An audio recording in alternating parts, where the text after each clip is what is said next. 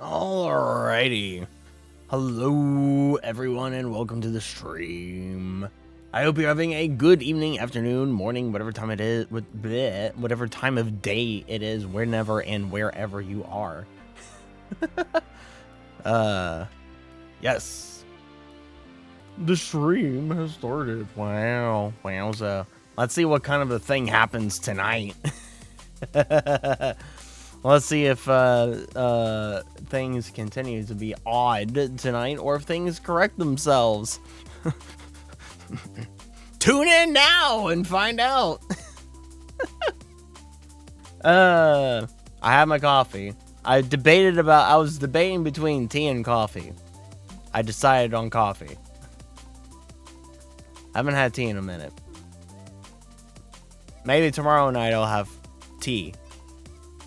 Maybe. Who knows? But I have coffee tonight. And what I'm doing, I don't know. There's a few things that we can do, that I can do, and you can watch. There's a few things that I can do and you can watch me do.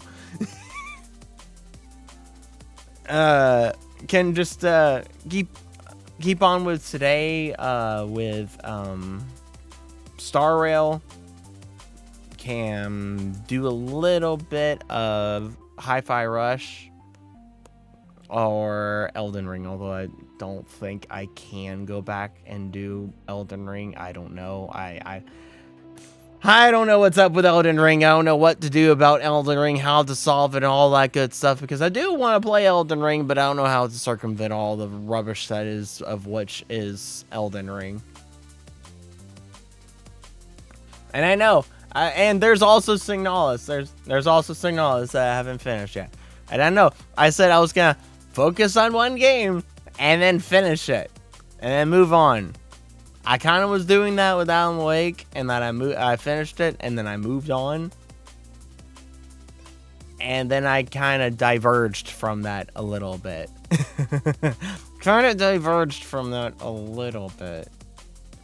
Because then I was like, I want to start up Elden Ring. In the middle of me, like, focusing on Hi-Fi Rush to get through and finish that. Yeah. But it's not like I have so many games to get to, though. That's the fun. That's the fun thing. The fun and cool and interesting part is that I have so many games to get through. I have so many games to actually get to and play, and then check them off the list. I have a lot of games. Like, you guys do not realize how many games there are that are on my list to play. And I have a lot of them installed at this very moment for me to, at any moment's chance, just start playing them. Whenever.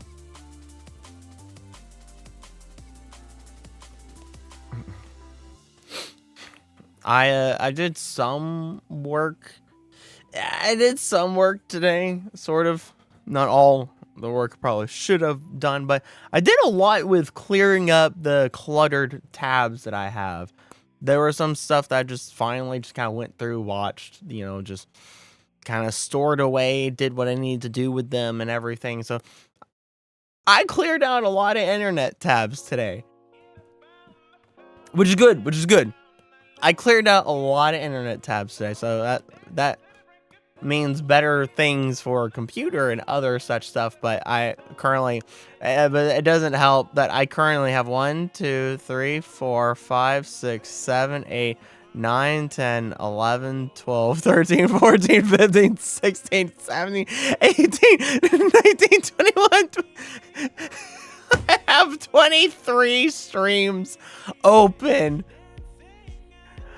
Because I was just clicking back and forth as I was going through stuff and all. I was just clicking back and still right up to the point of me streaming. Just clicking back and forth between all these streams, seeing what, sometimes unmuting them and sometimes keeping them just muted. Seeing what's going on in the streams, who's rating who's still streaming and everything, who's doing what.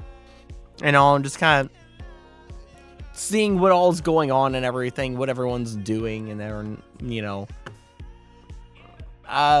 it's just something I do on a daily basis. I I do a thing of which I like to call spying on the competition. Yeah! Corporate corporate espionage? No. No. Spying on the competition. Observing. Observing competition. Observing the competition. What's the competition doing? What can I learn from said observations to improve my own said doings of which I am doing thusly now and every other day and in the future?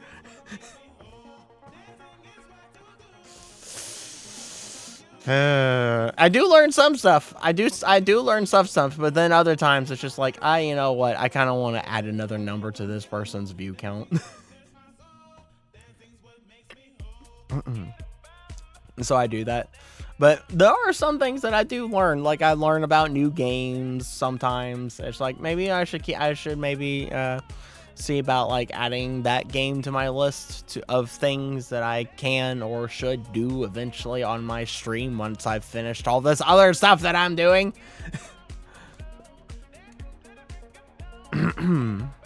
But yeah, I do actually learn stuff. There is stuff that I actually do learn from observing, even from indie VTubers, group talent VTubers to corporate VTubers. I do learn stuff. There is stuff that I learn, and you know, I think everything that I've kind of been learning and adding up into my database collection, that is my brain,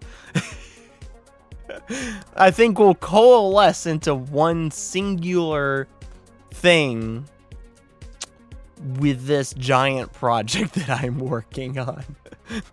With this giant project that I'm working on, I think all this stuff that I've collected over time inside the massive data collection machine that I have called my brain,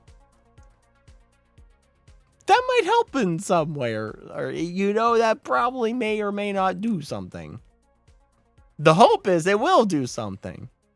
The hope is that this big project, once I'm done with it, everyone will be like, wow, gotta check that guy out now. It's like, oh, wow, this, you know, look at all this stuff. It's really cool. Look at how professional it looks. And what team of people worked on this? What? It was only this one guy that worked on it? The whole entire everything? Wow. I gotta subscribe now.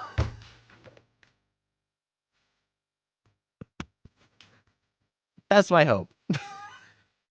That's my hope for the reaction from you guys and anyone that will eventually, hopefully, come in that will be new and be like, who's this person?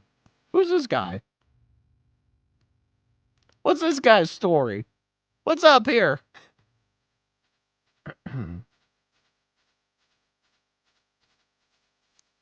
Hopefully it'd be great, but there's, oh gosh, there's still so much work that needs to be done. Still so much work that needs to be done, and there's still the setbacks that I have to deal with. Still setbacks. Still setbacks. Howdy. Hello there, Yang. How's it going? Welcome to the stream.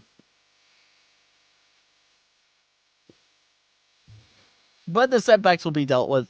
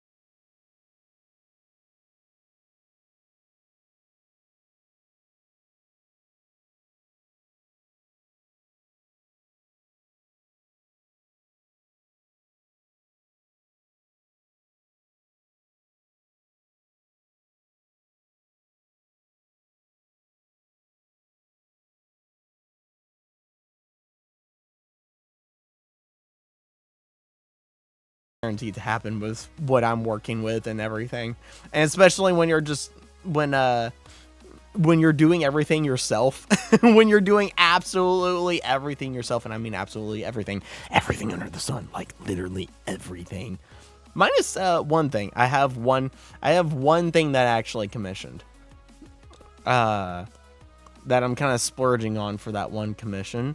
Because I saved money in all the other departments because I'm doing all that work myself. And it's just like, I can throw all this money in this one department for this one commission. And that one commission may take 2 to 3 weeks. Which is why the finale of this giant project that I've been working on. Not just that, but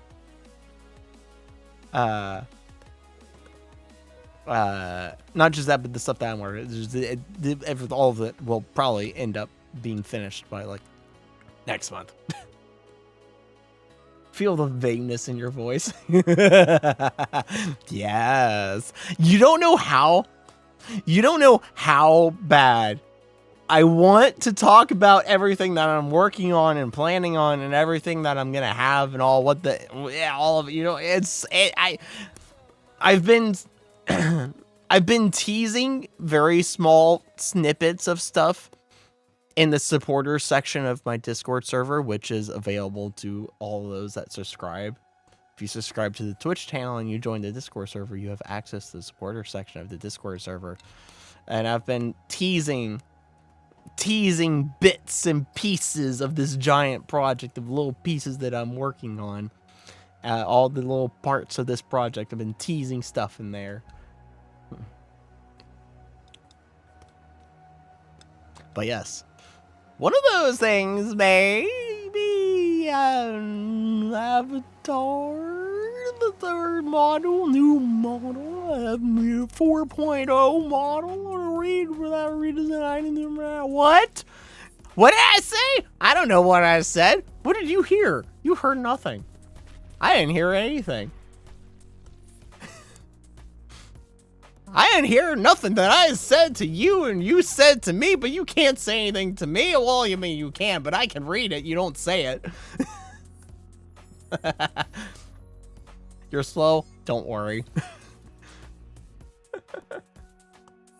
We take things slow here, except for when we don't and things go fast, and then it's just like, what? Oh. Okay, then. Okay, actually made my day a little better. I'm glad. That's what I tried. That's one of my things that I attempt to do here as a VTuber streamer. Oh, as a VTuber streamer, if only a certain platform that I perform my activities on recognized me as a VTuber. Especially an English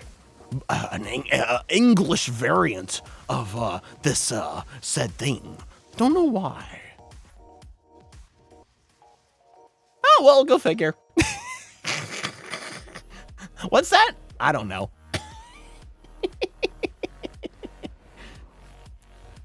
You a voice actor? I do a little bit of voicing here and there. I can throw my voice around. I'm known to throw my voice around here and there.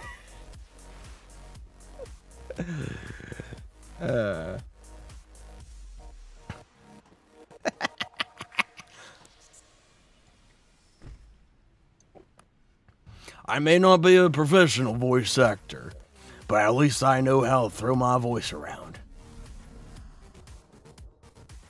Probably a crazy D&D player, if only that were true. If only that were true, that I was some crazy D&D player. Which in reality of all facts, I have little D&D experience whatsoever. Go figure. Nah, I just like throwing my voice around. I just like throwing my voice around.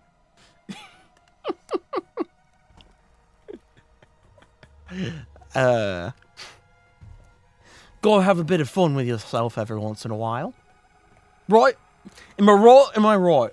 Go have a bit of fun. Bit of fun there, bit of fun here. we can't have a bit of fun, then, well, what are we doing? What are you doing? What am I doing? What are any of us doing? Do you know what you're doing? Do you know what I'm doing? I don't know what even I don't know what I'm doing. If you know what I'm doing, then you're one step ahead of me than I ever was.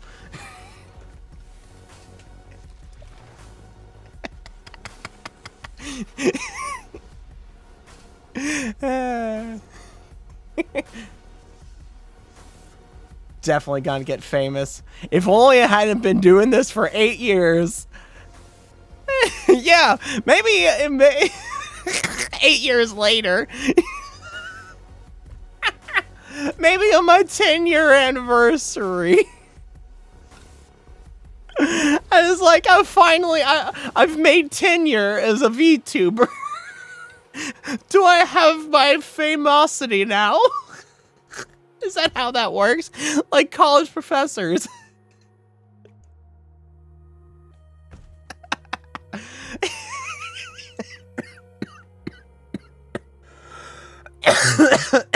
How am I not famous yet? Good question.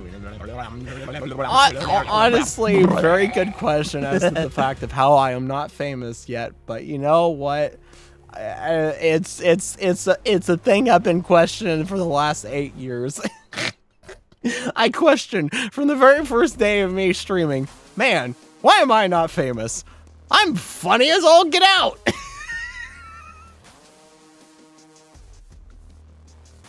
Where are you people?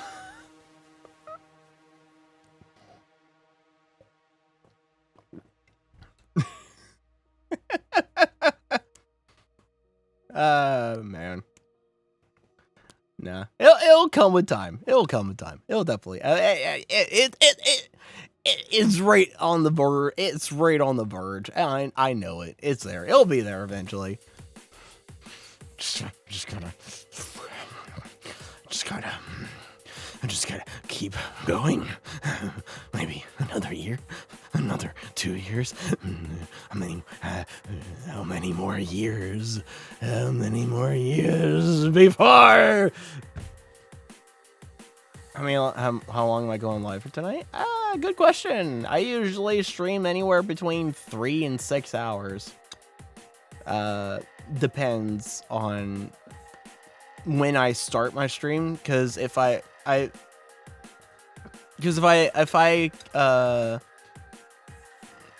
work, because I have a job, so it's like the nights that I don't work, I start at 10:30 p.m. Eastern time, and so those nights I can end up going like 5-6 hours. But the nights that I work and I get home, I work at like night, you know, I have a night shift at the Viking Mart.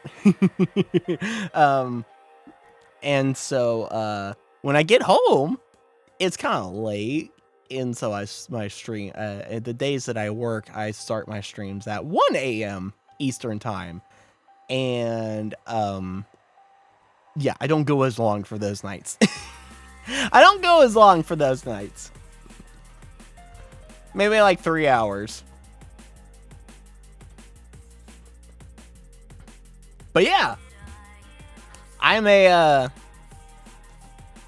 graveyard shift. I'm a graveyard shift VTuber.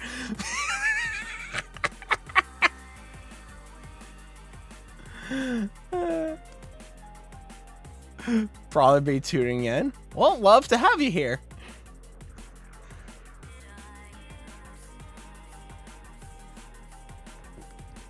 And I'm glad I could brighten your day up, even just a little.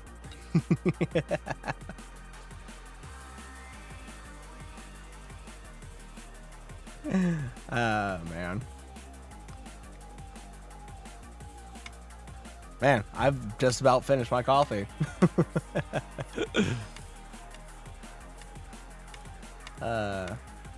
Yeah, still not sure if because I can do the Honkers Rail Star, Hi-Fi Rush. Could jump back into Signalis and see how far I get into that. I think I'm like halfway through that game, I don't remember. I know it's kind of a shortish game. It's not that long of a game, but it's still kind of like a good few hours long. Not sure what. I'm just gonna be here until I pass out. Hey, that's fair. That's fair. See, I love my lurkers. I love my lurkers. You don't have to, you know, for all of you out there, you don't have to type in chat. You know, you are just as valid of a viewer being a lurker, and not just chatting.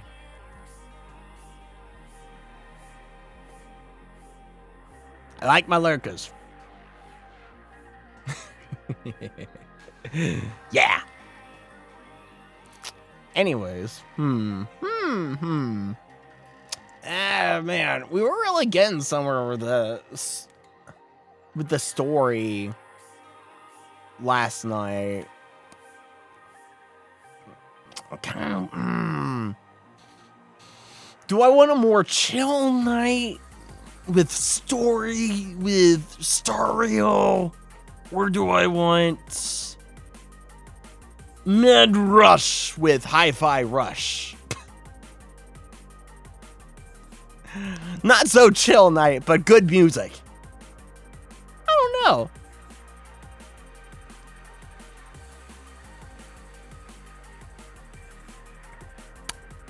Oh, don't know.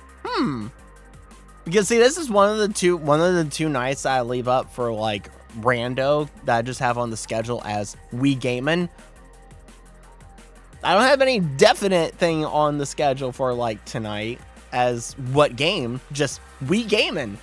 We gamin' something, but what we gamin', I don't game, but I do game. I just don't know. Such an underrated game. Yeah, Hi-Fi Rush is so cool. I've been having so much fun with it. I've been having so much fun with Hi-Fi Rush. I've been having so much fun with Hi-Fi Rush. It is such a cool game. It is such a cool game. I love it so much. Yeah, the music is top tier. The music is great. I've been absolute bangers across the board. Absolute bangers across the board. And I am an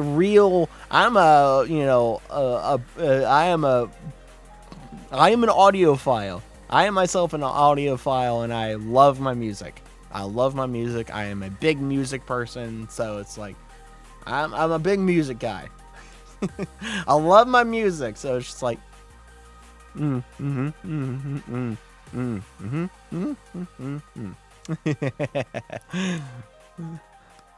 I love my music.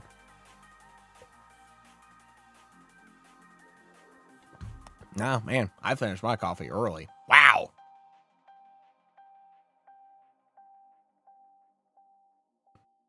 Usually I'm still drinking my coffee for like another 15 minutes.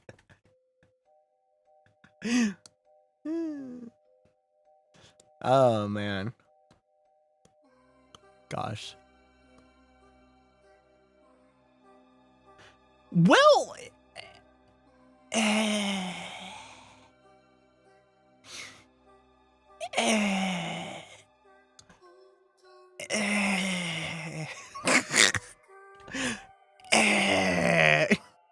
well, so here's the funny thing. Here's the funny thing. Here's the funny thing.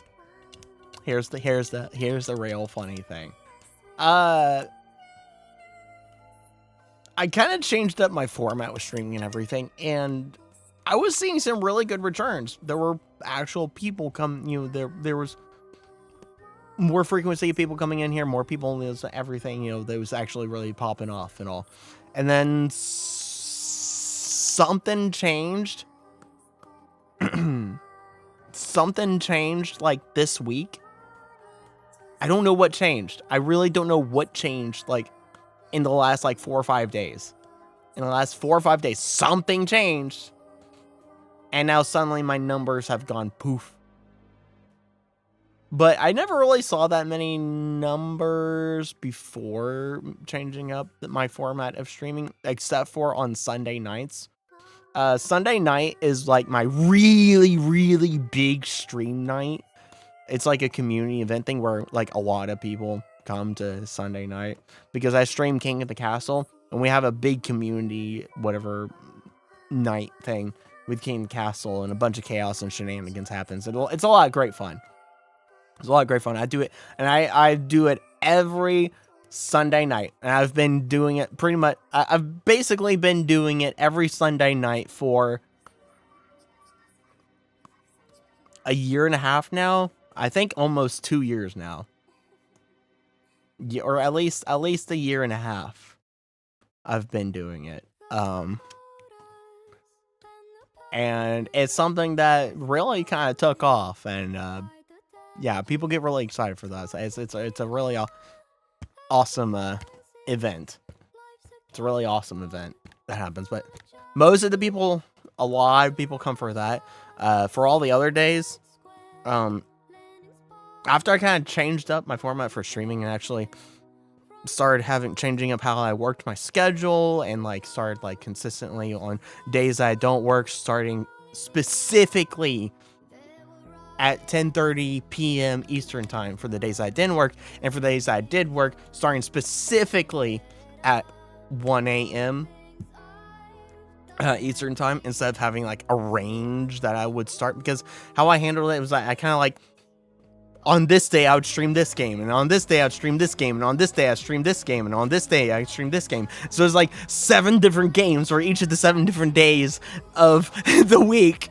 And it was always just a range that I would start. And it's like, especially when I started work, that range kind of got extended a little bit. So it was like, I may be starting stream anywhere between 10 p.m. Eastern time and 1 a.m. Eastern time. So it's like, and I had that range. Well, before I started work, that range was between 10 p.m. Eastern time and 12 a.m. Eastern time. That was that range before I started work, before I got a job. And I had that for a good long time. Before that, I didn't even really do a schedule. It's like, schedule. No one's paying attention to the schedule. They're just coming and they're watching.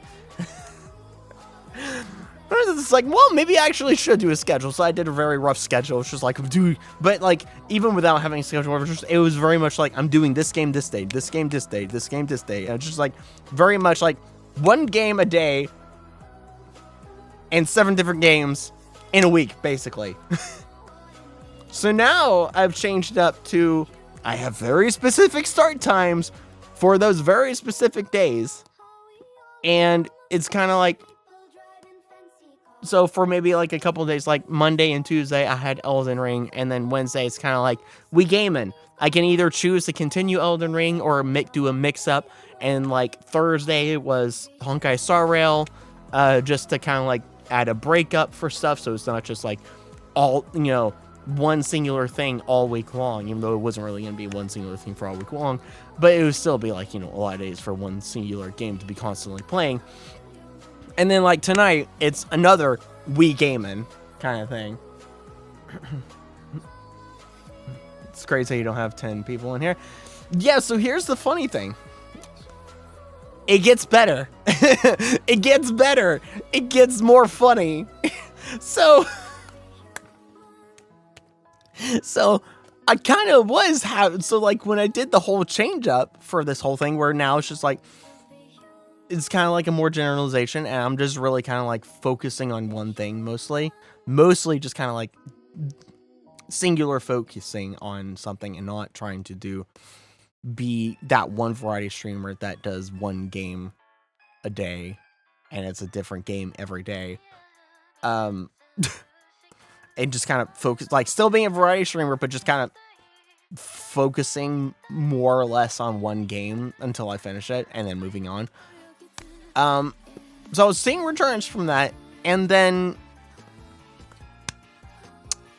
yeah, I'm not really sure what happened this week, because now suddenly, like, I'm having nights, like, tonight where none of my usuals are here that were my usuals, and we're just like, yeah, I've got nothing better to do, so it's like, I'm here.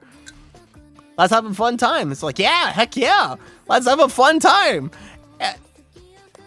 And I noticed I did some deep diving last night, kind of. I did some deep diving in the just chatting section of my stream, because I've been doing kind of like I'll sit here and do just chatting, kind of like, let's chat for just like a little bit. I'll maybe like talk about some things in my day. You know, if I worked, I'll talk a little bit maybe about work, share a story or two. And I'll just get that kind of thing. Not like sit here for hours and hours just chatting, but just kind of like, you know, a quick little chit chat kind of thing while I maybe like drink some coffee or drink some tea, whatever I may have for that night. I changed it up between coffee and tea. And doing that before like getting into game. But so in that just chatting section, I did a deep dive and I was kind of searching myself on Twitch. That's funny. Memory just ran out on that. All right, gotta refresh that. And so it's kind of like searching myself on Twitch and everything. So for some reason, Twitch does not recognize me as a VTuber or an English streamer, even though I have those two tags. If you try to search by tag if you try to find me by searching by tag of VTuber or English, I do not show up. But if you try to direct search me, you type in Lamira_DH, you can find me. I still pop up in that search. And I should show up in all the other searches for all my other tags. But if you try to search me by category, like if you try to search for me by just chatting, or like if, say, we go into Star Rail here after just chatting, you try to search for me by the game category of Honkai Star Rail, I don't show up. So I don't know what's up with that. You know, I don't know how long that's been. There was also, So there's two scientific experiments I've been conducting. One of them was the changing of the format of my streaming.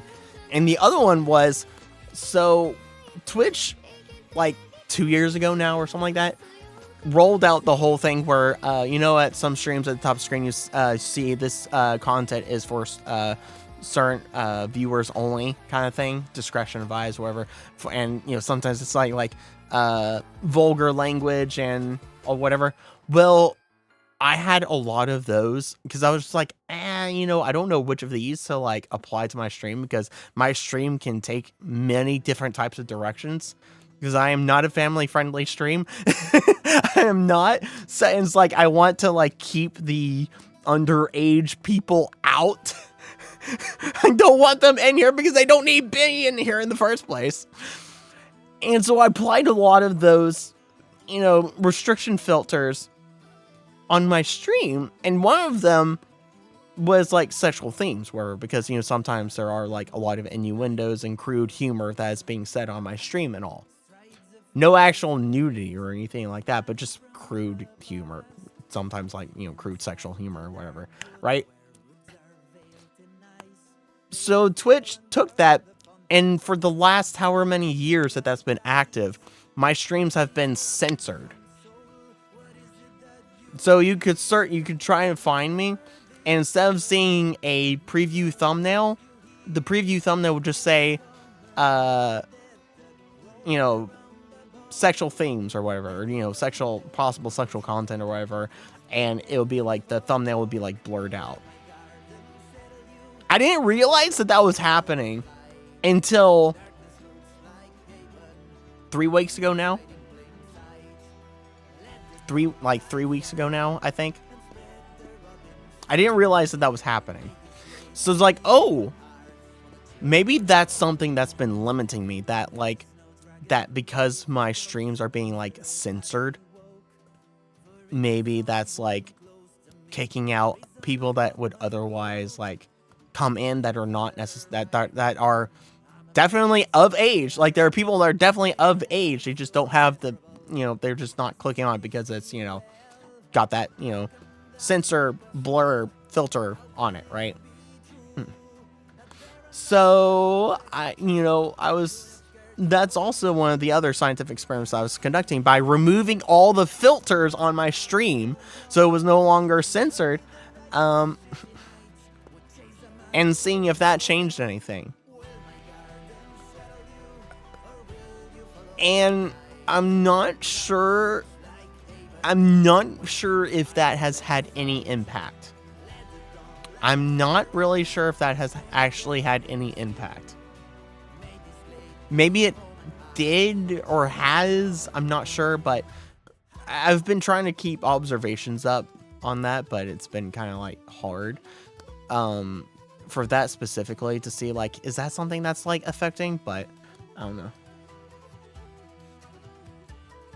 I'm not gonna tell you what I searched. No, please do tell. I'm very curious. Please do tell. Reveal what you searched. I want to know. Tell me. Do it. Do it now. Tell me what you searched.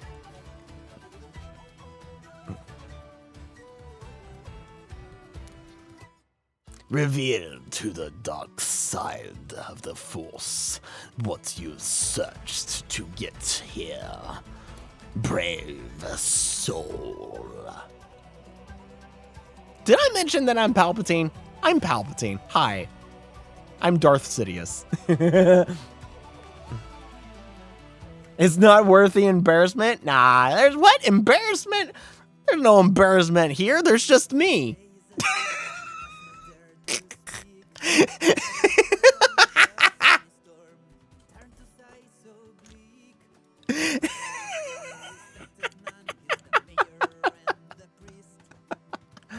Don't worry, I embarrassed myself enough for everyone here by just being a VTuber.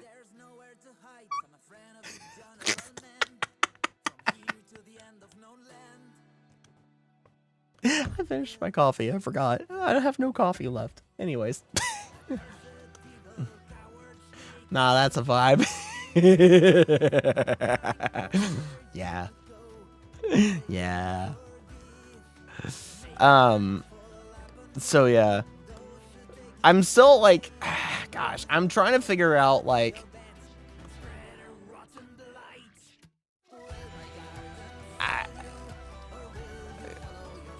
kind of like,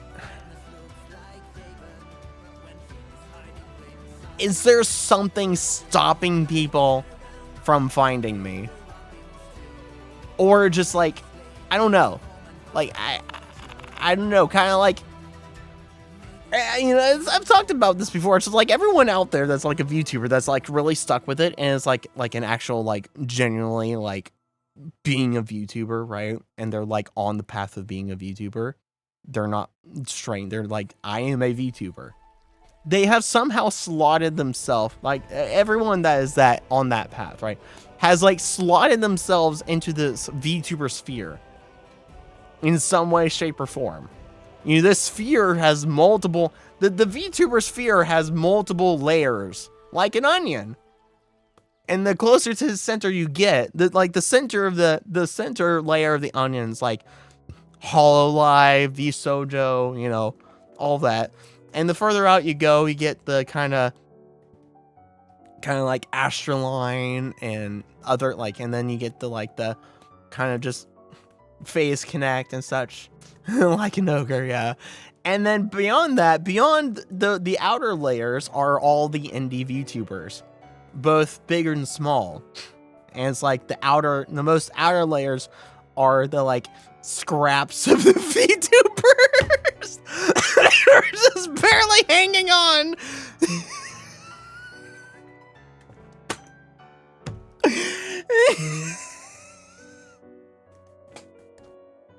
And I'm on the that scrap, right? Or actually, no, I'm not even the scrap. I'm the scrap that like off in the wind, trying to reconnect back to the onion. But everyone has like, anyways, everyone's slotted into everyone that's on this VTuber path for the last however many years, and that they're like sticking with it, right? Have slotted themselves into this VTuber sphere in some way, shape, and form. I've been a VTuber since basically really since 2020. Technically 2019, but I didn't officially like declare myself a VTuber until 2021. So I've been a VTuber before I even knew I was a VTuber for a good while. I have not yet, in all these years, slotted myself into that VTuber sphere. I'm still trying to find where in the world that sphere is. It's like, okay, you know, I try to like interact or communicate with like Diarukus and Treya, like a lot of other VTubers, wherever that I see that are like actually, you know, that are VTubers and all, and they're serious and legit and everything, both big and kind of medium. But it's like,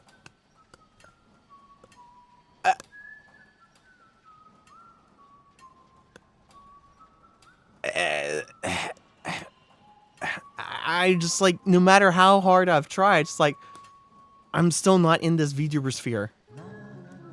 And like, it's even more apparent like on Twitter, because I try interacting so much with so many things everywhere on Twitter. I don't get anywhere. I like raid, you know, I raid both big, medium, and small here on Twitch for VTubers and everything. It's like, how have I not slotted myself into this sphere yet? I've been by myself here for so long. Why am I not with these other VTubers? Just like, hey, like even these small VTubers like know each other. It's like, hey, let's collab with each other. They are able to, you know, sync up and everything. It's just like, can I have some VTubers to sync up with? I don't, like, at this point, I don't care what we do together. I don't care what we do together in a collab. Just sync up with me. Yeah, I'm supposed to have a little something now. Yeah. Origin story, sad as, yeah. You want to know the funny thing? So I've been streaming for 8 years. Come December 18th, it'll be 9 years. Come December 18th, it'll be 9 years. But it took the first 3 years of streaming. It took the first 3 years of streaming to just get 15 followers.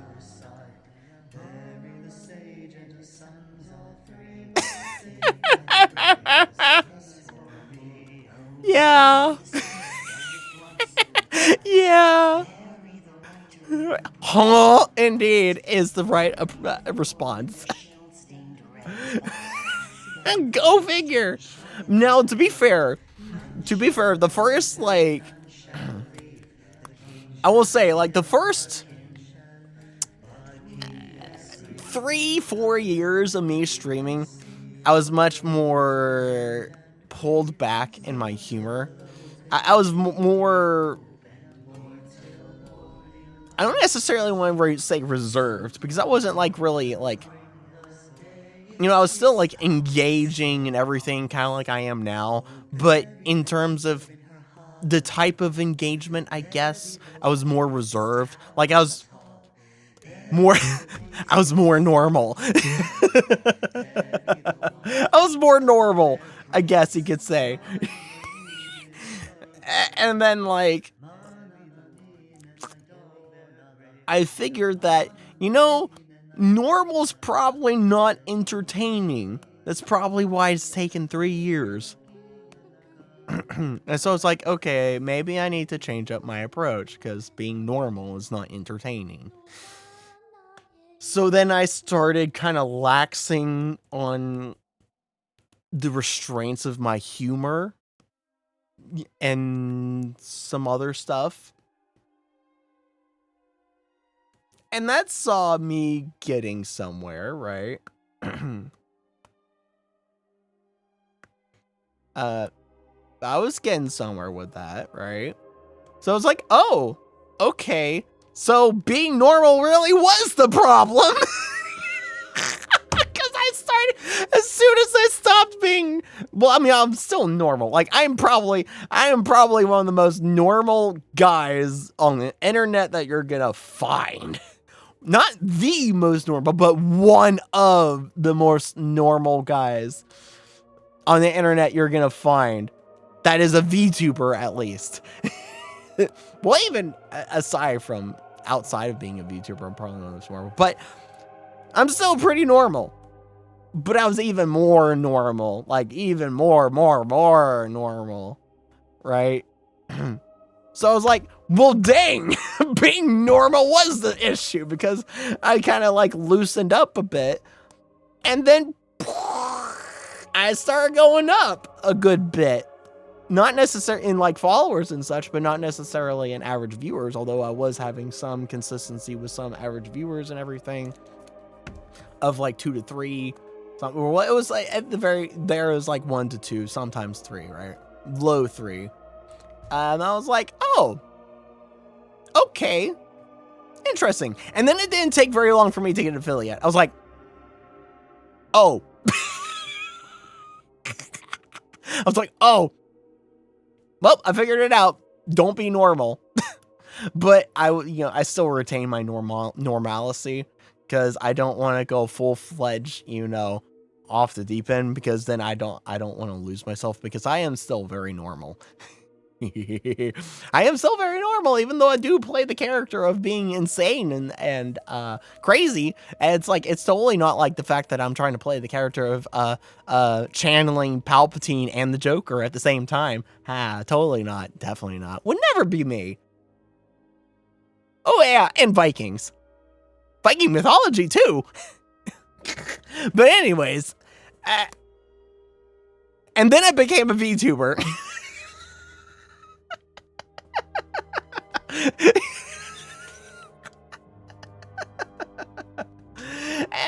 But the thing is that once I became a VTuber, that's when I really started things shooting off. I was like, oh, okay.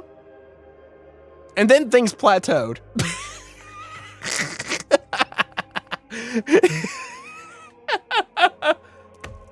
And then things plateaued.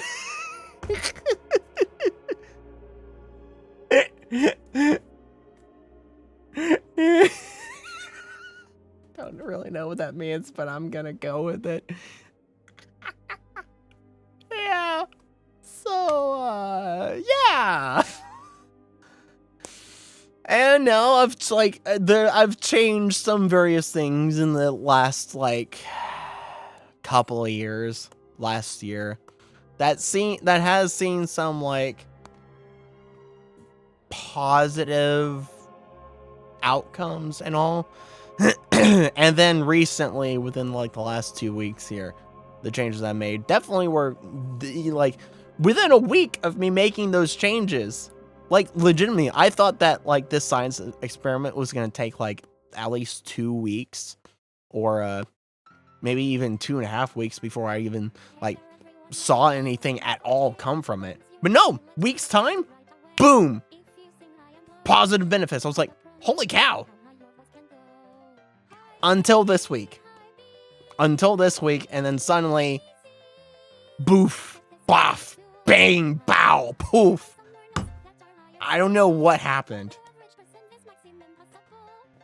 I will say, in the middle of this, I don't think it has anything to do with it whatsoever, but it could. I don't want to relate, as scientists, we don't like to relate coincidence with causation, right? But in the middle of this whole experiment, I did a joke. I was like, you know what? Funny meme, kind of ha ha ha. I'll just do it just to be funny, right? Big brain, yeah. I was like, just to be funny, right? I added the tags to my stream of Femboy and Tomboy, of which I am neither of them, right? I just added them as a joke. And it was like, that was like the last thing I did for one stream. And then I was going to remove them the next time I streamed. And I was like, you know what? I'll leave it on. I'll leave them on for just one stream because it'll be funny, right? It'll be funny, right? Funny, ain't it? Funny, ain't it? And then I was going to remove them at the end of that stream. And then I got paid money to keep them on. I got paid money to leave them on. I was like, okay, you know what? I get paid money. Sure, I'll leave them on. Sure, why not? Got paid money, I'll leave them on. Sure. So I've left them on. That was 6 days ago. 6-7 days ago. So I don't know, like, one of those tags is literally why I'm here. Let me guess. It's the, actually, no. I'm gonna guess it's, guessing that it's the Femboy one would be too easy. I'm gonna guess it's the Tomboy one. I'm gonna guess it's the Tomboy one.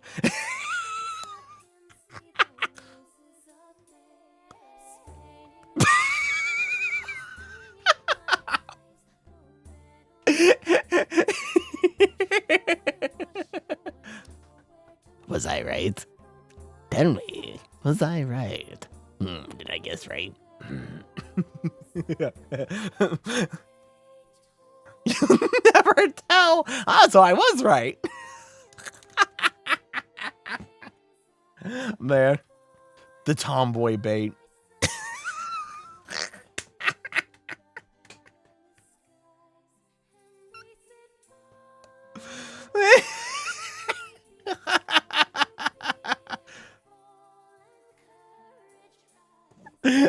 Funny. Well, thank you. I'm glad you think I'm funny. I try. I try. Definitely. 100%. Yeah. Yes. Yeah. 100%. Yes, I do. Yep.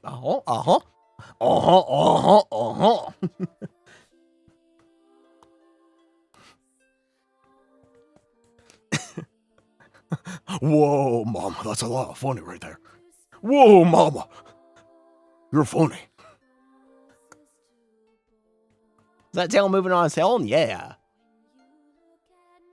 I mean, I'm moving it. I'm moving it. On its own. With my brain. With my brain.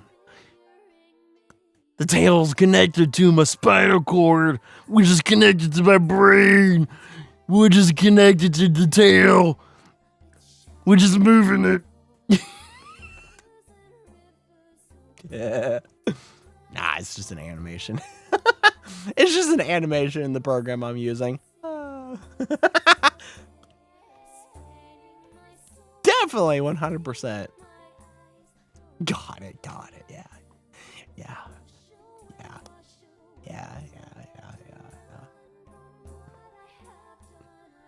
I was gonna do it, so, you know, and the whole thing of like not wanting to relate coincidence with causality. I was going to like say like at the end of this month, since I did get paid money to leave them on, I was gonna leave them on for, you know, I was gonna leave them on for, you know, a little bit, you know, just kind of, you know, just leave them on maybe for, you know, a little bit longer, you know, just a little bit longer, because it was like, you know, it wasn't like a certain amount of money to, you know, I got paid to leave them on. It was like $3 I got paid to leave them on. I was like, okay, you know what, I'll leave them on maybe till like the end of the month, right? I was gonna like, you know, take them off at the end of the month. I was thinking that at the time when I actually got paid to leave them on, and now I'm even more so just like, maybe I should, you know, just in case this is actually a coincidence leading to causality.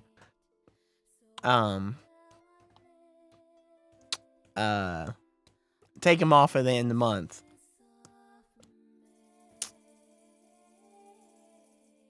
Yeah. Because I can very much see, like, because it's like, it's false it's false advertising, but at the same time, you could say that's what my model is. My model is, you can say my model is false advertising.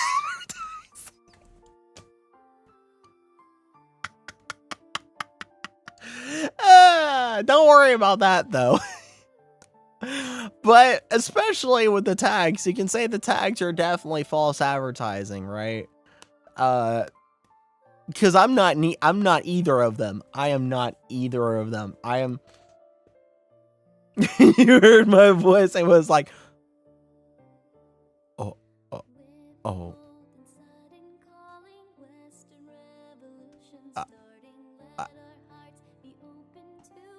Oh. Okay. Mm-hmm.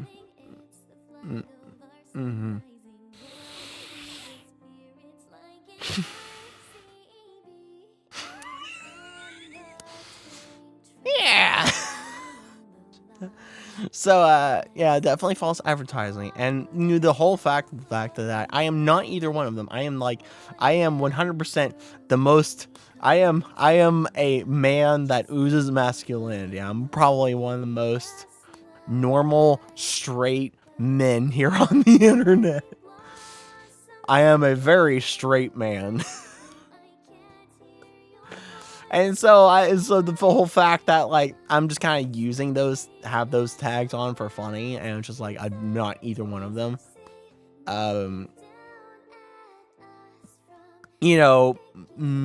May make some people upset that I'm having them and using them.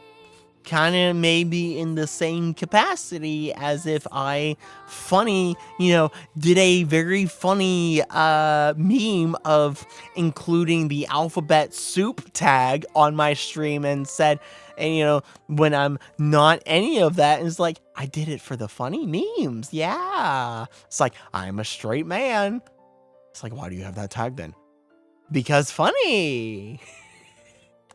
Yeah, I can see, people getting upset at me for that, and just like, hey, everyone, avoid this guy. Avoid this guy. He's baiting with these tags. They have these, now, angry mob, pitchforks and torches.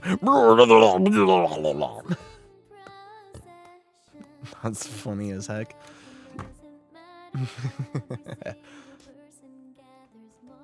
To you, yeah. I don't think I know that there's a lot of VTubers that like to take to a very particular sphere of the internet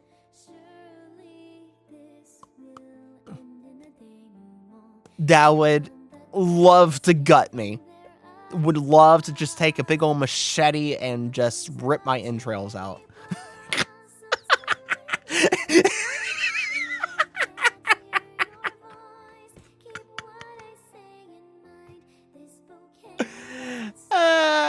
Yep.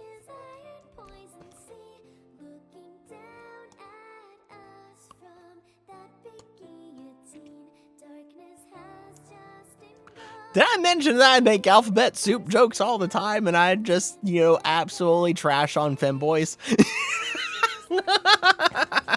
Yeah, that happens here.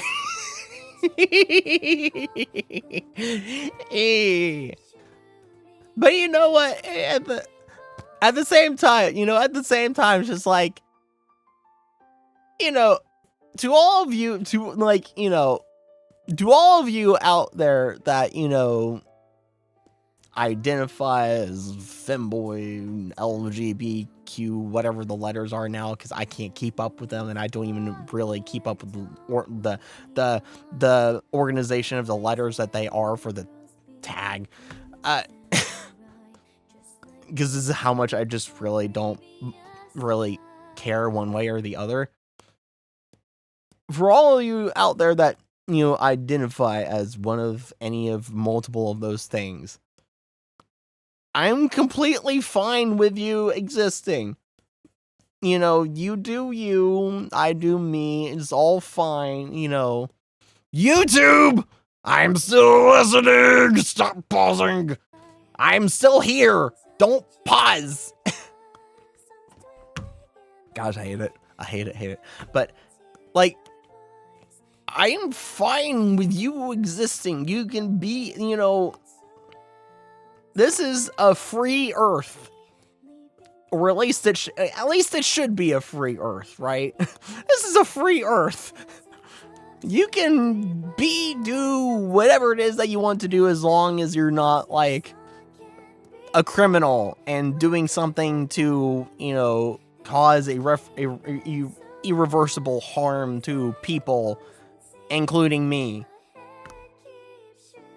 Yeah, most of the time. It's like, as long as anything that you choose to do does not inversely affect me in a negative way, I'm fine with whatever the heck you do, right? You do you. You want to be gay and strut across the fashion show floor? Fine. You can do that.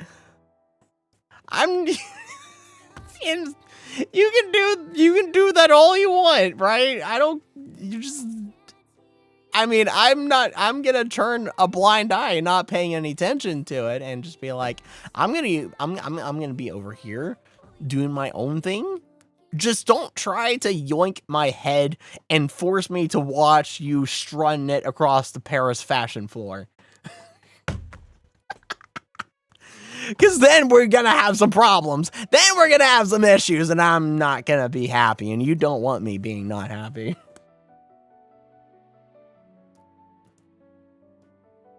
Just gotta say no homo, that's fine.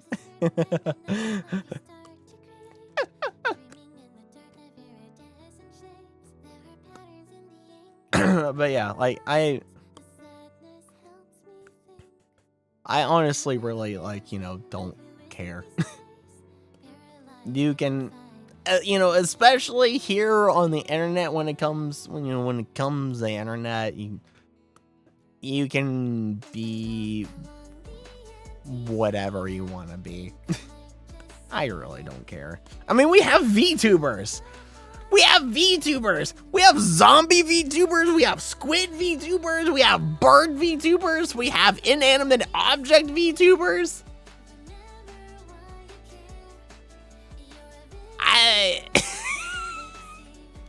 So it's like, just kind of like, whatever, man, do whatever, But that's not gonna spare you from me saying jokes about you, because we're a free world, and humor's the best thing to have. You should be able to laugh at yourself. You should be able to laugh at your, I think everyone should be self-aware of themselves and be able to, like, I think it's very healthy mentally to be able to laugh at yourself. Because if you cannot laugh at yourself, then that really is not mentally healthy.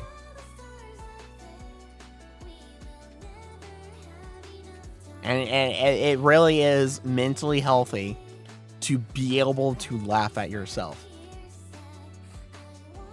That's why comedians exist. That's why comedians exist. Right? That's why comedians exist. Dave the Goat. But yeah.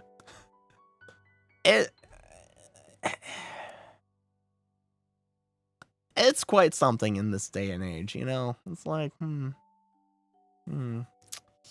yeah. That's why That's why I got gifted for Christmas a sign of if you can't laugh at yourself, I'll laugh at you for you.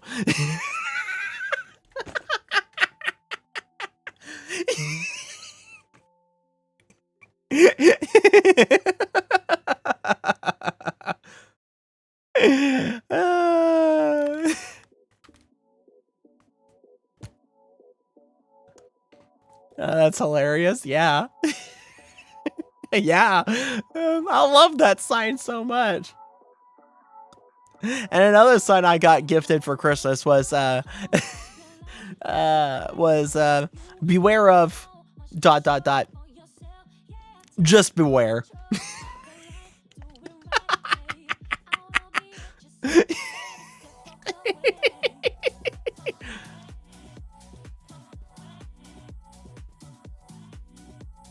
Valid, yeah.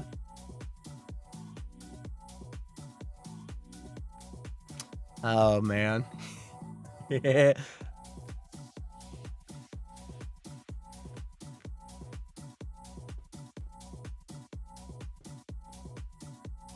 gonna head to bed though. All right. Hope you sleep well. Thanks for coming, and I'm glad that I could brighten your day just even a little bit. Yeah. Hope to see you around.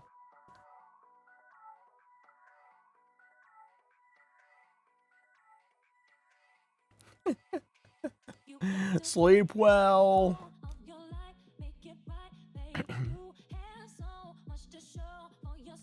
Oh man.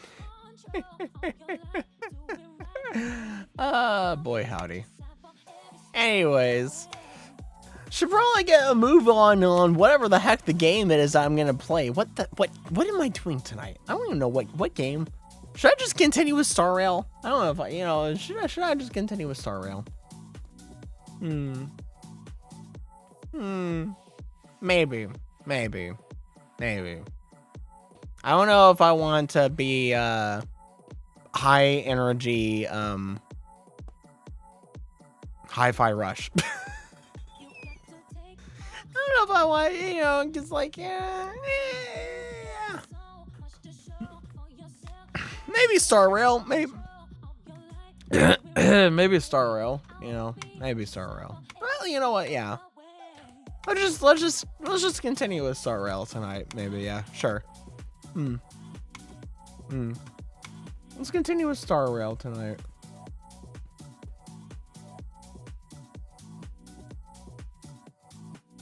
Continuing with the Star Rail.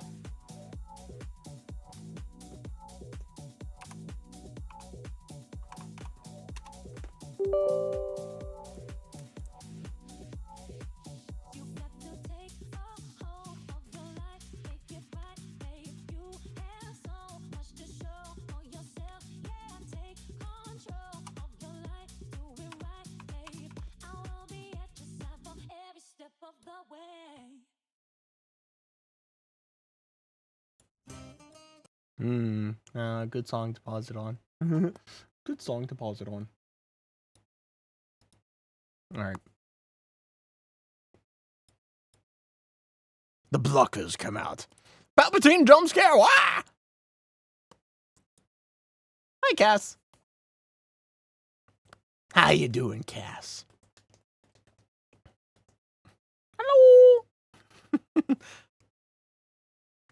You're tired? Understandable. I'm kind of tired myself, too.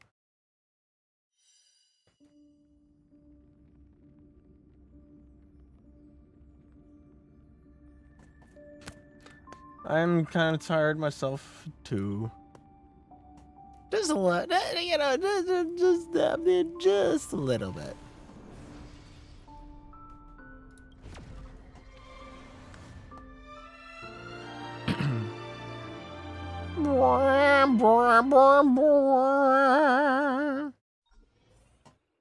Right, where was this weird? I don't know what the heck is happening.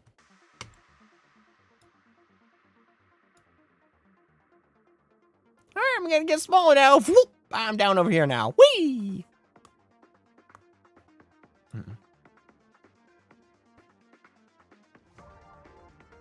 Alrighty. No. Yes. No.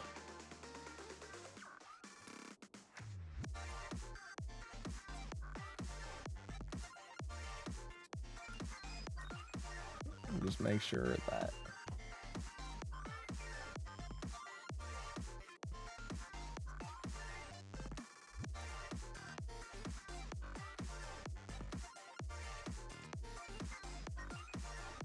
Just check something. Just want to check something real fast here. Just real fast. Want to check something. Yeah. That seems about right. Oh, that seems about right. Unfortunately. Ah, man, I really want to get to the bottom of this. I really want to understand and know why, and like get to the bottom of this, because like, you know, like Yang said, how in the world am I not famous yet? How in the world am I not famous yet? Who knows? I don't. Nobody knows, but someone probably does.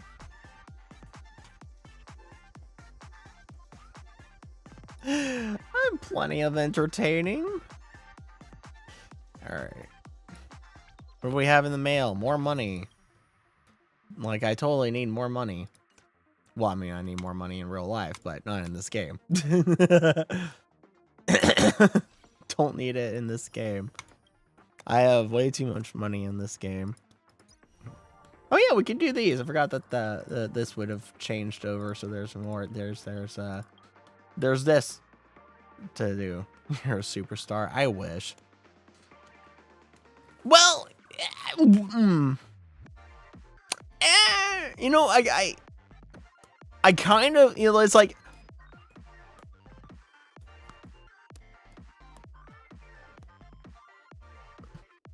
if I was asked, you know, do you wish to be a superstar? I would say yes and no. Because, like, while it would be nice to have that, like, attention and, like, following and everything, you know, I honestly, you know, even though, like, my ambition really knows no bounds and I have, like, super extreme amount of an unhealthy amount of ambition, I honestly am a very, you know, I'm a like, despite the ambition that I have, I am a really simple man. I'm a very simple man. And, you know, I would only want, like, in all honesty, I only would want, like, a modest amount of fame. Right? Just, you know, a modest amount of fame. Nothing, like, really huge or anything like that, because that'd just be, you know, there's a point where it gets to be too big and, like, too much. There's a thing such as too much. You know, I'd be, you know, even if I just had 50 concurrent viewers, like, if for every stream I did, I had 50 viewers.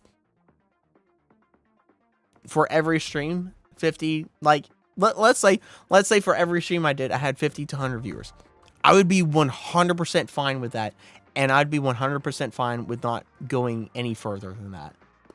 Like, if that's where I stayed for the next however long, I would be fine with that. Sticking at just, you know, for every stream I did, just 50 to 100 viewers. That'd be fine with me.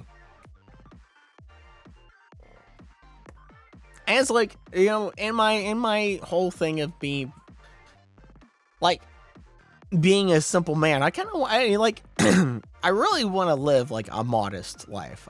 You know, I'm all about living a very modest life. And in that modest life, you know, I'm just, you know, just a very, you know, just simple, kind of comfortable life. Simple, comfortable, modest life. Comfortable, too. Simple, modest, comfortable life.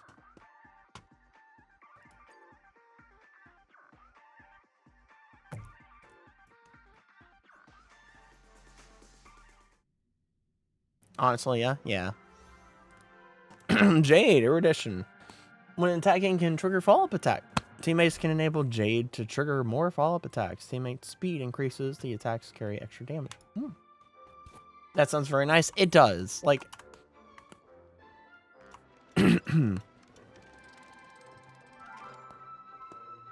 that's my dream, really. See that one there? Let's wring them dry.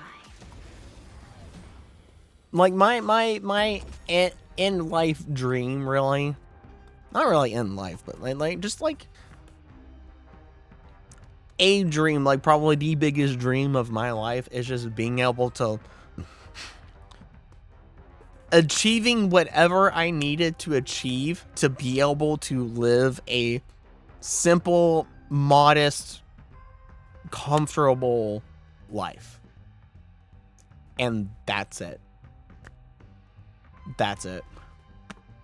Lots of riches. Basic attack. Deal minor quantum damage to a single enemy and minor quantum damage to enemies adjacent to it.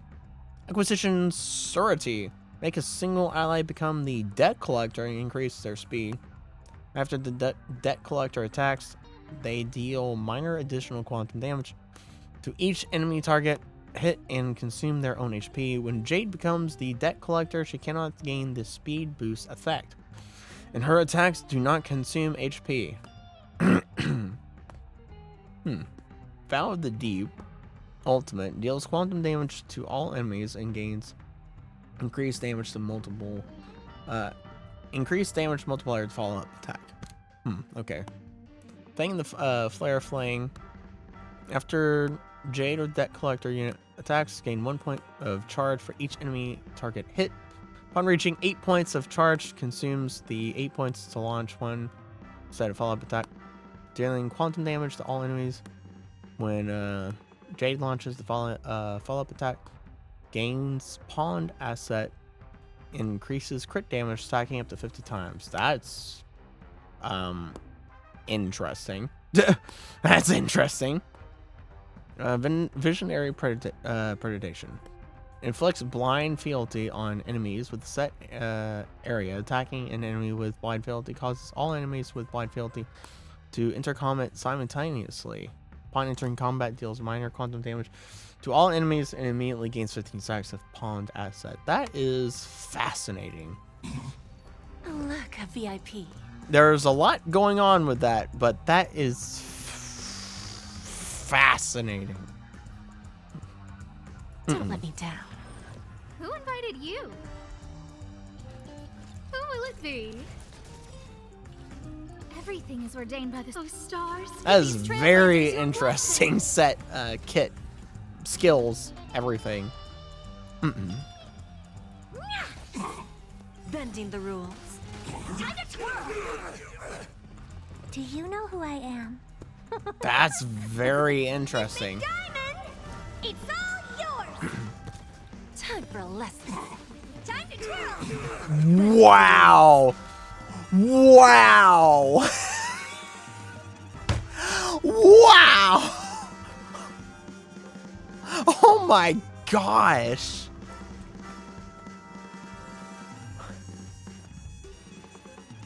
I should have brought a chair. That is wild. We have a deal. There's no backing out now, for me or you. Time to twirl. Self-inflicted misery. That is wild. Oh my gosh.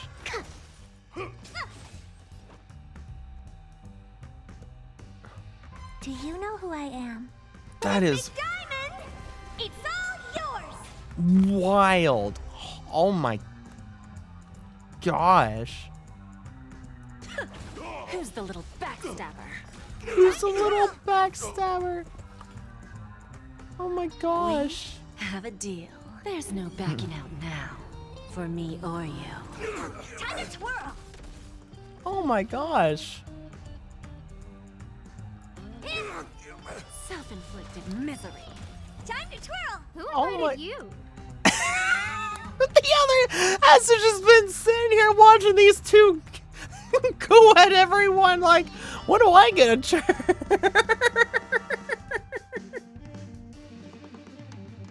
what I'm about to do? Because I finally have a turn to do it.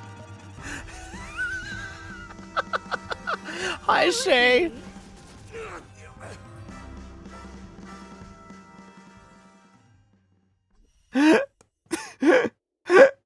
Oh my gosh. I may need to get Jade. What the heck? That was awesome. Jade plus Herda is just absolute death and destruction. What the heck? Oh my gosh. That was insane. Argenti, consume more energy to unleash stronger ultimate. The more enemy targets hit, the more energy is regenerated and the greater the crit rate increase. I think I did the trial for this guy before. Continue patrol. Glory above all. Yeah, deals minor physical damage to a single enemy. Deals minor physical damage to all enemies. Consume 100 and deals physical damage to all enemies, and additionally deals minor physical damage to random single enemy target for 6 bounces. When Argenti uses his basic attack, skill, or ultimate, he regenerates energy and increases his crit rate for every enemy target hit. Inflicts daze on all enemies within a set area. When attacking a dazed enemy to enter combat, deals minor physical damage to all enemies and regenerates energy for Argenti.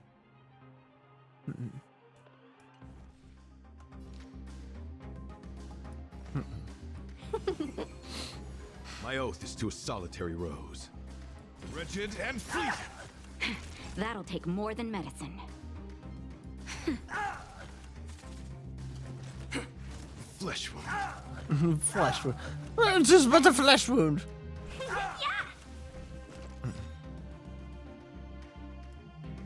A thousand wonders to raise your fight as one.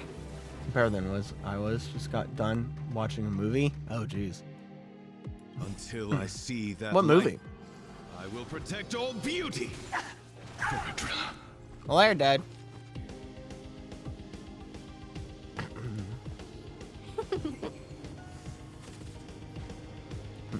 Beauty is eternal. Until I see. I will protect all beauty. Ow! Nap time. My guiding light. I can use this Until I again. see. I will protect all beauty. Fascinating. I could use that again. Sahara? I don't think I know that movie. On my mark. But then again, I don't really know movies these days because I don't keep up. I haven't really kept up with movies for like a long time. I don't really do that anymore. My gratitude is yours. Mm-mm. Can we talk? A thousand wonders to raise fight as one.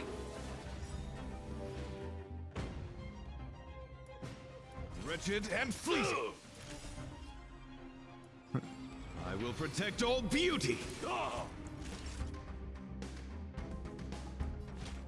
That's better. Better late than never. Better late Seize than the never. moment.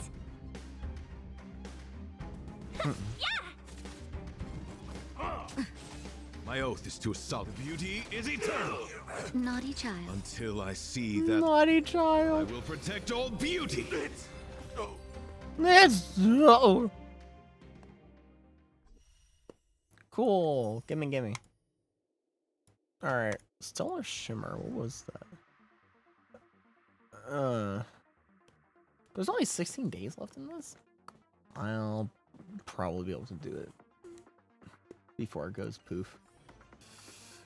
Alright, anyways, whatever the nonsense is going on here. Or wait, no, didn't fully do everything.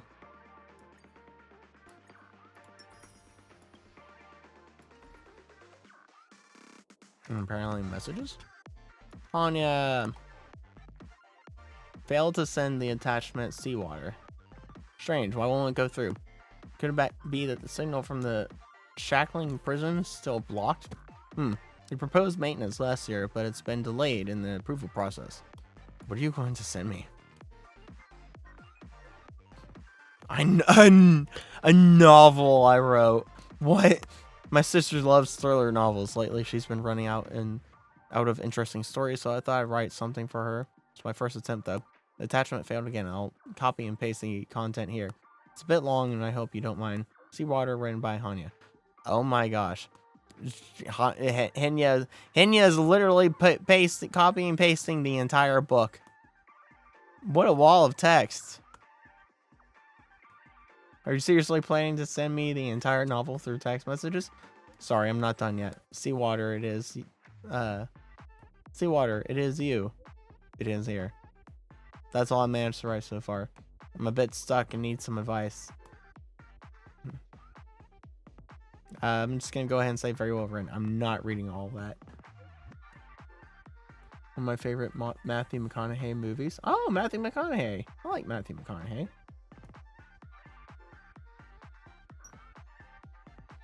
Well, I'm not entirely satisfied with it. You've given me the confidence to keep going. Any other suggestions besides that? Who is Seawater anyway?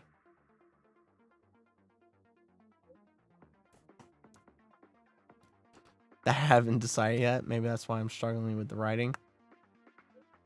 Thanks for your advice. I'll think about it and send it to you once it's ready. Oh boy.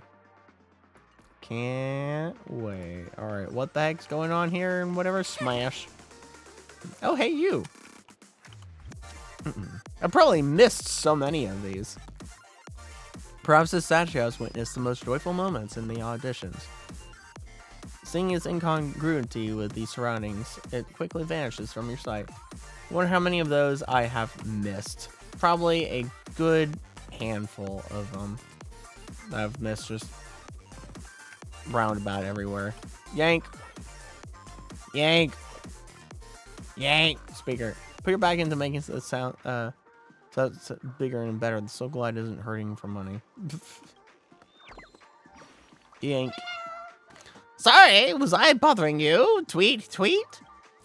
It's really noisy here, so even if you hide in here to sing, no other buddies can hear you tweet. But it's really too loud, I can't even hear myself singing tweet. It's okay. You could hear it? I'm so embarrassed, tweet. Don't look at me, I just want to find a hole to hide in, tweet. Put your back in the main. Okay. The evidence shows that, irrespective of whether it's psychological or not, a big speaker offers a more satisfying experience. This perfectly explains the timeless truth of bigger is better and more is marvelous.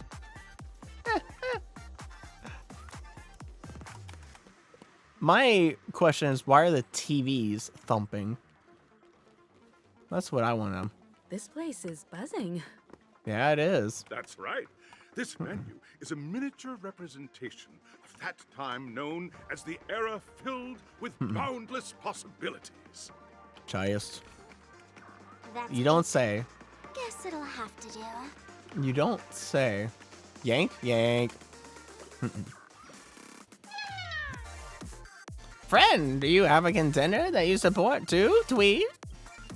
Look at our girl. Her hardships and efforts are recognized by everyone. Tweet. Each time I recall her arduous hardships, only to falter just before the finishing line after all she's been through. My tears follow like so glad. Tweet. Goodbye, Tweet. I promise the champion of the next competition will definitely be her. Tweet.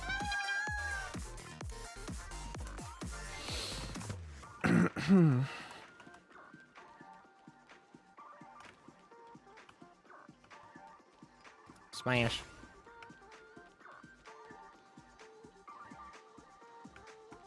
Moroccan mint tonight. Ooh, that sounds quite lovely. That sounds quite nice. Moroccan mint. What? Oh. Hi, bird. Hello, welcome to the Origami Bird Flying Race. May you attain the best results. Tweet. Let's take a look at your wings. Oh, you must be here to spectate the races. Tweet. But if you're not participating, you mustn't slack off on your training, or you'll be pushed around by Boss Stone, Tweet. Oh, there's another buddy that needs some guidance over there. See you later, my wingless friend, Tweet.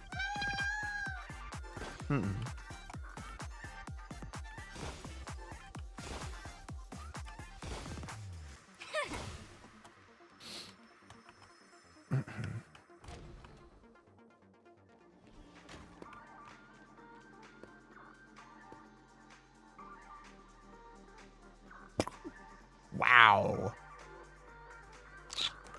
Interesting and fascinating. Interesting and fascinating. What?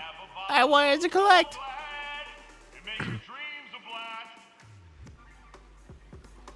Nameless, your arrival reminds me of the grand occasion when Penacony was first established. I was still a young, bright-eyed lad back then, lured here by the watchmaker's ads, full of zeal and ready to make my first fortune in life. Once, during a particularly grueling day, I passed out and was resuscitated by a drink from Mr. Sousa. That sweet taste has since been etched in my mind, and that was what drove me to create the Soul Glad that we all know and love today. You don't say. The dream-chasing era was truly a wondrous time. Oh, I miss those days, and the watchmaker. Scorched Sand Hall is my homage to that time of boundless possibilities. You don't say. I wholeheartedly hope you make it to the finish. So do and I. emerge as the next superstars of Penacony. Superstar! Is there anything you'd like to say before the competition officially begins? Let's get this Mario Party started. Let's Mario Party. There it is! There it is! There it is! There it is! There it is! There it is! Nah, we'd win. Nah, I'd win.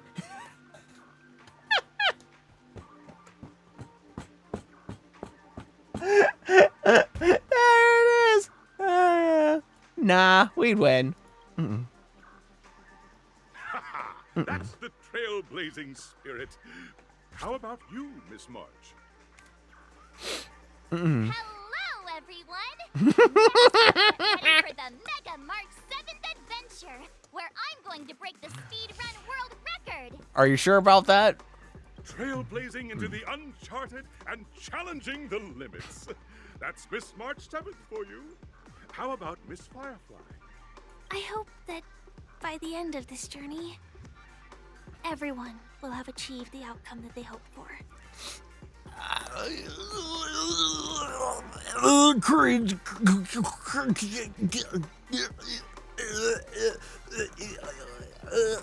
Cringe. Cringe. So cringy. Get this cringe out here. Get this corny cringe out here. Ugh. Ah, a wonderful wish. Miss Himiko, what are you expecting from your team? Please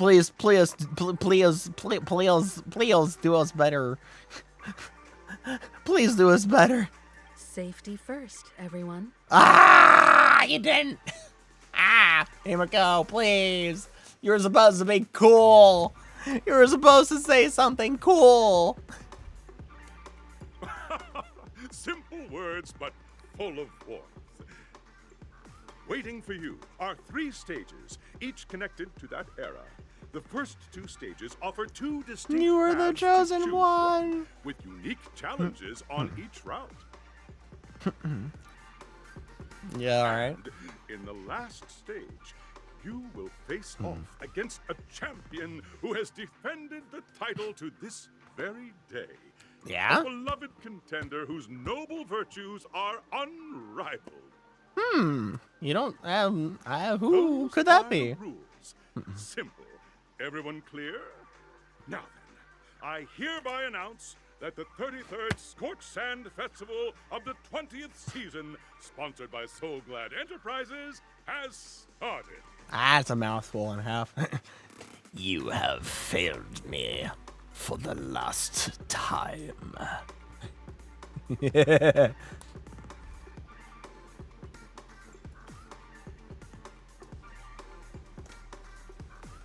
Everyone, as the Charmony Festival is drawing closer, we must reach the end as quickly as possible. Factoring in efficiency and safety, splitting up into 2 groups is the best choice. Oh boy, please don't tell me I get March. I don't want March as my partner. I do not want March as my partner. March and I haven't known Miss Firefly for too long and aren't overly familiar with her. It'd probably be better if the 2 of you paired up. I'm fine with that. Sure, I'm fine with that. Yeah. Fine by me. Let's do it. All right. I don't have a problem with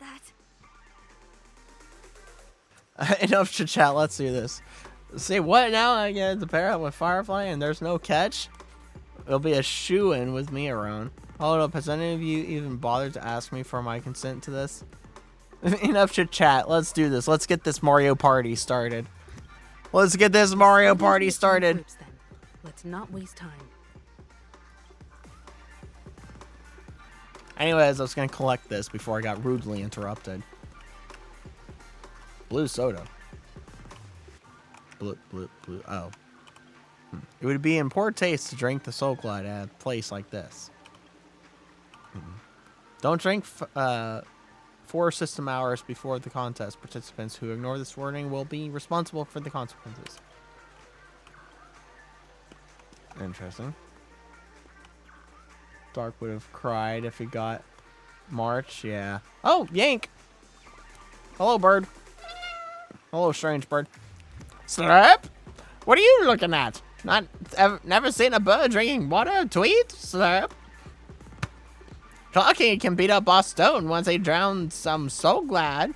The Speedster can also go quicker with Soul Glad. If that's the case, Slurp. As long as I drink enough Soul Glad, I'll become fast as a rocket. I'll surpass Boss Red in no time, Tweet. Watch this. This super bird is gonna go turbo, Tweet. I didn't really go turbo, but he did disappear. Do not drink. That's the same. Okay. It is indeed the same. Whoa, that is some wacky pinball stuff going on there. What the heck, man? Welcome to the first stage of Soul Glad Enterprises' 33rd Scorched Sand Festival of the 20th season, Dream Play Fantasia. Wow! In this stage, you can choose between 2 challenges, the School of Acting or School of Action. In the School of Acting Challenge, you have to complete 3 performances from 3 scripts and move the panel judges. In the School of Action Challenge, you have to defeat 3 groups of enemies convincingly and reach the end. Now, make your choice. Do I select the stage you wish to challenge? Do I actually get to select challenge area?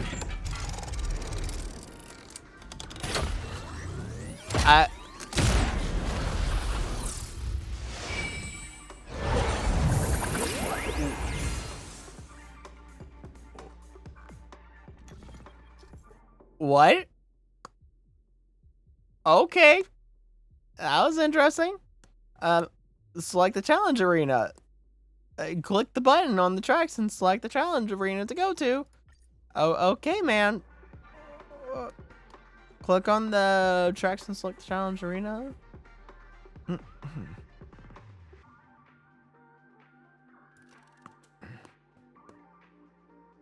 Dreamplay Fantasia Action Challenge. Acting Challenge.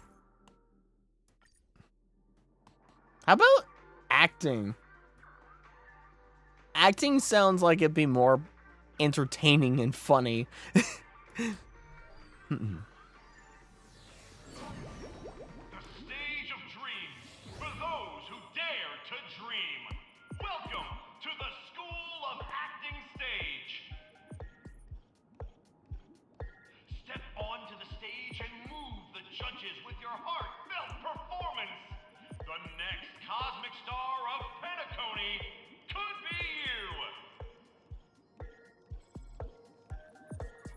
Okay, man. What? Competitors, allow me to introduce the rules of this challenge to you. There are 3 stages up ahead. On each, you will find an outline of a script. These 3 scripts were written by the legendary filmmaker, The Watchmaker. And The depict Watchmaker? various stories from Penacony's era of pioneering. Wow, your voice is really fitting into the part of this whole thing, isn't it? Are you acting already? Your task is to bring those moments to life, find the right words, and act convincingly to make the judges feel the script's intended emotions. Oh, Yeah? I wish you a successful performance. You want to come on board, buddy? Because it seems like you're already one step ahead with a leg in the race. Also, a bit of trivia. Oh, I The love record trivia. score for this stage is held by a participant with fiery red hair. Fiery His red hair? exceptional performance brought even the strictest judge to tears. I think I who know that It's is. like he wasn't even acting at all. I think I know who that is. We are running out of time, so let's get this over with quickly. Yeah.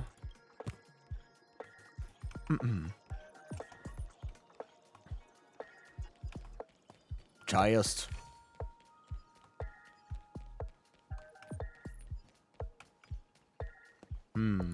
Bonk. Blink. I'm finding everything first. We have enough time for me to find everything, right? And, yank. Tweet, tweet? Did I fall asleep again? How many times was that, tweet? Thanks for waking me. Or I won't be able to compete with my work again, tweet. Rest more. But I don't want to become a batty birdie or give anyone trouble, tweet. Boss Red often tells me to rest too, but I've never seen him slack off, tweet. Unless there's a hack to get into the zone, tweet. I'll have to get him to teach me, tweet. Amazing. Stupendous. Just take a look at this pair. Yeah. Star quality. Since you come as a pair, I'll prep a 2-person seat for you. Oh boy. You two, are you ready? Sure. Ready. Envision that you both, driven by the spirit of exploration, are arriving at the land of dreams that is Penacony for the first time. But instead of lush lands, you find yourselves amidst swirling sands and desolation, far from the paradise the Watchmaker described. Yeah, you mean what's happening now? You're driving an old clunker through the wilderness of the dreamscape, braving the cold wind, choking on the dust, and suddenly, a fierce memory zone meme blocks your path. Yeah? Now, Miss Greyhair, Miss what Greyhair. line would you deliver to express your disappointment in Penacony? Miss Greyhair. Great. I love living on the wild side. The brutish creature. Quick, let's run it over. What in tarnation is this hellhole? The Watchmaker's a big fat liar.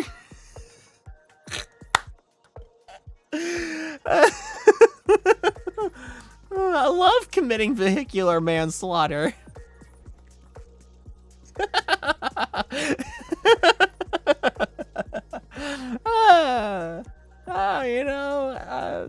We're in a clunker. It's probably heavy. It's got some heft behind it. We can run something over and be on our merry way. British quicker. Quick girl. Over and run. Do you usually express disappointment this way?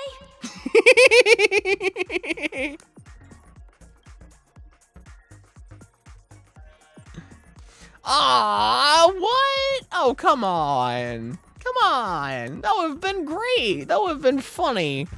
Come on, game. What in tarnation is this hellhole? The Watchmaker's a big fat lie.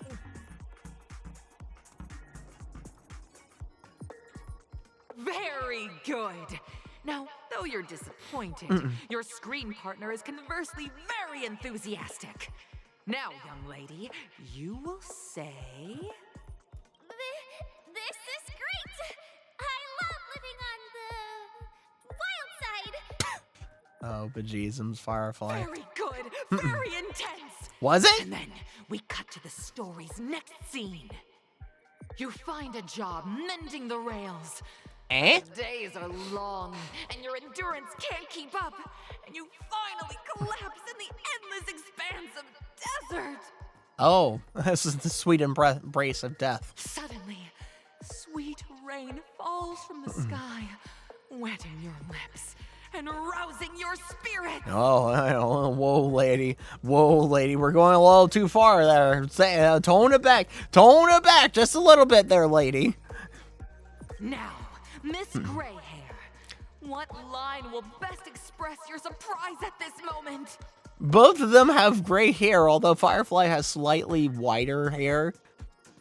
But it's still gray. Both of them are gray, but Stella's more gray. Stella's gray. And then Firefly's like white gray, but they're both like gray.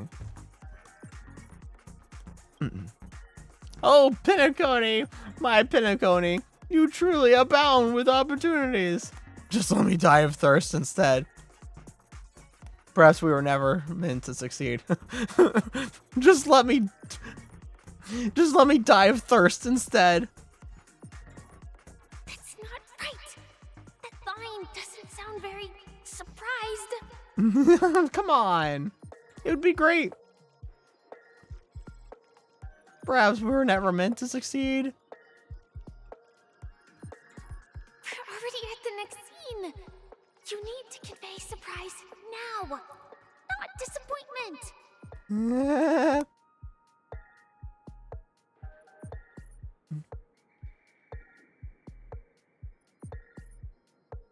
I'm actually have gray. Firefly has slate gray.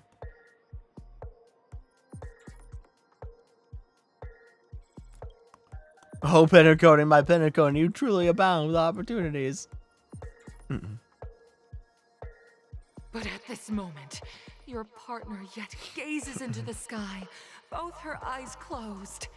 The raindrops fall, blurring her vision, and she tragically says, Perhaps we were never meant to succeed.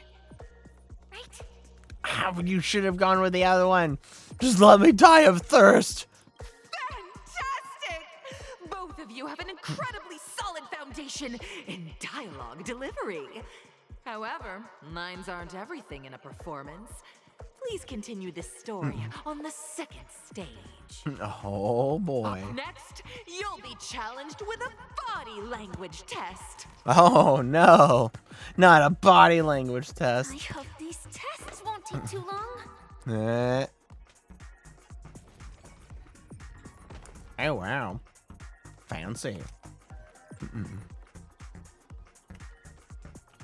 Try us. Smadak. Badak.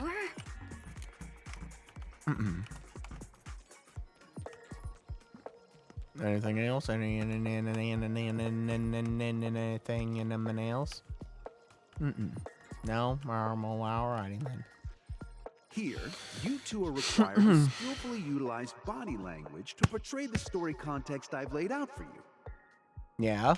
Picking up from where we left off, a heavy downpour saves you both stranded in the desert. This rain quenches the anger in your heart. You look to your companion, now completely devoid of fighting spirit, wanting to comfort her. Yeah? At this moment, what should you do to make her laugh? Make her laugh. Pat her head, tell a dad joke, stand up and prepare to move out. Roll about in the sand. Well, folks, you know what we have to do. You know what we have to do. We have to tell a dad joke. That gets everyone every time, right? The test now is about body language. I don't think dialogue is allowed here. Yeah, you can. A dad joke doesn't have to be just dialogue. It can be body language. Roll about in the sand. What?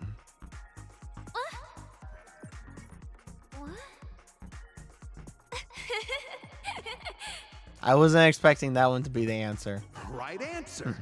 Your companion sees you rolling about in the sand and thinks about the arduous obstacles along this journey.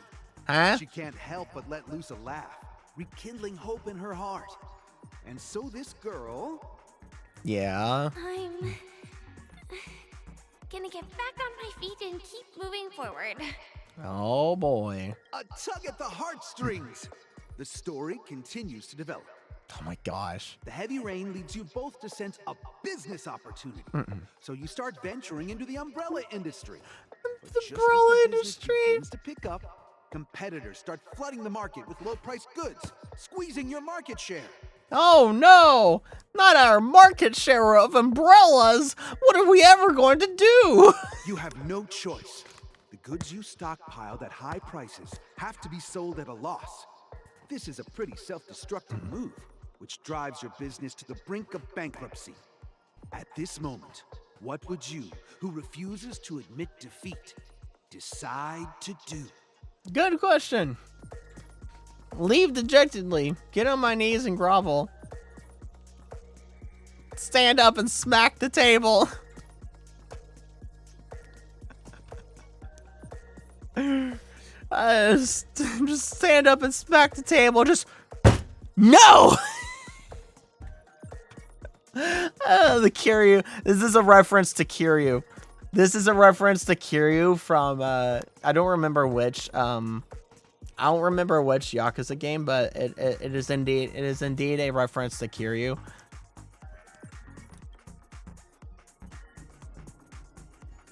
You slam the table and rise up. They think you'll back down? Impossible! Dream chasers can be knocked down, but never knocked out.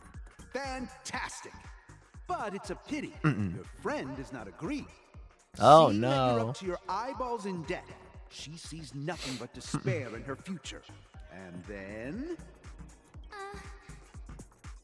I leave Penacony in utter disappointment. Is that okay? Sure, Firefly. Of course! Absolutely! I was this close to tears. Both of you possess exceptional acting talent. Are you sure about that, man? I don't know. The true test is yet to come. You're about to encounter the harshest judge this show has ever seen. You'll need to rely on perfect performances if you want to win them over. Oh no. What am I ever to do?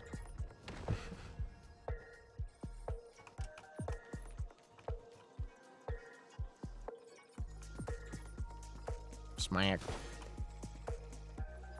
Smack. Ow, darn it. Investigate. Door stuck behind the Serpy serpent cannot be opened. Due to Soul Glad festivities being in full swing, the Scorched Soul Glad bar is temporarily closed. Hey friend, eavesdropping is a bad habit to have.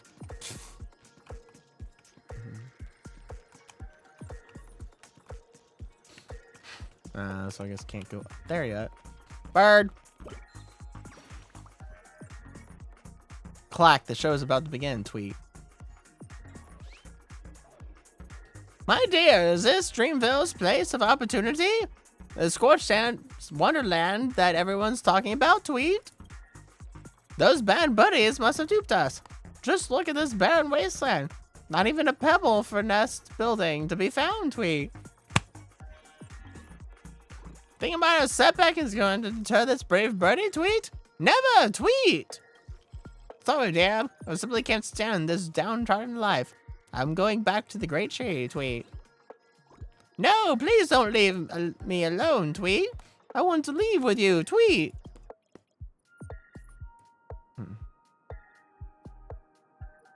Yeah, full marks. I'm giving this full marks. Thank you for your praise. We'll keep working harder, tweet.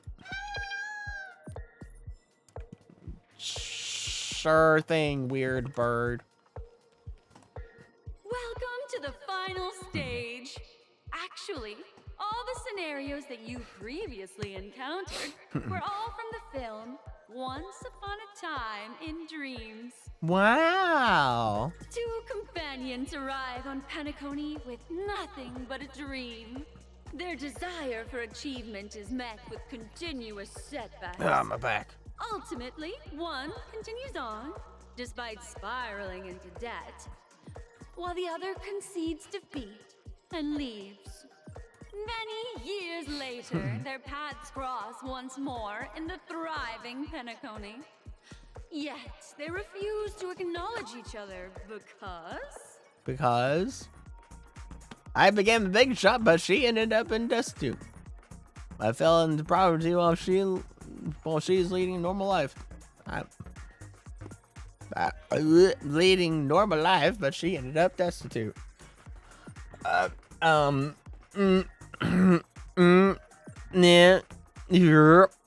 leading a normal life, but she ended up in destitution. Against the backdrop of a revitalized Penacony, the joy of reunion mixes with the sorrow of past separation, the awkwardness of being strangers, and the shyness of a long-awaited encounter, all converging at this very moment. Yeah? Give it a shot. Try and convey this bittersweet scene to me. Bring it to life with precise and emotive acting. Oh, boy. This is never going to end. I know. Why don't you try that clockwork thing you used before? Oh, boy. Totally not gonna abuse this. I love abusing clocky powers. Watch this. That's not what I wanted to do, but sure thing. I have misdirection. Satisfactory. Activate clockwork. I'm gonna make you sad. Feel sad. Feel bad for yourself.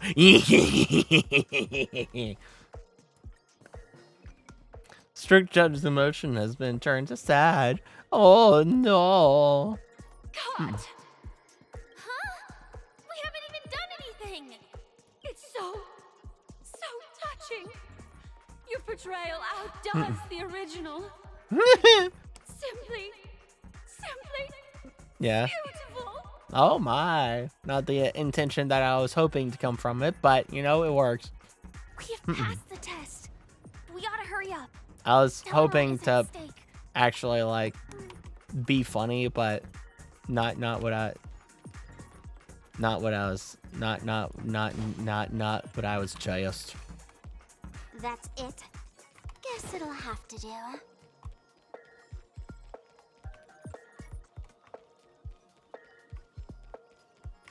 What are you two doing?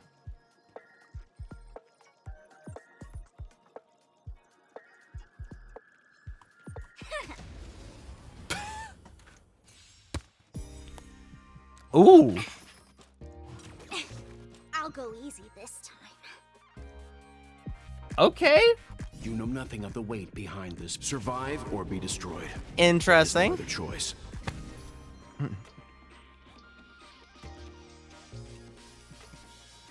Don't move.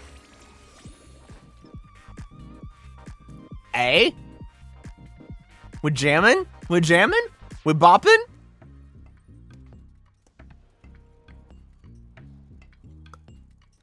Yeah? Don't rush. The game is always Let's play. Can you find the answer? Look at the draw. Please. And victory! Jackpot? What? Huh? What? Eh? I got a jackpot? What happened? I killed and got a jackpot? It spat out its balls at me? What?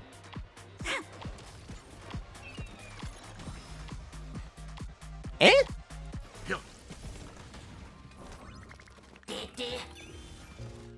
No matter. Let's play for a while. Feeling spiffy?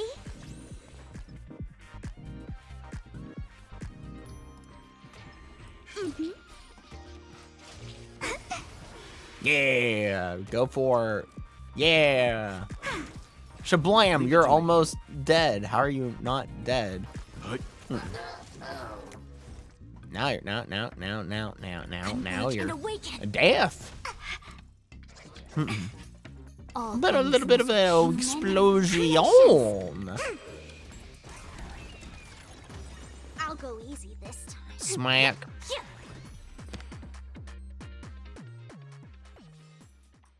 That's what I call a good day. Why were they here? What was that for? No interactable stuff. Investigate. Door stuck because of slippery substance that cannot be opened. Hey, friend, you've okay. That's same for the other door that was doing, but you. Prepare. Tick-tock, my pretty. You wish to speak with me? Oh, I've mesmerized many of a poor clock, but I didn't expect I would have the charm of humans as well. I am so sinful. My pretty, you're interesting. I can leave a slot open for you on that precious dial of mine. But you mustn't be naughty. Don't let me down.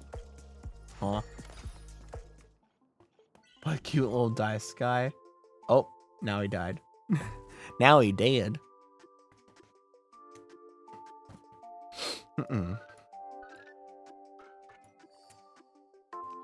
Alright, how is this gonna get complicated?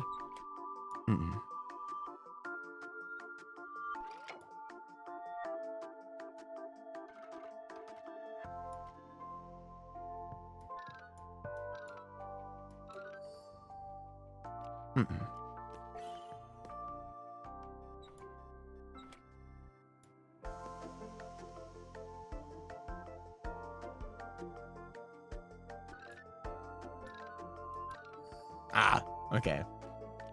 I'm like, wait a second, what?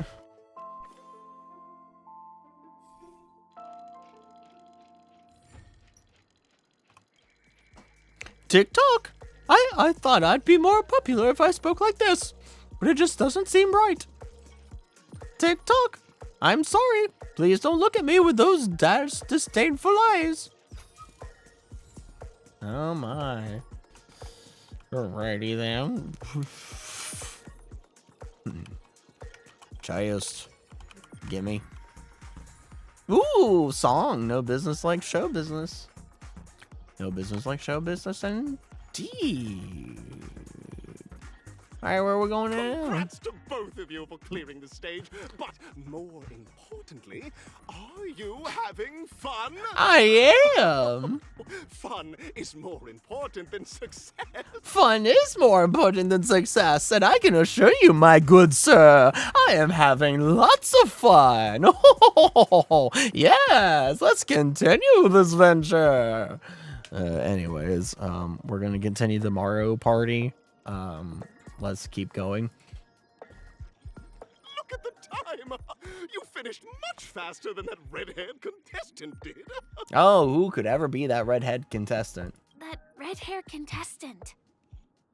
Who is that exactly? Don't worry about it, Firefly. It's better if you don't meet him. You'll find out eventually, but only if you clear the next test first. Oh no, don't tell me he's here. Welcome to the second stage. Don't tell me he's here. Scorched Sand Festival in the 20th season. I don't want him to be here. Sponsored by Soul Glad Enterprises. Gunfire time.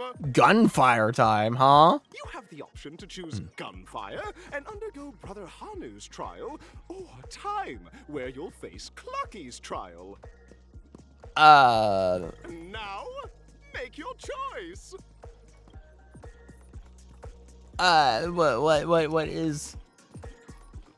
What is either what is either one of them?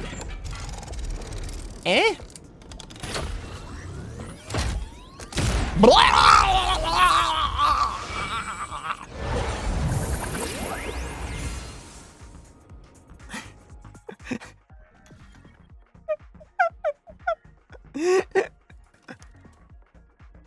Gunfire time trial. Gunfire time gunfire trial. Gunfire trial?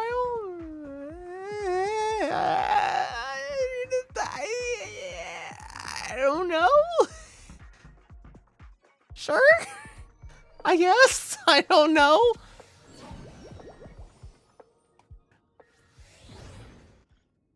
Dear friends, welcome to the enchanting universe created by the Watchmaker. Yes. Is the morally dubious yet ever charming character from the animated Clocky series, Hanu. Hanu? Oh, Hanu. I love Hanu. Oh, let us keep going then. It is Oh. said that these cartoon characters were inspired by the Watchmaker's own experiences. According to research by Clocky, the original Hanu of reality shared a deep friendship with the Watchmaker, akin to comrades in arms. You don't say. Enter into the world of Hanu via the TV by the entrance and partake in an enchanting and suspenseful story with him. Good luck in there. I'm sure thanks, man, I guess. gunfight I don't train. know. We should be able to settle this with a fight, right? I don't know. I hope this won't waste too much of our time. It probably will. Most likely. Without a doubt. I can probably assure you of that fact. No, it goes back to, oh, so I can choose one or the other. Okay. Bird. I have tried my bestest to hide myself, and you still found me, Tweet. When everyone hid in the ballroom, I was the only one who chose a unique hiding spot, Tweet. I even got upside down to conceal my hair, Tweet.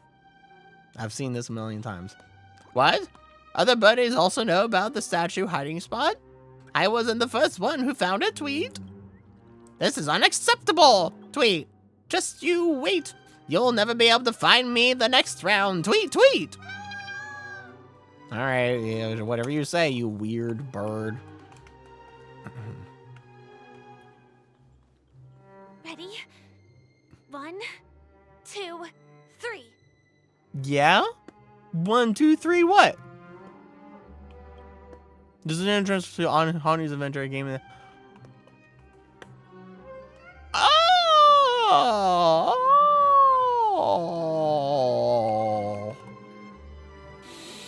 It's morphin' time, Hanu! Are we both in control of this Hanu character? I don't know, are we? Very good. Looks like you've got the hang of it. In this Hanu's Adventure episode, Boss Stone has gathered his battleships for an assault on Dreamville. Old Buzzfly, Cousin Wolf, and Bombhead are all raring to go. The brave Hanu must thwart their advance and protect his home. Gathered his battleships, you say. Alas, Hanu presently is ill-equipped to fend off the malevolent mischief makers, which is why he is preparing to seek out the Puzzle Gentleman's aid. Puzzle Go Gentleman. forth and speak to him. Who in the world could be the Puzzle Gentleman, I wonder? Gentleman. Hey, Mon. You gentleman? Or are you hard, Mon? You look like you could really use some help. That voice sounds familiar. Wait. Wait, that voice is so familiar. Who is that? Wait, no, I know that voice. Wait a second. Just from that line of known. Hold up a second. Who in the world is that? Long time no see, Hanu. You look pretty stressed out. How about an intense and thrilling game of Dream Jigsaw to blow off some steam? It's the gay guy. It's the gay alien guy from Gotcha Man. It's the English voice actor of the gay alien man from Gotcha Man.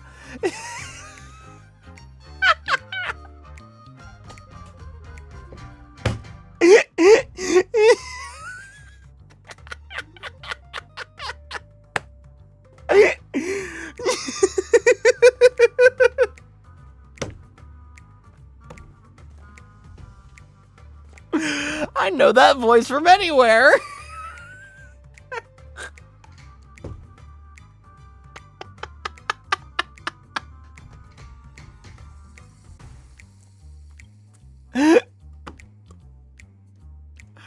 Actually, the plot dictates that you directly provide aid to us. Is Dream Jigsaw really that intense and thrilling? Gosh, this is the first time I've ever seen you crouched down. Wow, really cool sounding oomph. Gosh, this is the first time I've ever seen you crouch down. You ever want to say this to Dreamweaver, gentlemen, but given your character design, you can only respond with a cool oomph. Fine. Let out a cool oomph. It might just be the coolest oomph in history. Oh my! Are you telling me that Boss Stone has rallied the villains to seize Dreamville? What a dreadful twist of fate! Listen closely, Hanu. I'm aware you're in need of a suitable weapon. And I also know there's one just upstairs. I can hear it. I can so hear it. I can so hear it. I can so hear it. But you know what?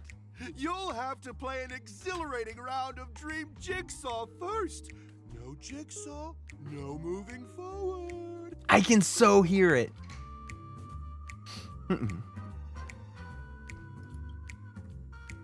Let out a really cool sounding oomph. Make a cool oomph. Only someone as cool as you could produce such a cool oomph. Perfection. Now scurry along, Hanu, but tread carefully. Two ne'er-do-wells are also eyeing those jigsaw pieces. Either outsmart them with the quick knockout, or ensure they don't catch you in the act. Oh my, what am I ever to do? Wait to see you finish the Dream Jigsaw. Best of luck, Hanu. Thank you, gay alien man from Gotcha Man. Monsters don't spot us. Alright, hold on. I can't pull up the pause menu. I'm hitting escape key. I'm hitting the escape key. Let me escape. I'm the menu. Well, alt tab. Hold on. We gotta take a diversion. We gotta take a diversion. Hold up.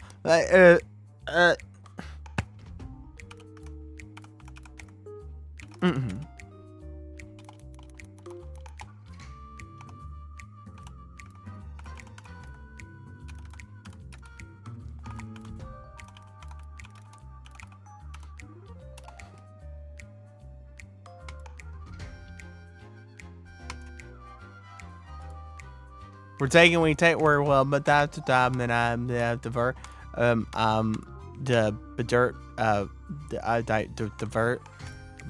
diversion. Gotcha crowds. That's probably what I should type in here. Crowds.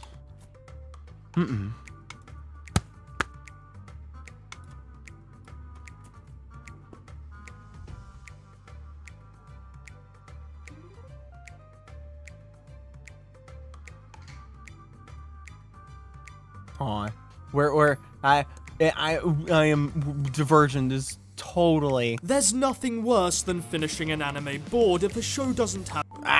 You're not the actual. What is the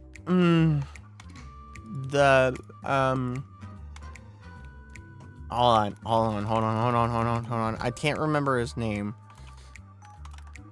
I cannot remember his name.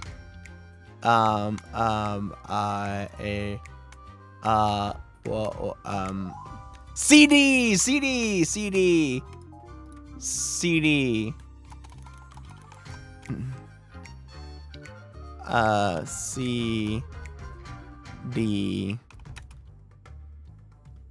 English dub.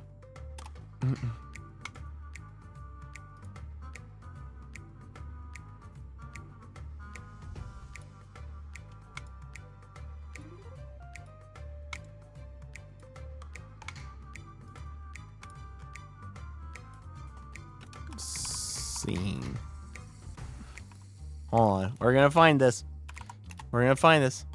We're now. Okay. Maybe. Yeah. Please. Yes. I don't want to Japanese.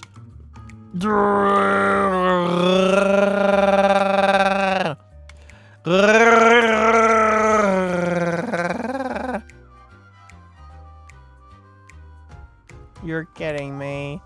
Fine. We do this the very weird, awkward way. We do this the very weird, awkward way that I totally 100% can do. This is totally fine in every way, shape, and form. Totally fine. Gotcha, man. Crowds. Don't worry. Don't worry. Anyways, you're gonna hear some funny stuff in the background. Relinquish your seat for the lady. And this.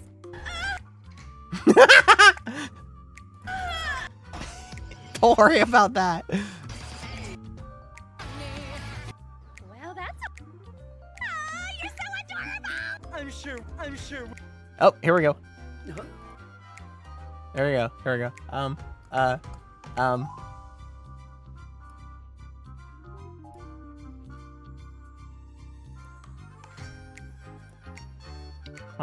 Hold on. Okay, you guys ready? You guys ready? You guys ready to definitely hear the guy that we just heard as the gay alien man from Gotcha Man Crowds? You guys ready? I totally yeah. Anyways, funny window here, right? Funny window, right? Funny window. Yeah. You guys ready?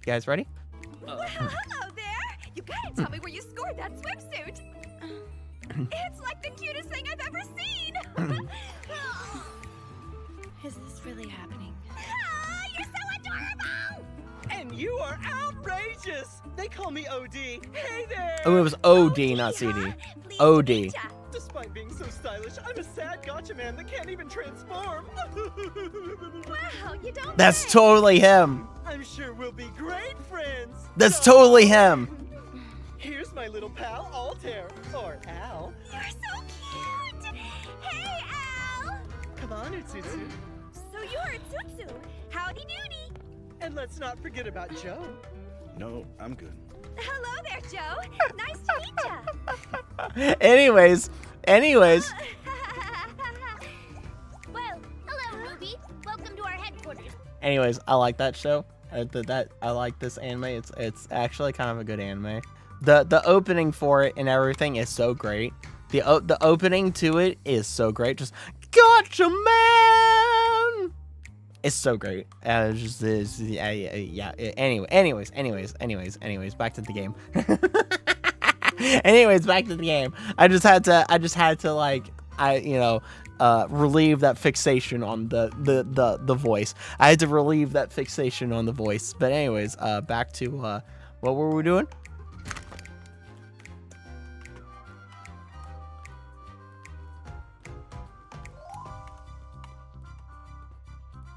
Look up there. If we can push that thing down, do you think that would do the trick? Maybe. I don't know.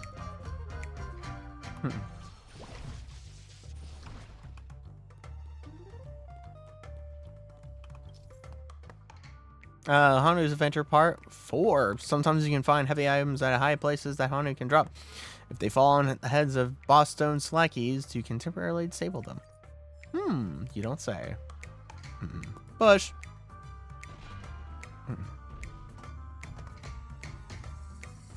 Yeah.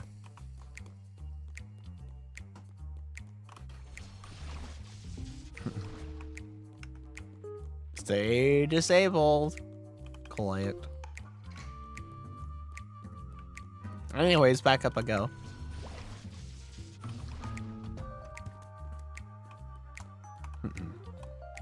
Chiest. Collect. Bird. Tweet! Down this alley, please, Brother Hanu. I stacked these books just for you, Tweet. But it's Brother Hanu. Why the need to stack books for such a low step? Tweet, tweet. Let a really cool sounding humph. Hurry up, Tweet. Any more indecision over this matter and Boss Stone's lackeys will catch up, Tweet. I'll fly out from here and distract them. You take the chance to run, Tweet.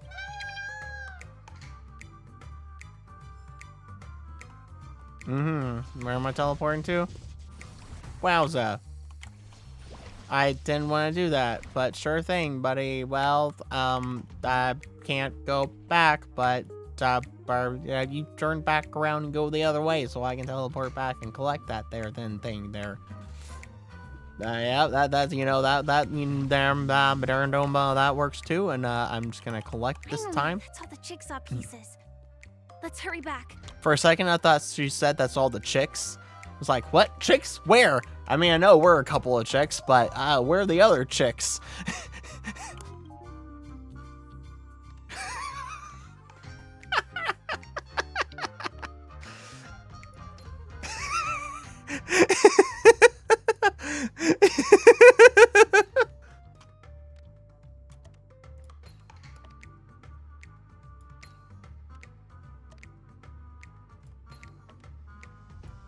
Oh my! The exquisite sensation of perfect alignment! My organizational itch has been quite thoroughly scratched. You can hear it. You can hear it. You can hear it. You can hear it. You can hear it. It's there. You can hear it. That's him. That is 100% totally him. That is 100% totally him. Hurry now, Hanu. Touch that TV set and transform back into your old self. Then head upstairs. Your weapon awaits you there. Oh my, you don't say, OD. Are such haphazard instructions really okay? Sure. I guess. Oh geez, we get it dark. Disconnecting from that thing so suddenly has left me feeling slightly disoriented. Has it now?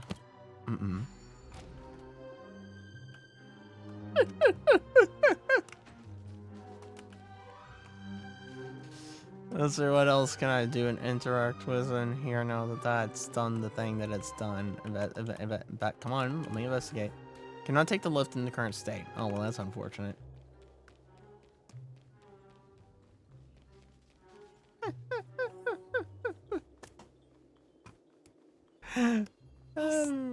That Hanu? It looks like it. That's fascinating. Oh. Okay. Oh my. What are you talking about? Is staying in character this much really necessary? Aha, I knew the answer for this one. Pinaco's in danger. Can you get out of the way? Yeah, staying in character really this much necessary. Oh gosh. What exactly is he talking about? Who absolutely knows? Anyone? Tick-tock! It's time for me to make an appearance! Is it? Wow. How come you're here too? Clocky? I can also see him. Is this character part of the show? I don't know. Probably not. In Dreamville, Clocky is everywhere and can do anything! Like right now! I can be your translator! Tick-tock! Sure thing, buddy. Hanu says, battle! We must do battle! All right. The enemy is at our doorstep, and we have no path of retreat for the future of Dreamville! Oh my. Touch that suspicious-looking TV right now! Yeah, sure thing. I'll totally do that.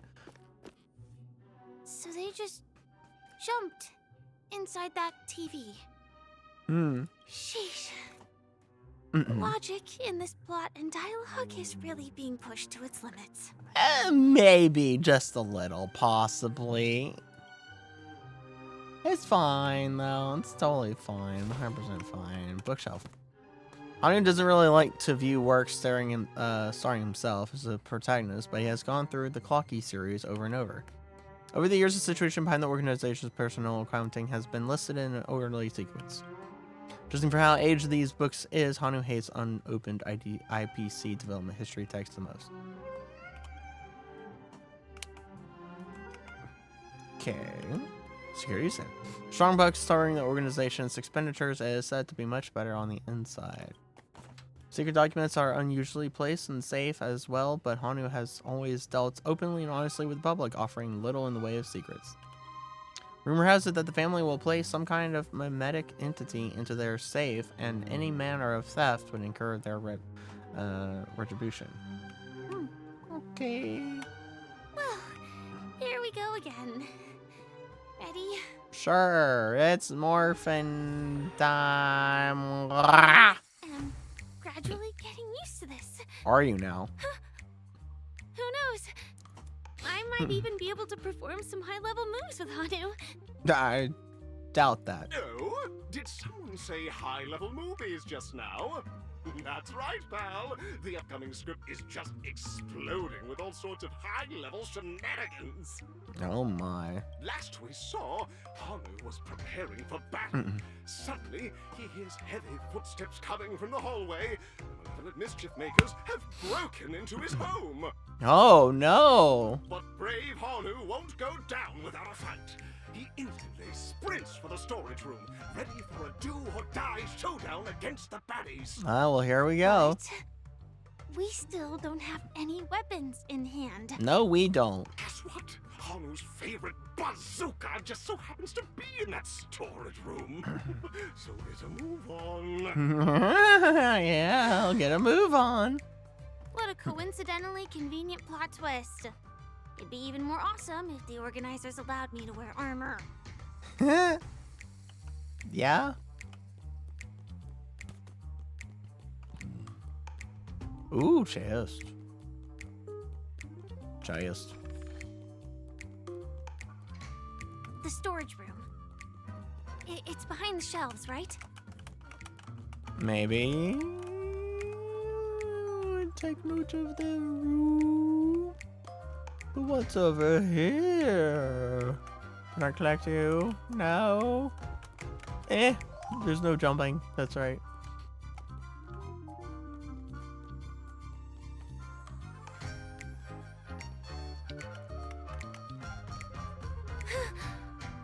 He wasn't lying. There's actually a bazooka here. There's multiple bazookas.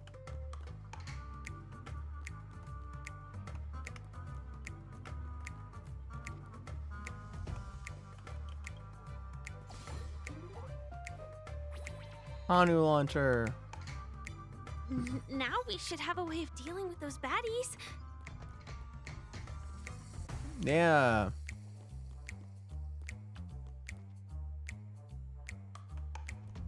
Yeah?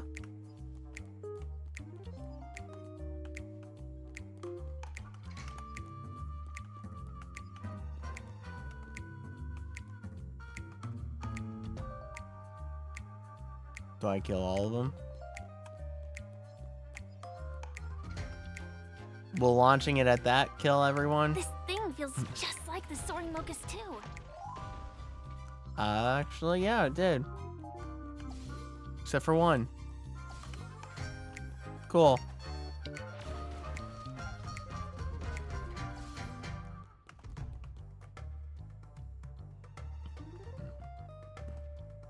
Wowza. Careful. It looks like we've got more company. Get ready to fire. Oh boy, I'm ready to fire right at that. Goodbye. Home Alone.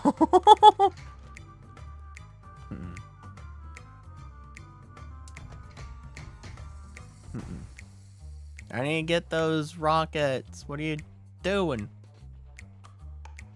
Here we go again. But no big deal. We're pretty handy with this bazooka now. Totally.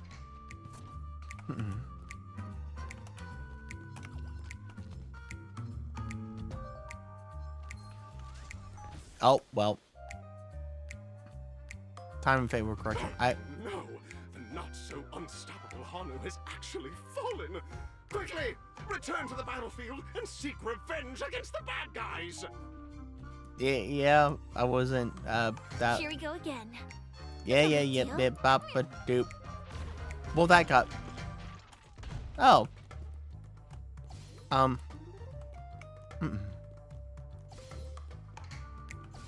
Okay.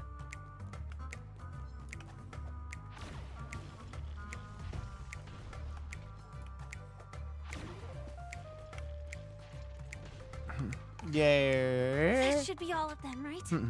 Maybe. Oh my! Hanu is on a streak! Everyone! The stage is complete! Quickly! Head through the TV to the next stage! Oh my. I still want to pick up these rockets for no reason whatsoever.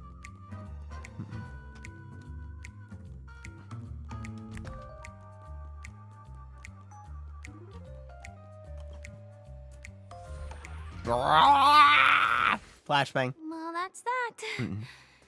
But it is gonna be hard to let go of this bazooka. Is it? You have much more better firepower. Mind. Let's hurry over to the next stage.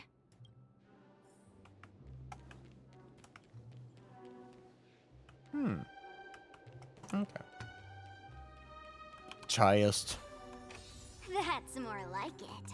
Yes, indeed. Oh boy, how do you collect? Actually, give me just one moment. I need to take a bathroom break. I'll be right back. Don't change that channel. Don't turn that knob. I'll be back in just a jiffy.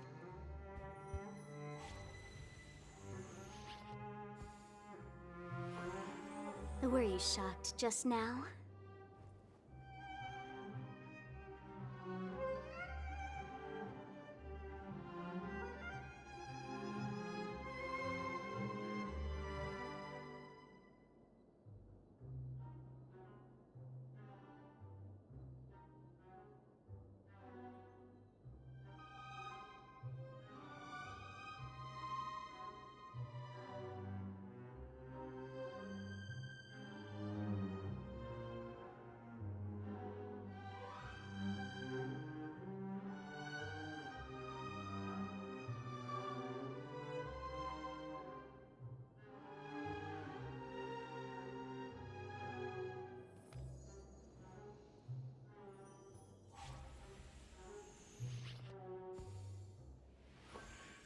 Were you shocked just now?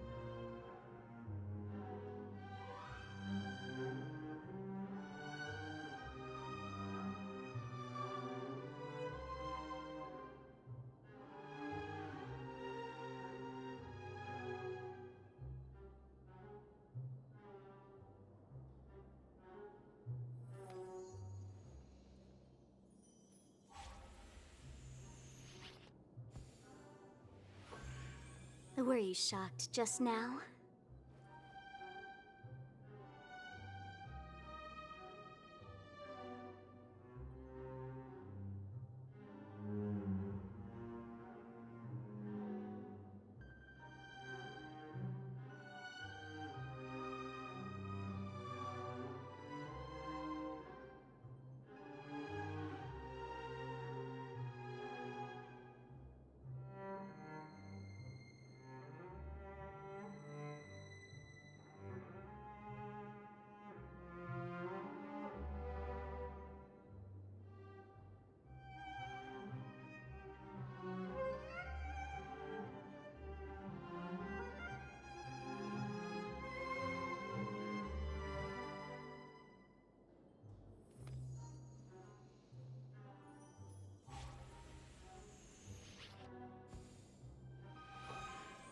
Were you shocked just now?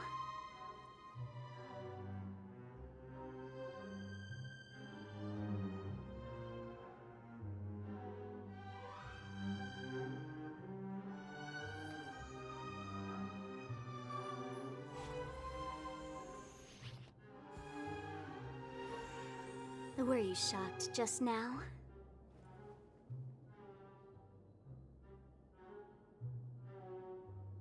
And I'm back.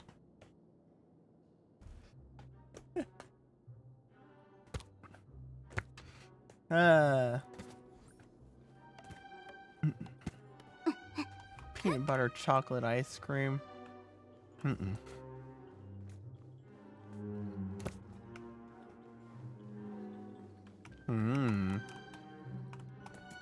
Joyous.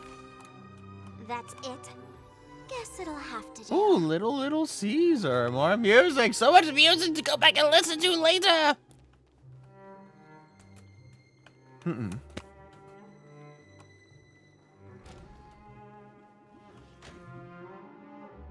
Congratulations to both of you! Oh, you've overcome all obstacles and proven yourselves. But wow. Unfortunately, there is only one who can be Penacony's festive superstar. Yeah? In the final stage, you will face the defending champion. If you fail, you will lose the opportunity to become the festive superstar. I wonder who that could be. Welcome to the 33rd Scorched Sand Festival's third stage in the 20th season, sponsored by Soul Glad Enterprises, Superstar Showdown. That is a jumble of words in half.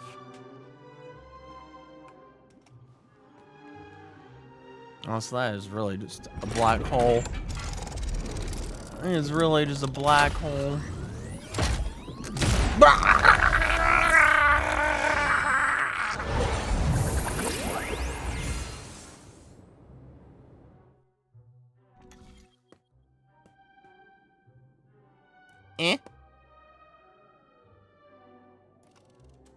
Super Showdown Arena 2, Super Showdown Arena 1. My brain hurts from that mix of words. Do we go to Arena 1 or Arena 2? What even is the...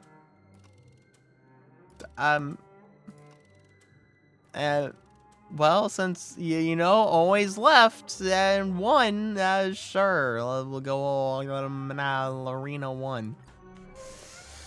I don't know. I don't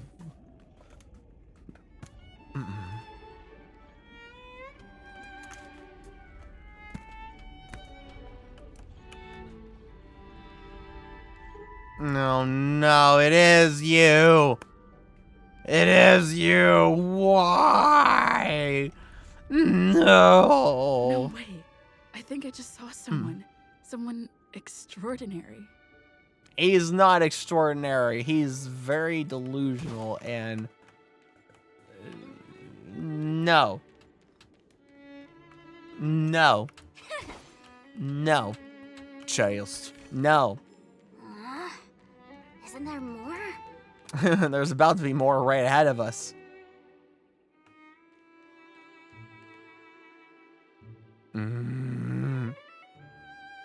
Why are you here? That's my... I mean, this is probably Sparkle, but why are you here? Do you know speak? Something's different about your hair. Wait a second. Something seems different about your hair. Please wait, my beautiful ladies. By the glorious light of beauty, I never thought I would see you again. In such turbulent times, your kind faces are as spring's gentle breeze, bringing solace to my scorched heart. Are you a Knight of Beauty? Unfortunately, he is.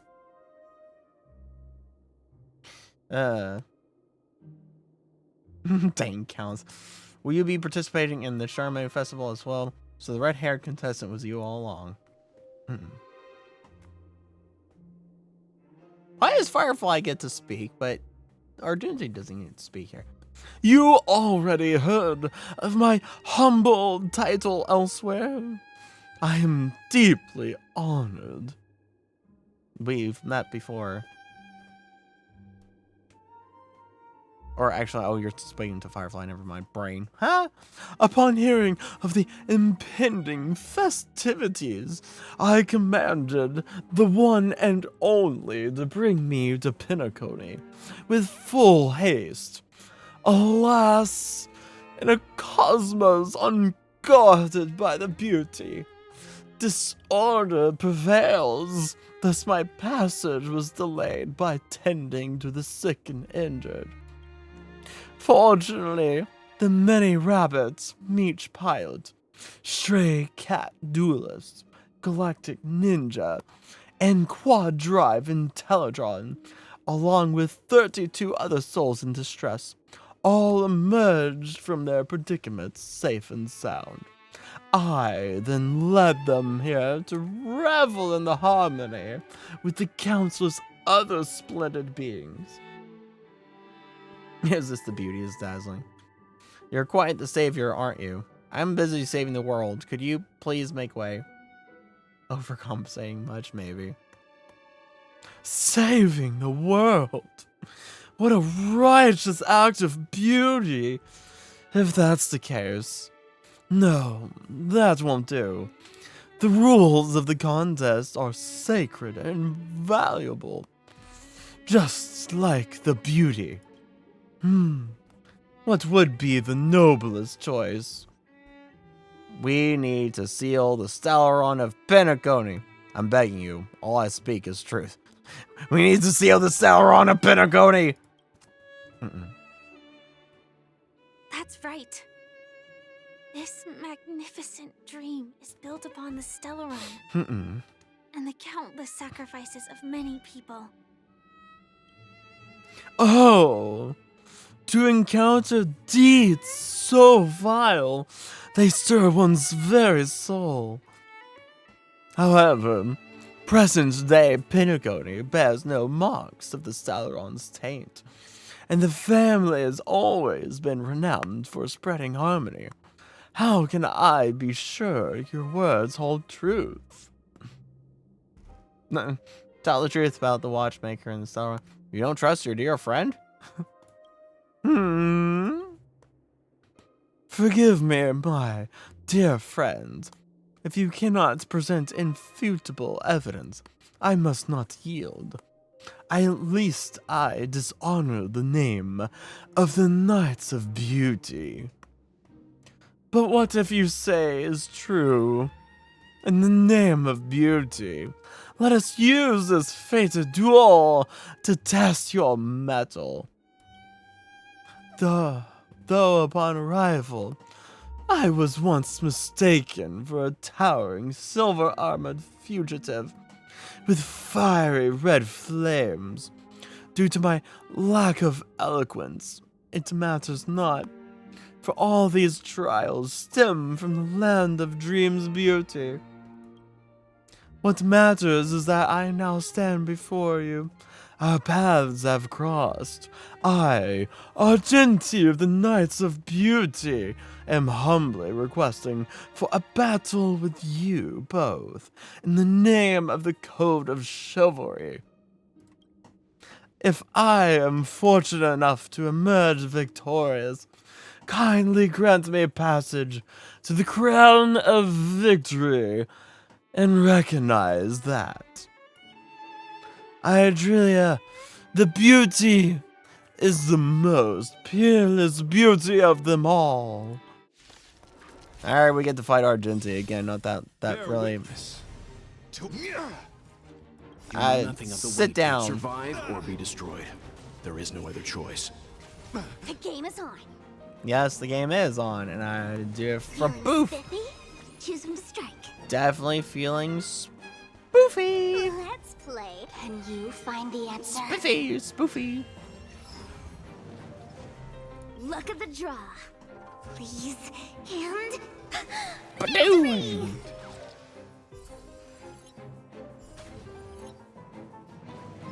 Amaze ball, shablam! Leave it to me. The flesh wound. You're weirder than before. Together as one. Pledge thine loyalty. Put forth all your might. His fight music is actually really good though.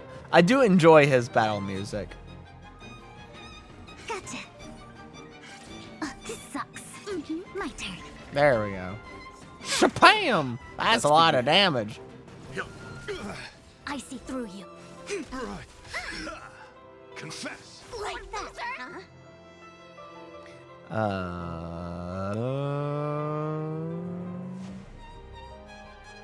Sure. Feeling spiffy? Choose him to strike.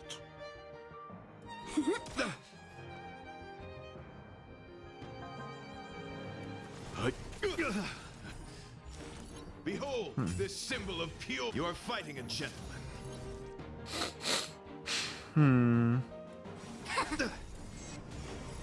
All things in the human. I don't know about that. Ba-bam. To the challenge. Pledge thine loyalty. Yin and yang. Put forth all your might. Fluke.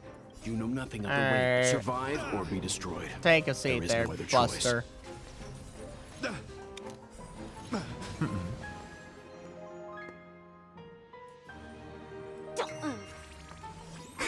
Yeah. Wait for the time. Let's play. Can you find the Yeah. answer? Yeah. The flesh wound. Luck of the draw. Please. And victory! Yeah.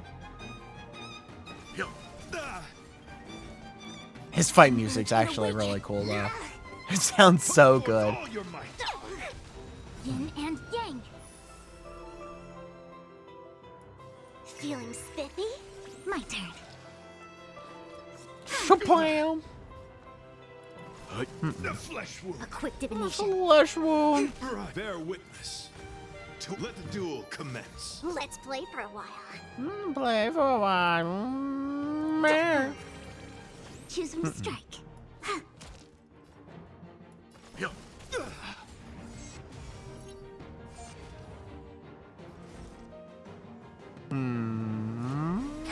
Confess. Put forth all your might. Loser. Like that, huh? Can you Human not creations. for a moment there? You know nothing of the weight. Take a Survive seat. or be destroyed. There is no other choice. Take a seat there, Buster. Feeling spiffy? Wait for the time. Let's play. Can you find the answer?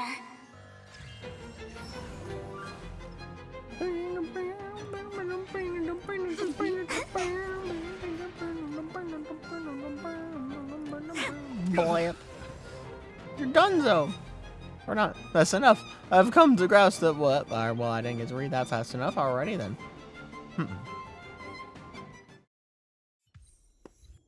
The ultimate is internal sincerity. Beautiful, beautiful. Truly a captivating contest. It is through you that I realize. To uphold the honor of Adrelia, I must further hone my skills. What a beautiful lesson indeed. Go forth, my dear friend, beautiful miss. The audition's crown is yours to claim. I shall remain here, gazing from afar, as you bask in the limelight, joining the audience in offering you the most heartfelt tears and applause. We don't have much time. May fate allow us to meet again, Knight of Beauty. I would rather not.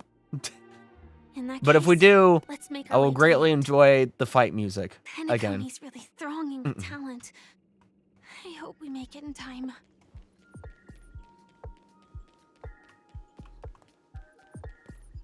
Kick. Heel. Foot. Path of the Superstar. There we go again. Brace yourselves. Oh.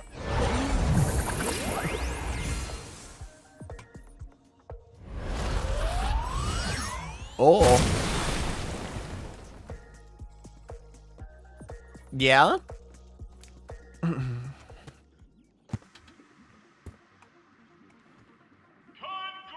Foot. Foot. Foot. Feet. Feet. Feet. Collect.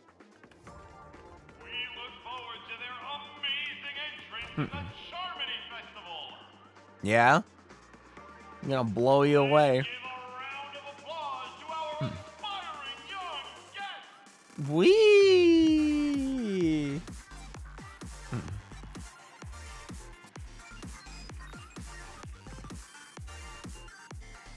Wowza! Congratulations to the both of you on becoming the festive superstars of this year's Charmony Festival before entering the Grand Theater. Who's that supposed to be? I, on behalf of the organizers, extend my sincere congratulations to you. Wishing you joy under His their voice is weird for a second.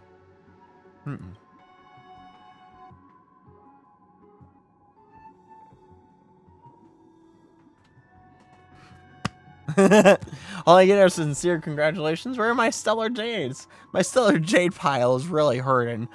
My poor stellar jade pile needs more stellar jade.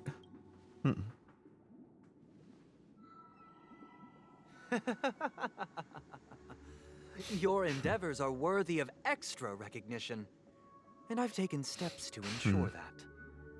However, this reward is not a material one, but rather the opportunity for an open and honest communication between us.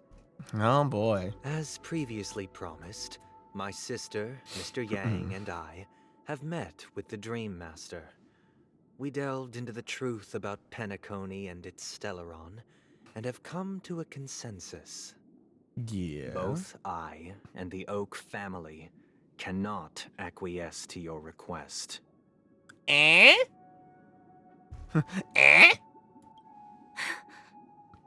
Just as expected. Yeah, I'm just kind of waiting for it. We acknowledge the perspective of you, Nameless. Penacony does require change, but not as you propose. The planet of festivities cannot and will not revert to a place characterized by chaos, disorder, or anarchy. Through your journey of overcoming obstacles, you must have glimpsed the essence of that era. The vulnerable ruthlessly eliminated, equality non-existent, common folk living precarious lives, eking out a dreary existence. Ultimately, only heroes like yourselves manage to achieve success. But I would dare ask, if you did not possess the special status of having a Stellaron, and you were but an anonymous and frail member among the masses, which Penacony would you prefer? A dystopia for the survival of the fittest? Or a sweet dream paradise for all? Well, you know, that's a reversal of terms, because the dystopia is the sweet dream paradise. That's the dystopia. That's the dystopia, because utopias always turn into dystopias, because utopias cannot exist in nature.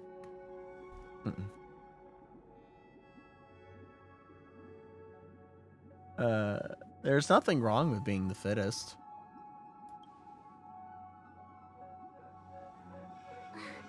That's not the point. Don't let him mislead you. Mr. Sunday, even if the members of the Oak family can't fully agree on what to do about the Stellaron, now's not exactly the time to be holding an extensive discourse about Penacony's past and future, is it? The Stellaron issue concerns the life and death of everyone on Penacony. If anyone has a better suggestion, the crew is more than willing to listen. Also, it'd be best to tell us the ins and outs of that meeting. Indeed. This way, We'll at least know what Welt and Miss Robin are dealing with, and the reason why they failed to make our appointment. Indeed.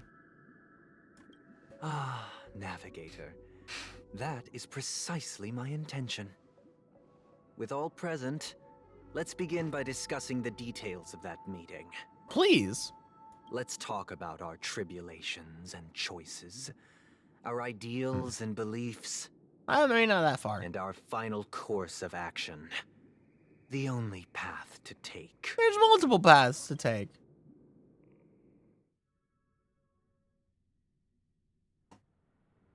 A while ago. You mean to say that for the longest time, there have been scoundrels who would use the Charmony Festival that I have bequeathed to the masses as a tool to realize their ambition? You mean your ambition? Indeed, Dream Master. Once the Charmony Festival begins, the Stellaron's powers, along with the song, will be broadcast across the entire planet of Penacony. And then everyone in their dreams will be unable to awaken. This is indeed surprising to me. The dreamscape is maintained by the collective effort of the 5 families.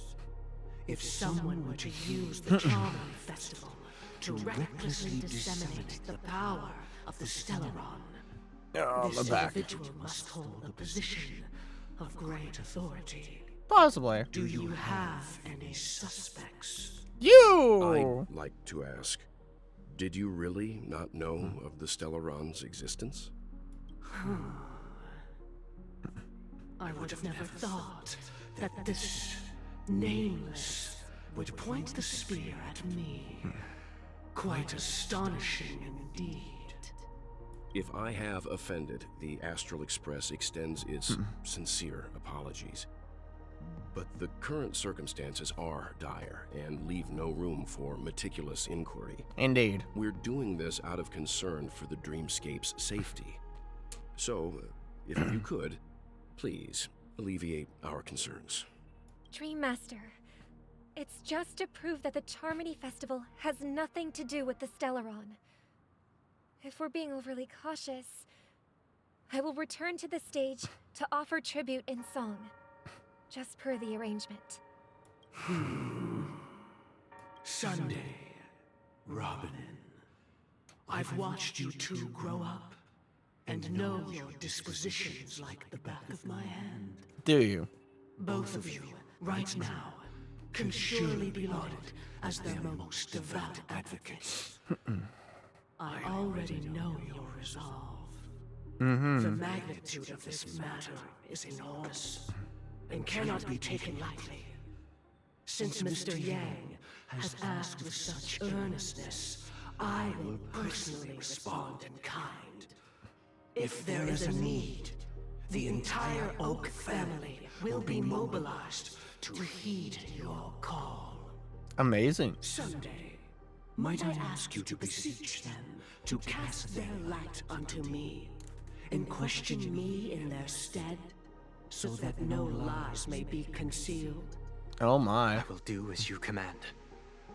Robin, could I entrust you to be present as a witness, to document the truth, and to proclaim my innocence, so that all slander may be utterly dispelled? Going to the extremes here, maybe. I will do as you command.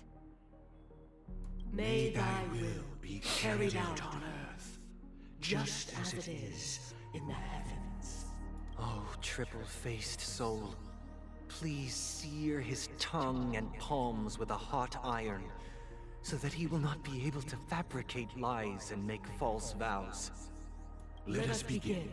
Oh, jeez. There is nothing else to prepare. Understood. Question. Have you devoted your life to your god, never worshipping other gods? Naturally. Naturally. Do you love your god as you do yourself? Always heeding their admonishments? Naturally. That naturally, huh? That's an answer and a half. Have you strayed from the path expected by your god? betraying their name? Never. Have you ever been inordinate with your asks of your god, coveting more than the foundation of the creation itself? Never. Then, a final question. A final question. Do you swear to fulfill all vows, past, present, and future? With the Eon as my witness, if I do not deliver on my words, or if I renege on my vows, may I be cursed in accordance with divine law. They have seen your faith, and have endorsed your faith. With this, it can be evidenced... Just a moment. Yes. What is it, Mr. Yang? I have another question I hope to have answered. To my understanding, the family's harmony and prosperity have never relied on so-called divine laws. The god you both mentioned, are they truly Xipe? Mr. Yang should know that those belonging to the family toil together as if they were kin, embracing solidarity and unity under their light. All duplicity is laid bare before the harmony. Are you sure about that? Such a delicate and complex symphony. Which other god could perfectly harmonize this, if not for the great one? Xipe. Perfectly harmonized. Therein lies the problem. It isn't an outsider lurking in the shadows who changed the harmony, but a dissonance that has surreptitiously emerged from within this very symphony itself. Indeed. In the distant past, there existed an Eon. With one flick of the wrist, they crafted the laws of the cosmos. Their followers formed the Beyond the Sky Choir, spreading solemn and reverent hymns throughout the universe. Later, they fell. The route traversed by this Eon clashed with the harmony, ultimately being absorbed and fused into it. The chorus that once reverberated across worlds fell silent, and when it echoed anew, it was transformed into the hymn of harmony. This is really, this is just Catholicism. This is... All right. Though an Eon may perish, paths with no masters still linger. In the all-forgiving harmony, echoes of bygone dissonance may subtly arise. Mr. Yang, being overly astute can be a detriment. Especially when you find yourself alone and without allies. Yeah, but, well, it's a very dangerous man and a very powerful man. So this is how it is. For the sake of our grand cause, Sunday, please afford these two an opportunity to rest. What?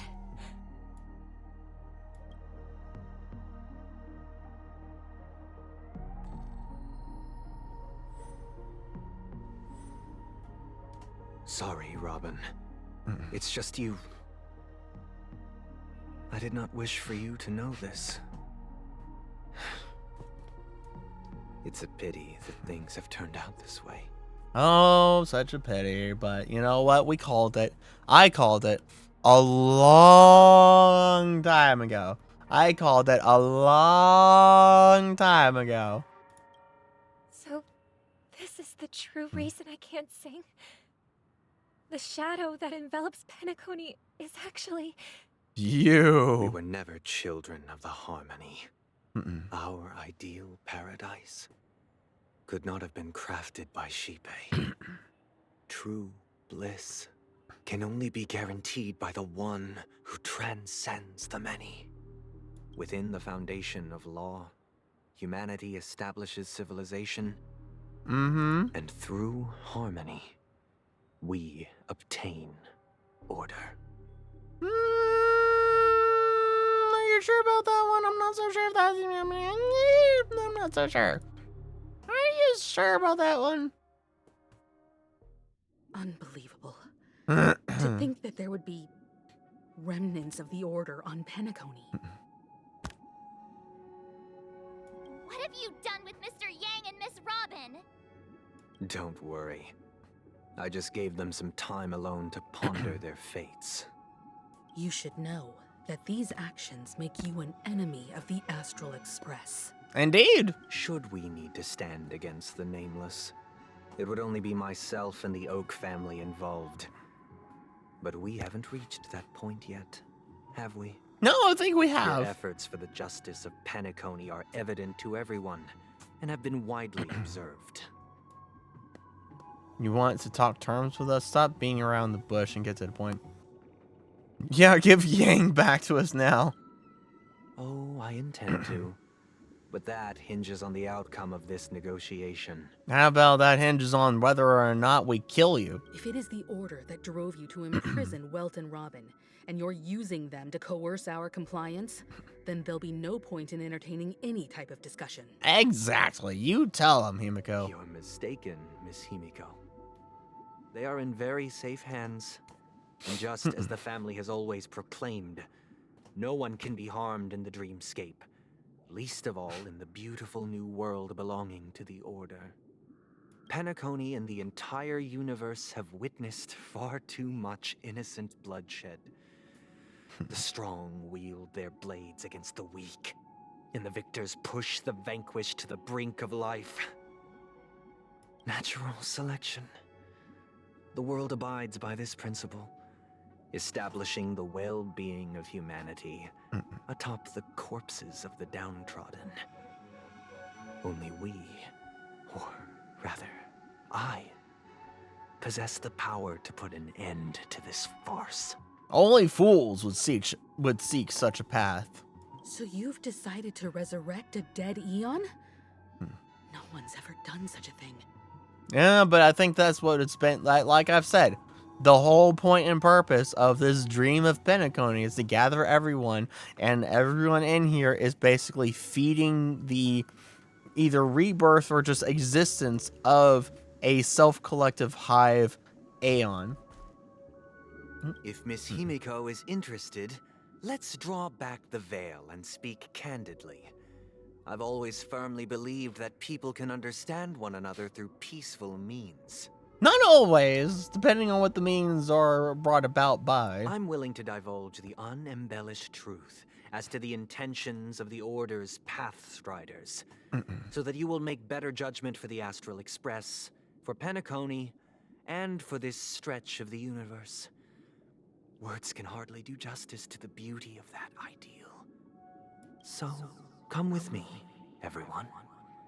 Let us retrace our steps and see once again where this road leads. Yes. Only the Sith deal in absolutes. Huh?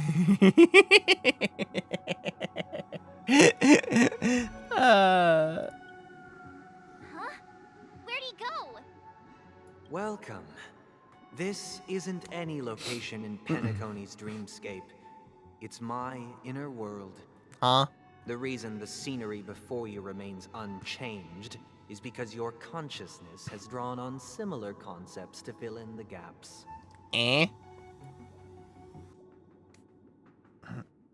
Yeah, who in their right mind would expose their inner self like this? That means... Yes? Did you do the same to Welt? Probably. It's a tuning process. Stronger in effect and more draining on the mind. The gray-haired guest has experienced it before, so she should understand what it entails. I have?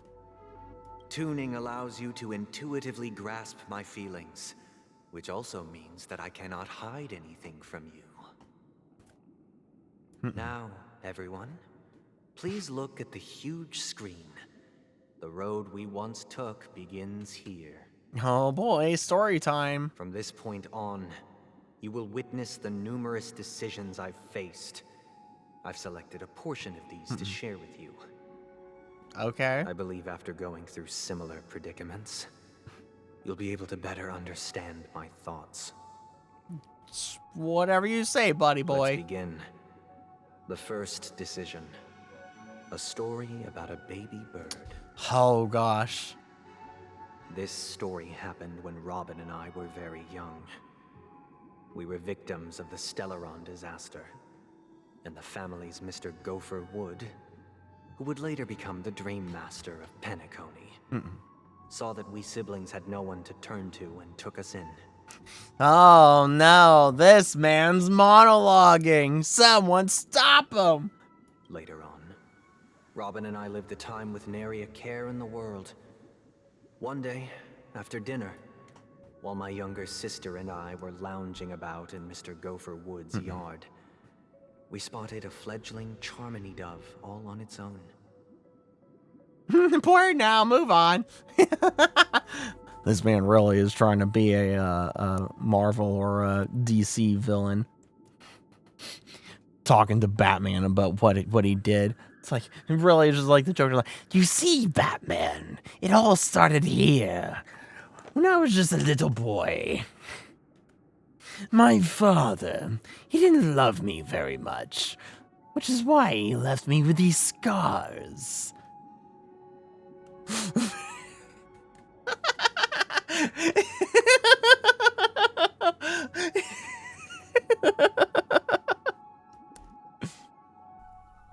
That baby bird was tiny. It didn't even have all of its feathers, and it couldn't sing. When we found it, it was already on its last breath, having fallen into a shrub, probably abandoned by its parents. We decided to build a nest for it right there and then. However, thinking back, that winter was unusually cold, with fierce winds at night in the yard, not to mention the many poisonous bugs and wild beasts in the vicinity. Oh, how unfortunate. It was clear that if we left the fledgling in the yard, it stood no chance of surviving until spring. So, I suggested we take it inside, place it on the shelf by the window, and asked the adults to fashion a cage for it. We decided that when it regained its strength enough to spread its wings, we would release it back into the wild. The tragic part, something that we'd never considered, was that this bird's fate had already been determined long before this moment. Yeah? Its destiny was determined by our momentary whim. Now, I pass the power of choice to you all. Faced with this situation, what choice would you make? Oh, Stick gosh. to the original plan and build a nest with soft net where the Charmony dove fell. Or build a cage for it and feed it, giving it the utmost care from within the warmth of a home. I eagerly await your answer. Oh, I actually choose.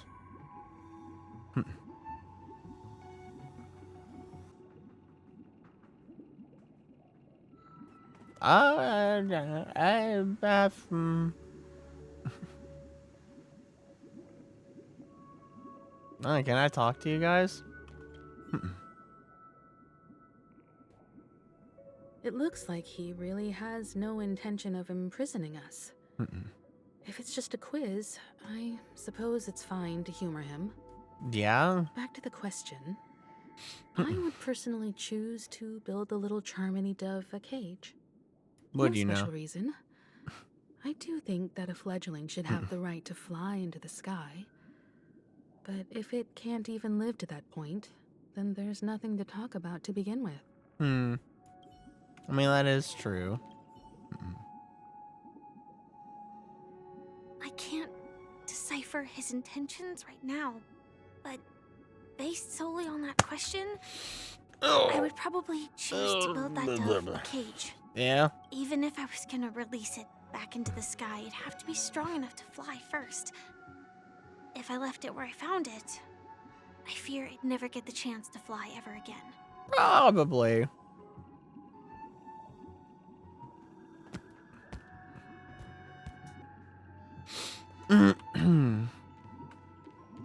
I think I know what you're gonna say.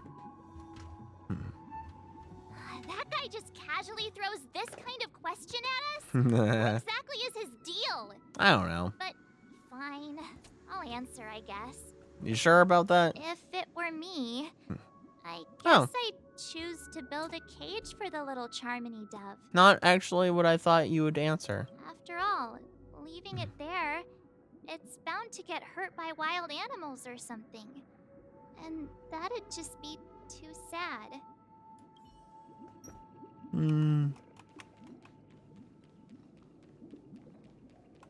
Nurture. Make this decision. I'm happy to see that you made a choice similar to ours. If your mind is made up, let me reveal the outcome of this choice. Alright. We passionately nursed it back to health, preparing only the best food for it every day. We even preened its feathers. Later, on the day that Robin left Penacony, we opened the cage door and let it fly back into the sky. Yeah? I watched it for a long while by the window, probably about 3 or so days. In those 3 long days, the little Charmony dove tried again and again to spread its wings to fly into the sky, but fell to the ground, only to keep trying. Yeah? Finally, on the 137th attempt, it succeeded. But its attempt did not go perfectly. After flying unsteadily for a while, it fell to the ground, unable to grasp the direction of the air currents. The fall shattered its wings. It writhed helplessly in my embrace. But it was all for naught, finally succumbing to a painful demise. And in that instant, our tender care, our given love and hopes, they all became the inevitable push that sent it to its death. But it's the memories and everything and the care that counts, and the memories and whatever that you made along the way. And you gave it a happy life that it would otherwise not have if you had just left it there and all. And you nurtured it, and it became happy for what it did have, and not necessarily what it could have. And sometimes that's better than anything else. I deeply regret the choices we made. Next, let us head to the second decision. This time, it's the story of a dream chaser. This story happened when I was appointed as Bronze Melodia. Bronze a position Melodia. exclusive to the Oak family, charged with listening to the problems and vexations of Dreamscape residents and providing them with the relevant guidance. Yeah? It was during that period that I had the opportunity to hear voices from all corners of the dreamscape. Joy, sorrow, arrogance, regret. The complex tapestry of human nature that formed the world. And I was fortunate to catch a glimpse of it. I need to cut my fingernails. They're getting a bit too long. He was a dream chaser and an illegal stowaway. Just like the rest of them, he came to Penacony in search of a better life. Except that, to most people, the price he paid, I suppose you could say it was everything. Yeah? He told me, I sold everything I could at home. The house, the land, even his 2 children. Random thoughts with Dark.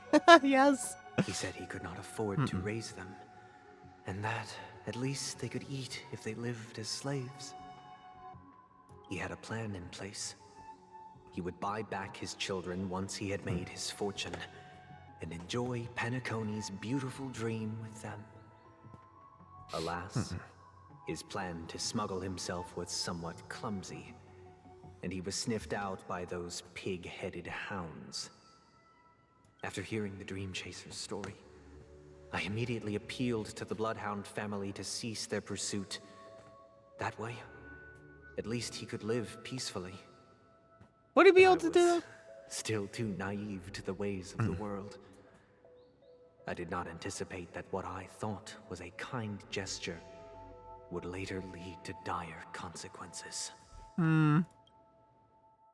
I'll tell you the outcome soon. For now, I'd like you all to make a choice.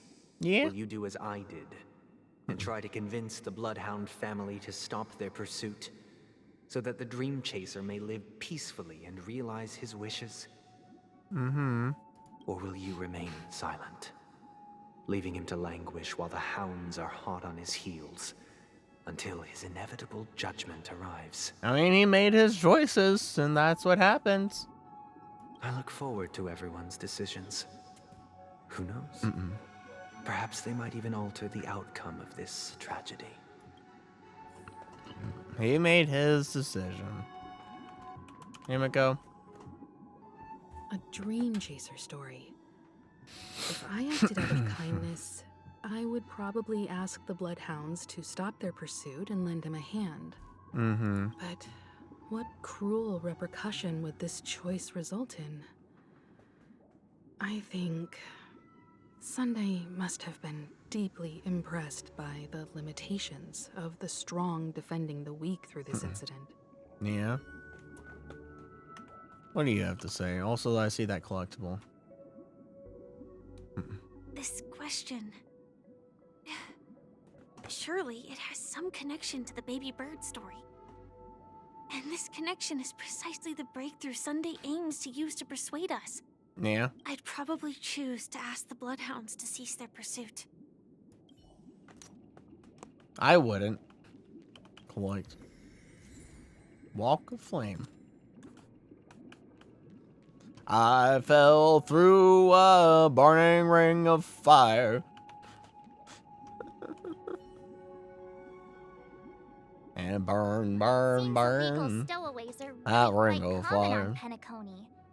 But that guy in the story, I don't think he deserves any sympathy at all. Exactly. He sold his kids to chase a dream. Even if he intended to go back for them, it's still insanely irresponsible. Exactly. With that thought, there's only one choice. Let the Bloodhounds send him back home. This person deserves to be punished. Exactly. He made his choice, and so his path has been set.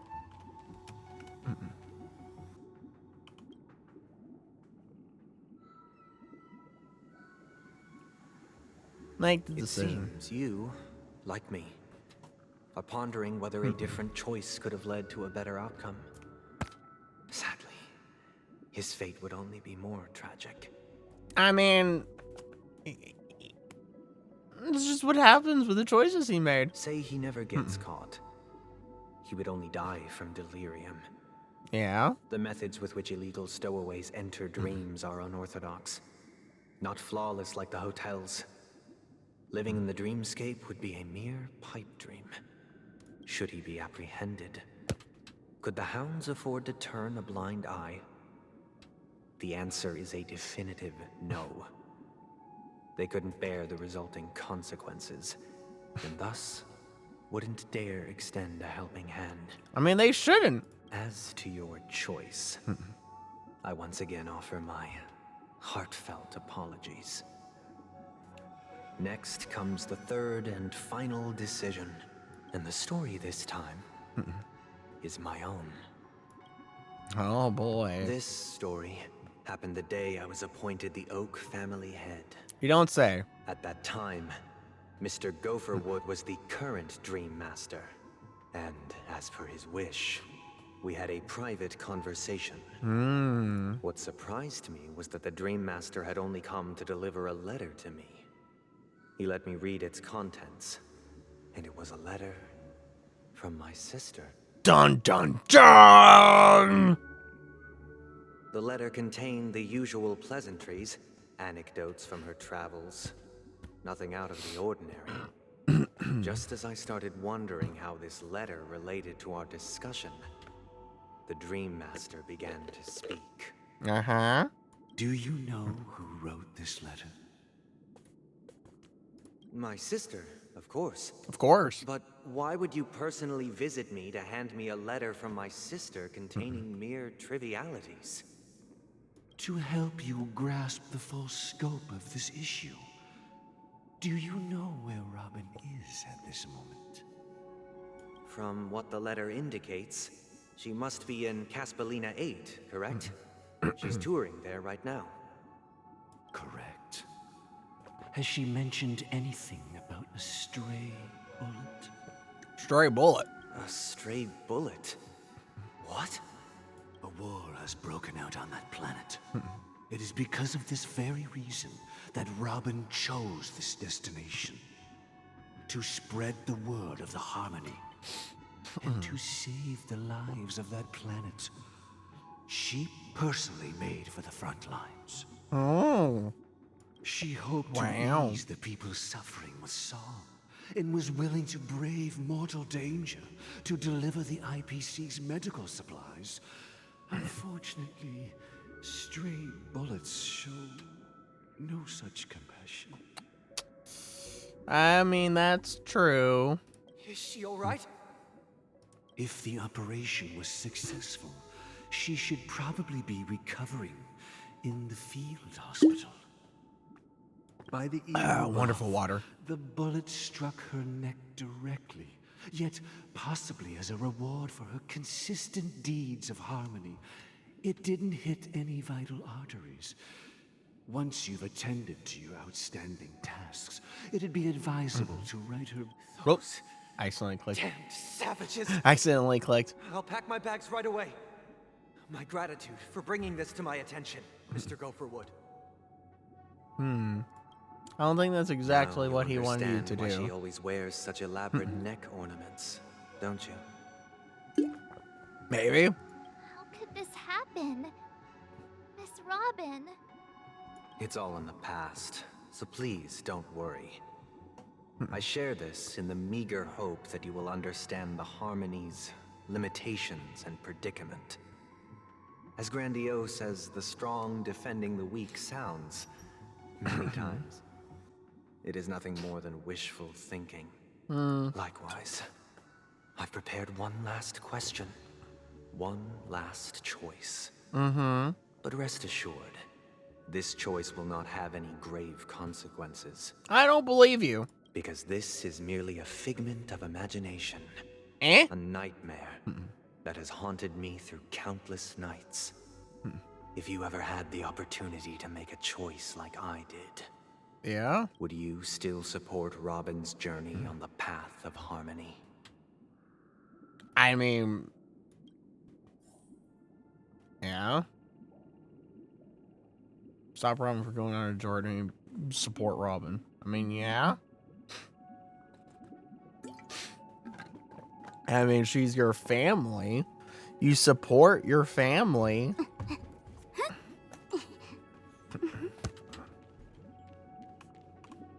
Himiko, I often you're the feel guiding like light on I've this. dreamt of similar scenes on certain nights. In the dream, I see blurry faces. I don't know who they are, but I sympathize with all of them. Fighting for survival against some unfathomable force. Oh! Oh, okay then. Their confusion and fear are lucid to me. But I also remember they chose never to give up. Just like Miss Robin. If Mr. Sunday's question What? leaves you puzzled, you should find the answer from your own experiences. With each trailblaze, dangers and tribulations will surely follow. But would you ever back away? Would you stop March and Don Hung from reaching their next destination? I believe you. Oh, I clicked. I thought she was done. I clicked too soon. So she really is Himiko. She really is Himiko from Honkai Third Impact. Or at least a copy of her.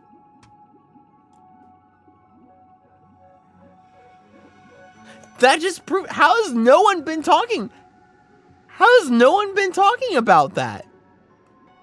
Has no one decided to like talk to everyone in this moment? Did people just decide to like, oh, there's no need to talk to them. There's no need to talk to them. I'm just gonna make the decision. That is a bombshell. That is a bombshell of dialogue right there. That is a bombshell. Who's Himiko, though? Himiko was essentially the, she was like the commander or something of the whole operation or organization that existed in,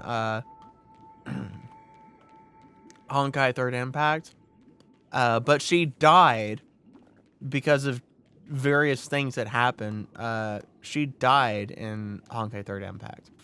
And because of those things, Welt decided that it was best for him to leave that world. And so he portaled out of the universe of Honkai Third Impact and thusly portaled into Honkai Star Rail. The Welt that we have here in Honkai Star Rail is the Welt that basically portaled from Honkai Third Impact to here. It is the same Welt. He traveled from that world to this world.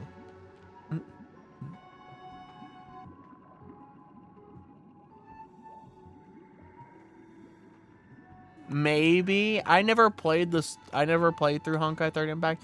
I just kind of know various things about the story. I just know some various things about the story, but that might be her. That might be her. So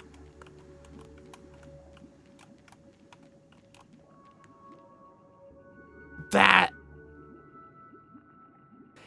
is a bombshell of dialogue. That right there just proves that she is either the Himiko, even though she died, either she is the Himiko from Honkai Third Impact, or she is somehow some parallel universe doppelganger Himiko that has the same vague memories of the Himiko from Honkai Third Impact, and, shares those memories somehow in some way. Which then just goes to further my theory that Welt is trying to use this Himiko right here to fix mistakes made in Honkai Third Impact. That is a bombshell. How has no one been talking about that? How have I not seen anyone talking about that? I can't believe I haven't seen anyone talking about that.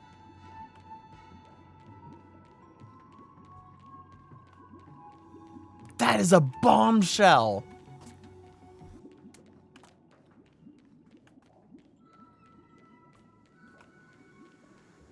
Oh my gosh.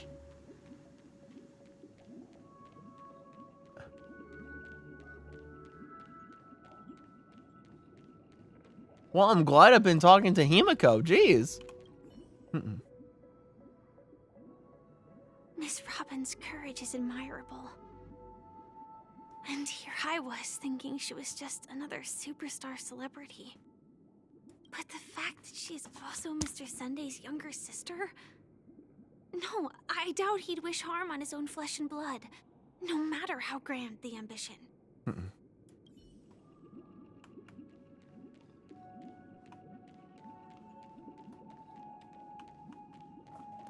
I'm glad I've been talking to Himiko. Jeez. What other stuff have I missed out by possibly not talking to people when I didn't know I may or may not have had the chance to actually talk to them? Specifically being Himiko and Welt. Specifically Welt.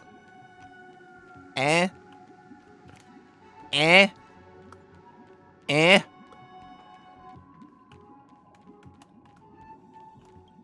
fine, I'll talk to you even though I don't really want to. That happened to Miss Robin. The strong defending the weak is a great mantra, but if I had to pay such a price, I don't know what I'd do.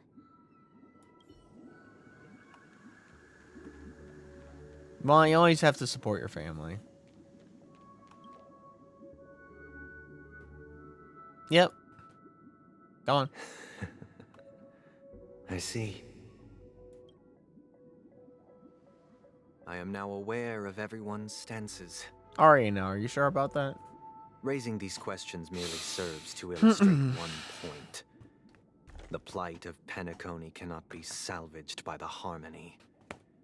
The true foundation for a sweet dream paradise can only be established through the order, where the strong govern the weak. I don't know about that one. I know the suffering of being tormented, the turmoil of losing your way, how sorrow and even despair set in when matters don't work out. All of this causes me unending pain, because this is not what happiness is at all. Alright, Anakin, settle down there. Settle down, Anakin. This is not Star Wars. Settle down, Anakin. You're fine. We must teach the weak how to live a happy life. And this life isn't some noble propriety that the upper crust preaches, but in definitive terms, a way of survival that belongs to everyone. Oh, one way of survival does not belong to everyone. Everyone does not have the same form of survival or can survive on one form factor of survival. Everyone's different. So what is your definition of living a happy life? Good question. Human consciousness is fundamentally an illusion, a cage known as self-worth. People lured in by this illusion make mistakes, yet still ask that external influences bear the burden. When one mistake after the next permeates the masses, they become impossible to trace. Thus, the amassing of these individual cages culminate to form a prison, a place dictated only by the rule of survival of the fittest. Nature is always accompanied by predation and sacrifice. Its antithesis is known as order. That is what I want to do. Unite people's happiness under the banner of order. They won't need to make bitter choices any longer, nor face the weaknesses of humanity. They can cast aside their primal instincts to build a haven for mankind. And that's where you lead defined dystopias. Yeah! Because dystopias built on, or utopias built on that are always led to havoc and suffering and not a good time. No, no, no. Simply describing thoughts is far too abstract. So allow me to provide a simple example. As you all may know, there are societal norms like weekends and long weekends that exist on some worlds. Yes? During these hard-earned rest days, people are given the chance to extricate themselves from the stresses of everyday life, allowing a certain tranquility to return to their souls. Yes? And it is only on these days that people do not have to adhere to the law where the strong prey on the weak. They can live out their lives happily during these brief intermissions. It's just a pity that 2 or 3 days are still too fleeting compared to the span of a lifetime. Yeah, but, you know, even people, you know, it's how you choose to spend your time. If all we had were those weekends for the eternity of our lifespans, then we would get bored. And we would see no actual point. We thrust ourselves into the misery of whatever it is, a job or all that, you know, beats us down for, 5 days a week, so that we can have something to strive for later, to build up to use all that suffering for. It's just like, hey, let me suffer for this for a little bit so I can then use what I've gained from that suffering to, do better for myself or whatever, or, do something. And it's like, if you could do that one thing all the time and not have to do the suffering, then, that would leave humans wanting. That would leave humans wanting for so much more that they cannot possess, because of the fact that there's nothing to struggle through to get to that thing. Humans live for the struggle. That is one of the key elements of humanity, is that one of the things that gives, humanity its life is that struggle. Now, sometimes, there's artificial struggle, but it's, From where I stand, society's ideal system should be 7 rest days. Following Sunday, there should ensue a second, a third, and indeed an infinite procession of Sundays. This should be the face of the new world. Idyllic, eternal, peaceful days. Like I said, us humans would get very bored very quickly. And thus, every person can return to their base selves in this utopia. What the heck? Some gaze in reverence at the stars, pouring their whole beings into calculating the distance between us and the isolated world of Pegana. Meanwhile, some seek refuge in quiet corners, holding one another, unencumbered by the chains of unwelcome obligations. There would be no need to bear the hardships of reality. Only in this way can humanity face the inevitable end with the purest of spirit, living a life of dignity. This is what it is to live in bliss. Yeah, but living in bliss is not a good thing. Miss Firefly, you who are stricken with entropy loss syndrome, you of all would surely understand this.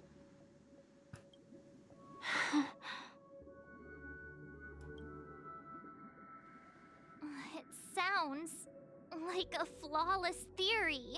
No, it doesn't. It doesn't at all. It sounds like cookie pock.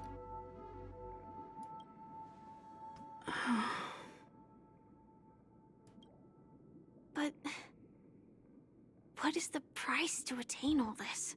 Exactly. There's always a price. There's always a price to everything.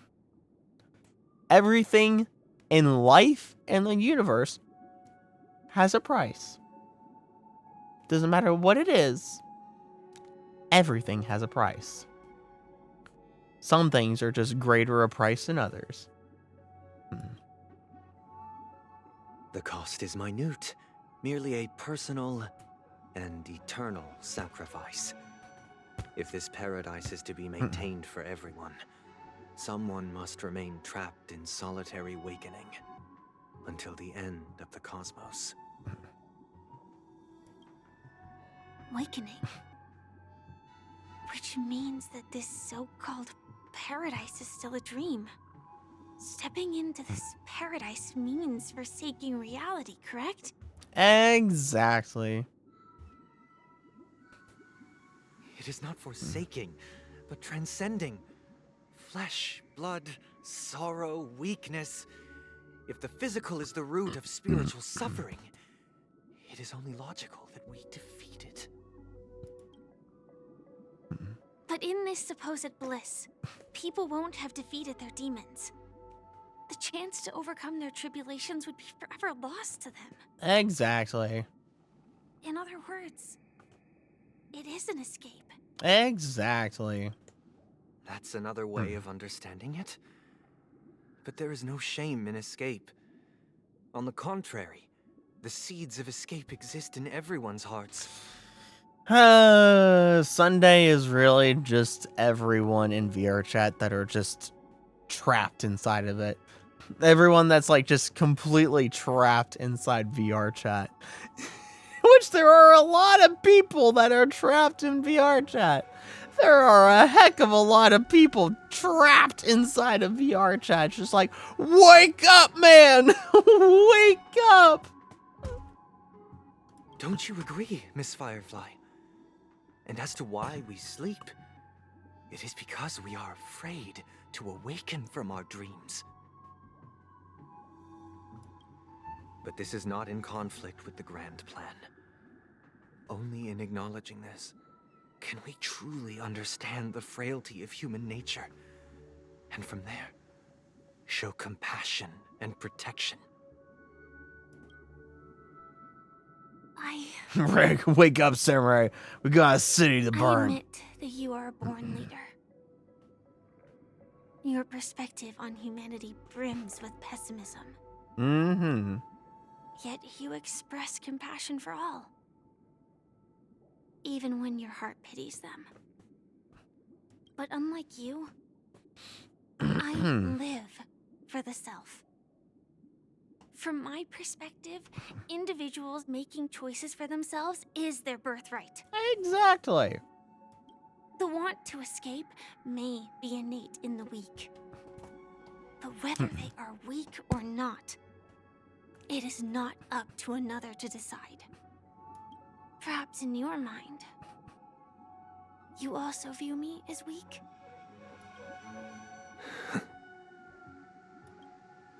Because I don't think so. Since Miss Firefly has said her piece, the Astral Express will also naturally give you our answer. We'll leave it to you. Just as Mr. McHale instructed before. Tell him our choice. Yeah.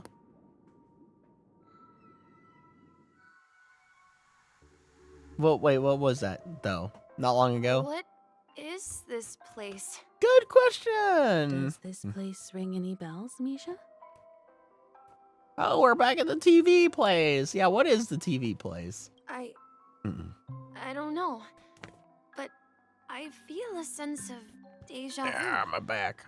What is this place? It's the realm within a dream bubble. This was left to the Astral Express by a nameless, but weirdly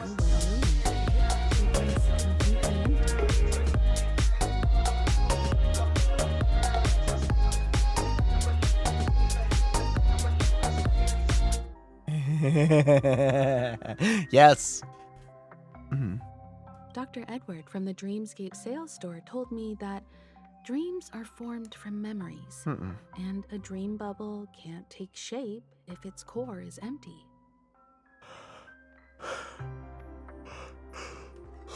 Wait. So I thought you might be able to help us in unraveling this mystery, Misha. As a hotel doorman, you know Penacony best among us. Huh? I don't know much about dream bubbles, but if you want to figure out what this mansion is, I'll do my best. Mansion, you I'm say? counting on you then. It's a mansion, huh? I still don't get it. Why were you so sure that Misha had a connection with this dream bubble? I wasn't sure. It was just a hunch. But since Misha feels familiar with this place, my hunch might be correct. Oh, this place looks familiar because I was here before. Exactly. This is where you and Firefly encountered death, which we now know as dormancy. Considering its connection to Dreamflux Reef, it's not surprising it appeared here. Yeah. The question now is, who brought you here? Based on the clues we have so far, it's unlikely to be that masked fool. So identifying them is crucial to us. We're drawing closer to the truth once more. Let's give Misha some time, as I believe he'll unveil the secret of this dream bubble.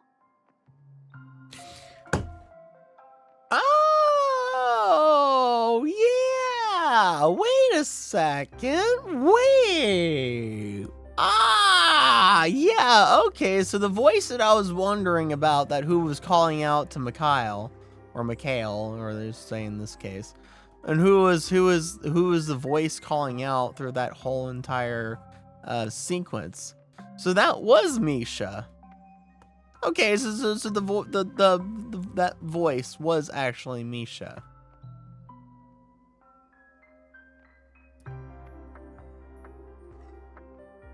I don't know if I came to that conclusion prior, but if I did, I'm coming to that conclusion again. All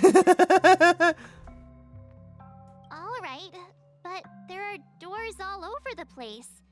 Which one should we choose? Do you have any idea, Misha? I guess maybe this way? I'm gonna search around first. Anything here for me to collect or find the chest to investigate? Cannot be opened in the current state. I don't say then. Anything over here? No, all wrong with anything. Well, I guess I'm following you, Mr. Finboy. I'm not entirely sure, but let's give it a try. You really are sprinting, huh? Surprised you're sprinting. Wait, you... Weird. This place is quite different from the hotel. Darn it! But I feel like I've been here before, and even lived here for a while. I hate it when I get cut off from dialogue because it triggers the darn it, double darn it. If I remember correctly, there should be a fireplace down that hallway. Clocky and I used to sit by the fire, listening to the crackling of firewood. Oh, yeah, actually, you know what? Now this kind of begs the question as to who in the world are you, Misha? You're more than just the bellboy. You're more than just the bellboy. Who in the world are you, Misha? And the room on the other side was the toy room. I loved spreading out all the toys from the box on the floor and making up stories for each of them. Hold on. This doesn't make sense. Didn't I grow up in Dreamflux Reef? So, what is this place? This could be a case of amnesia. Don't worry, Misha. It's common for everyone to forget certain aspects of the past. Just look at March. Those memories haven't vanished. She's forgotten about her whole entire life. In the depths of your mind. We can surely get them back. Since this place seems familiar to you, why don't we explore a few more rooms and see if you can recall anything more? All right, I'm gonna let Misha sprint. I'm not gonna sprint. Let's check out the rooms I just mentioned. Sure thing, buddy old boy, Finboy, don't darn. Brr. I'm not gonna sprint. Just in case. Just in bloody case, I'm not gonna sprint. Mikhail, that's the name. Now we all know him as the Watchmaker.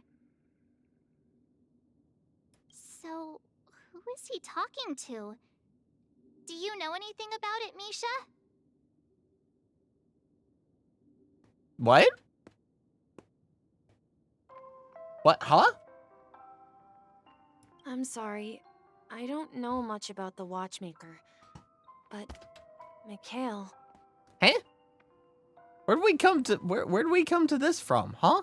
Anything special about that name? Mikhail is Grandpa's name. You don't say. You don't say there. Grandpa? Do you mean you're the Watchmaker's grandson? But we haven't heard anything about the Watchmaker having descendants. And the name Mikhail is not rare. Perhaps it's merely a coincidence. It's merely a coincidence. Merely. Oh, so there. Could you tell us Not Marge. Homie. Homie. We have a very suspicious femboy here, homie.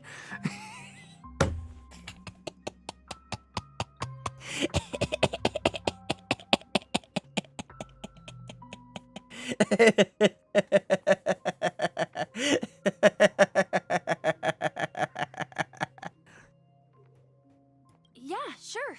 He was a seafarer who fearlessly ventured into mysterious seas and storms. He was always on the sea and had lots of friends who accompanied him on his travels. You don't say. He didn't want me to call him Grandpa because that would make him sound old. He believed he was still young. The name Mikhail was given to him by his parents, Mihaly and Elise, both renowned seafarers. Seafarers, Every time he came back, he'd share his logbook with me and tell me about his adventures at sea. I want to become a great adventurer, just like him. Do you It now? appears that the seafarer has nothing to do with the watchmaker.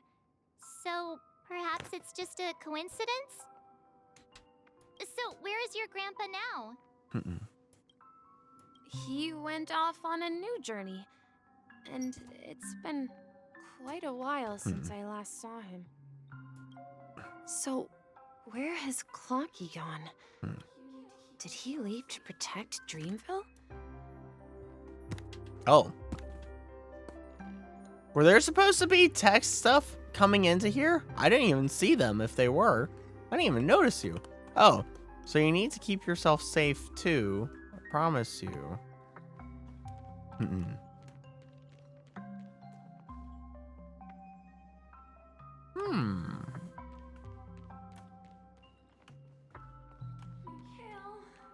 Oh, Mikhail. Yeah, that is Misha. That voice is Misha.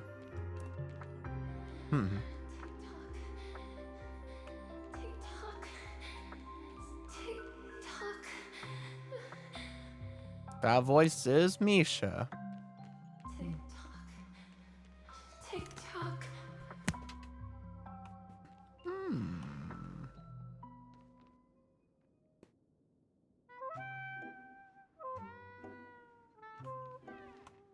I heard some noises from the room. Origami Bird? That's a friend of mine. You and Origami Bird are friends? Yeah.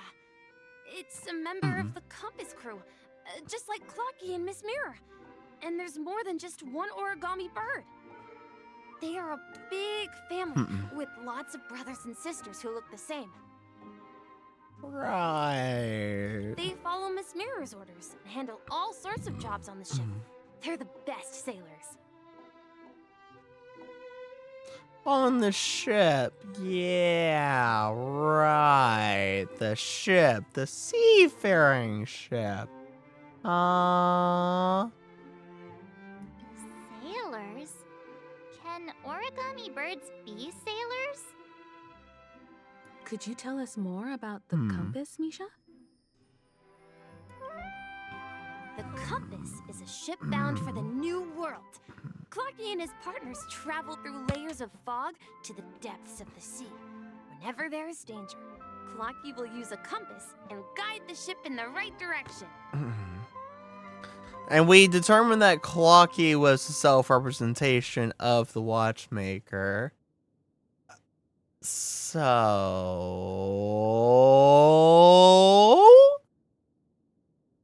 Anyways. That's a great story. But in the Penacony cartoon, Clocky and his partners have always lived in Dreamville and never ventured out, right? Huh? Oh, that does seem to be the case. Weird. I clearly remember Clocky arrived in the New World in the end. What is the New World, though? Perhaps Clocky has a hidden past. Yeah. I think I hear the sound of water. You once mentioned there's a magnificent fountain up ahead. Did he? Huh? Did he? What? Huh? He did? I don't remember that. The origami bird I made for you. It'll protect you from harm. Protecting Dreamville. Just like they did with Clocky.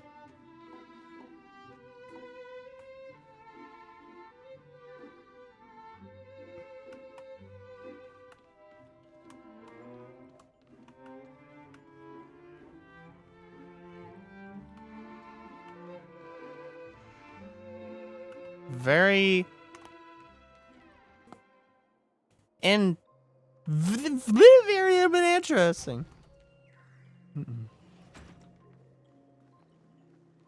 Look, there it is.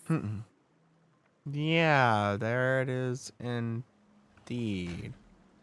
The water resembles a precious jewel, embedded in the dreams of all seafarers.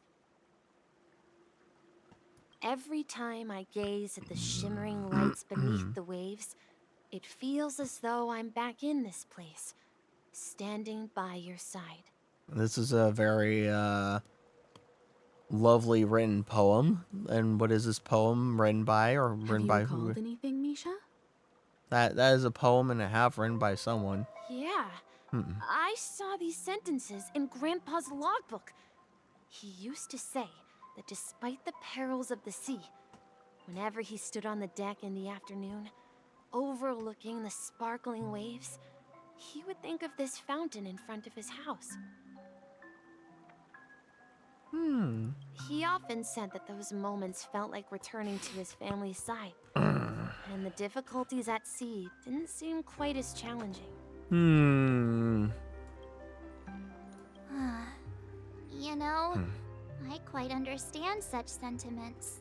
Do you now? Don't sigh or you'll start getting gray hair. Hey,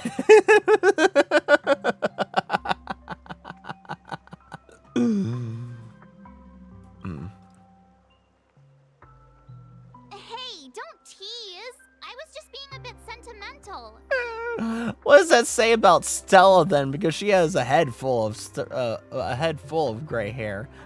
What does that say about Stella? That she's been yawning her whole life or something? Perhaps every adventurer far from home carries a fountain within their soul.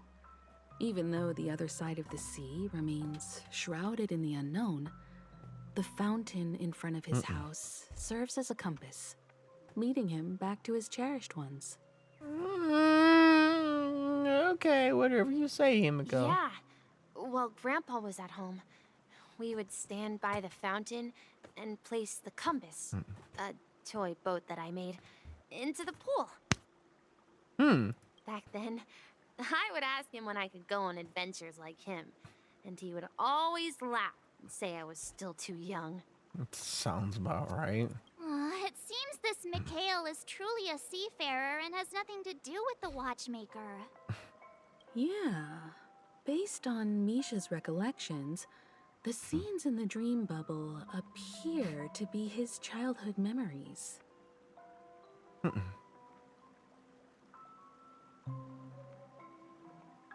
Yeah. But this raises more questions. According to Misha, he was clearly born on an oceanic planet and led an ordinary life, with no connection to Penacony at all. Yeah. Could this be some sort of metaphor? Perhaps the sea refers to the memory zone. Well, the memory zone has been referred to as a sea multiple times now, so that's probably the case. I'm sorry. I don't know, but my memories keep pouring out uncontrollably, like water flowing from a fountain. Perhaps I'll remember more things if we go further.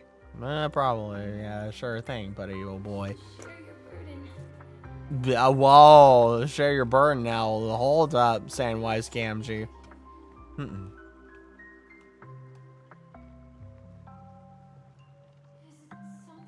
We're going to the opposite side, right? Maybe. No, we should turn left here.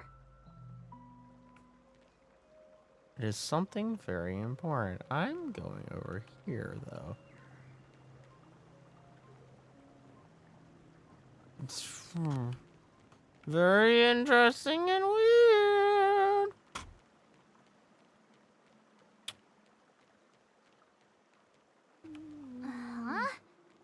Something feels different about this place. Yeah? This is it. Hmm. I remember this corridor. Do you now? Do you know?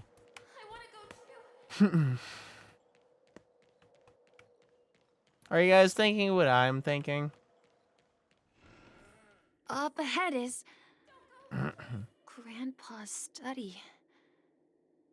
It was in that room that I saw him the last time. Will you come back? Captain Misha, nothing can stop us. Correct direction.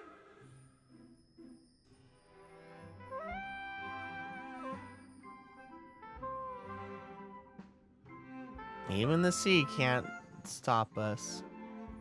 But in the end, we've arrived at the new world. We've overcome so many challenges. Who are you, Sha? Let's continue to sail.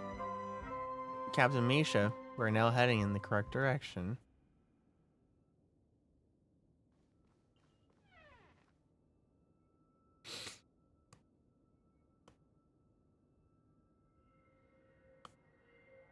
Either Misha is...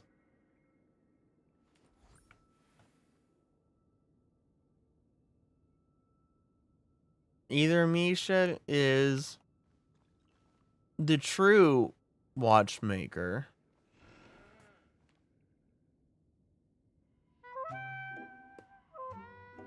in some way, or Misha is a recreation or fabrication of the watchmaker.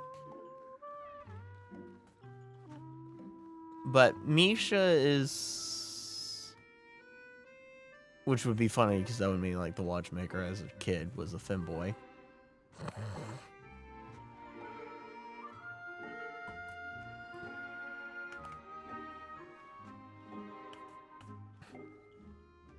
The atmosphere in this room feels totally different. Mm-hmm. Misha! You finally come! Clocky, you're here! Huh. Yeah. This is the room where we first met each other. Are those books on the bookshelf logbooks left behind by that seafarer? Yeah, the way Himiko is talking, she clearly knows. The way Himiko is talking, she knows everything. She's just trying to guide Misha to remember and recall who Misha truly is. Misha is not Misha. Yeah. Whenever he came back, he placed a logbook on the bookshelf in his room. They contain records of his expeditions to every corner of the world. He described our world as a fountain. At some point, the sea started to gradually swallow up the land where people lived. To ensure that everyone had land to settle on, he had to continue exploring the sea and search for the source of the rising seawater. So the seawater is the Memoria leaking out. So there's some kind of gigantic rift tear in the fabric of space-time in this solar system or whatever, in this realm, wherever we are. There's a gigantic tear, a rift in the fabric of space-time. And this Memoria, whatever really Memoria is, the radiation leaking out from the singularity inside of this rift was doing something to all the worlds or to wherever in this solar system that we are currently in or whatever. And so this guy went out to try and figure out the secrets of the rift, the tear in space-time, and found the singularity, or in this case of what Honkai Star Rail is calling it, the Stellaron. And then you have all the events that we've been told about playing through, about Penacony and everything. On that day, he called me to his study, telling me that he was embarking on another journey. However, I could sense the gravity in his expression. Probably. I don't know. It was the same look I had seen on my father's face before his final voyage. Before his final voyage. So everyone in your family, at least the men, are quote-unquote seafarers. I asked him if I could go with him, but he said that my adventure lay elsewhere and told me to stay home and patiently await a certain sound at the door. What sound? Indeed. He told me about a vast ocean in the sky. An ocean of stars. He spoke of a train that transports children with a desire to venture far away, traversing the sea of stars without ever stopping. You don't say. It sounds like the Astral Express. He said that he knew the crew on the train, and that he had asked them to take me along. He said the journey I had always dreamed of would start there. A train? Could it be? It's the Astral Express. I remember now. Grandpa's friends are a group of nameless who came to this world to resolve a disaster caused by a star. Then, he gave his pocket watch to me. It was his cherished treasure, appearing in every one of his adventure tales. He explained that difficult times were ahead, but assured me that the watch would guide me. He said, as long as I kept moving forward, I'd eventually reach my desired destination.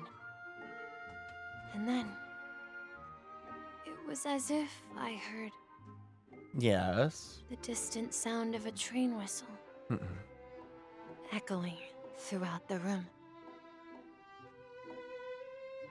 Exactly, Misha! And then we followed that whistle, didn't we?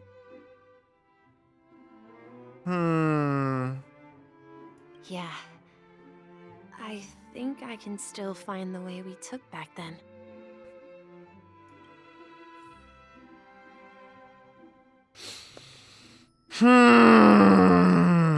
This is the dream jigsaw, right? So we're supposed to find the exit. But where can we find the last piece? Do you remember? You said you obtained a mysterious shard when you stumbled into this place. Did I? Hey, the shape seems to match. So this shard is also connected to Misha? Is it? Looks like we're just one step from revealing the truth. Let's get to the other side and investigate. Man, this is quite something.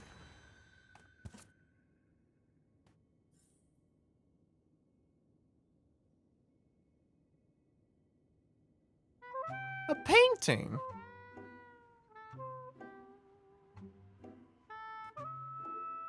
That's not what I was expecting.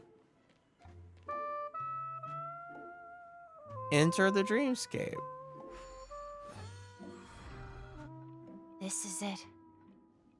This is my room of clocks. Your room of clocks. While I spent my time waiting for Grandpa to return from his voyage, Walter gave me this workshop. And it became my secret base. Who's Walter? Your father? Here, I learned how to repair clockworking gears out of my fondness for precision mechanics. In my dreams, I was the captain of the compass, embarking on adventures with my companions, Clocky and Miss Mirror, in search of the new world.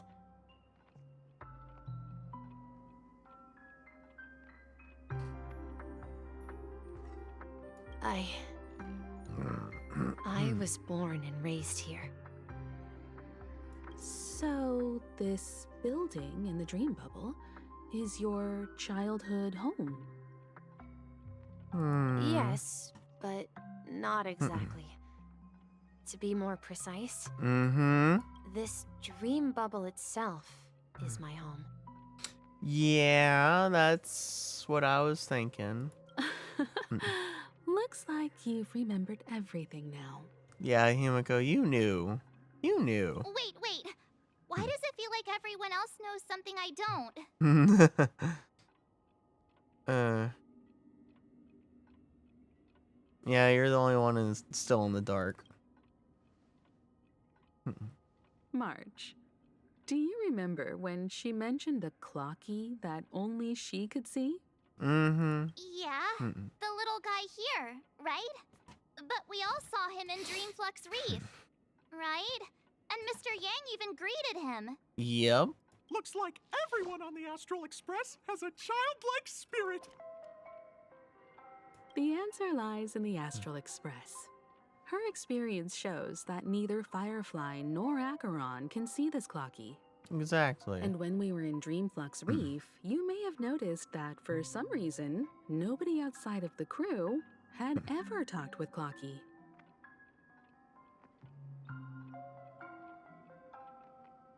Nobody outside the crew, yeah. Yeah.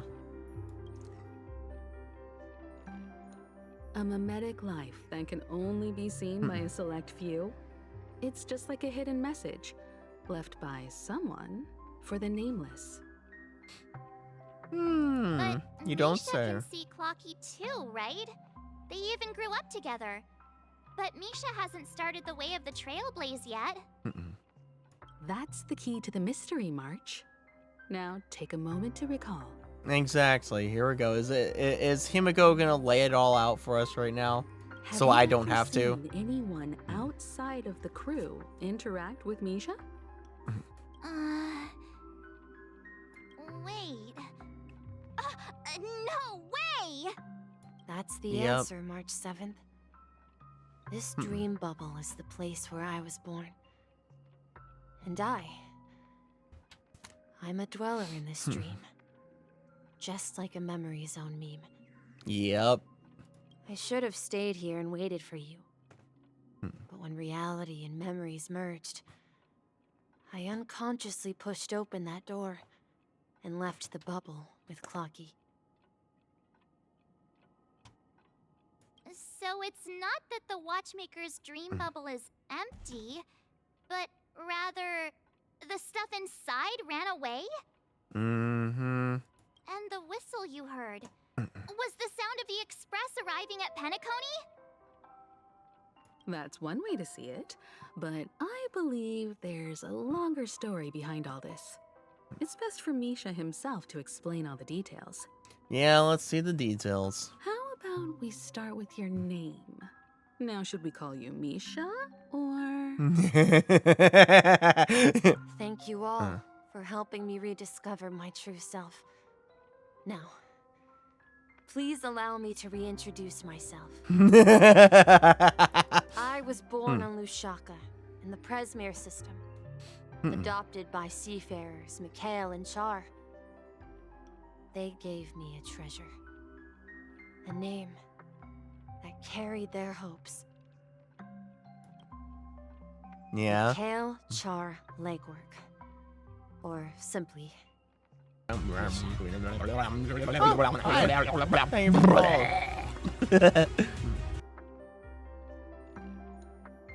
Yep.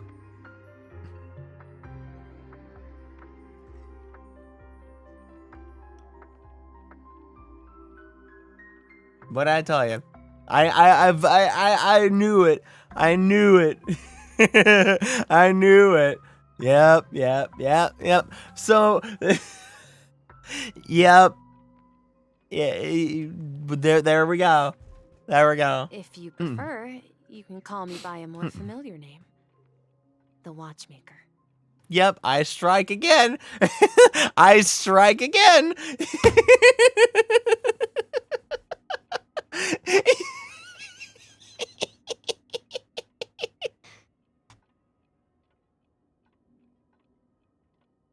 Prediction king.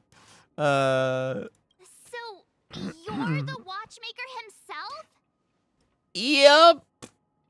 Unfortunately, that legendary figure is no more. I am only a reflection of his life. Yeah, so the Watchmaker was a femboy.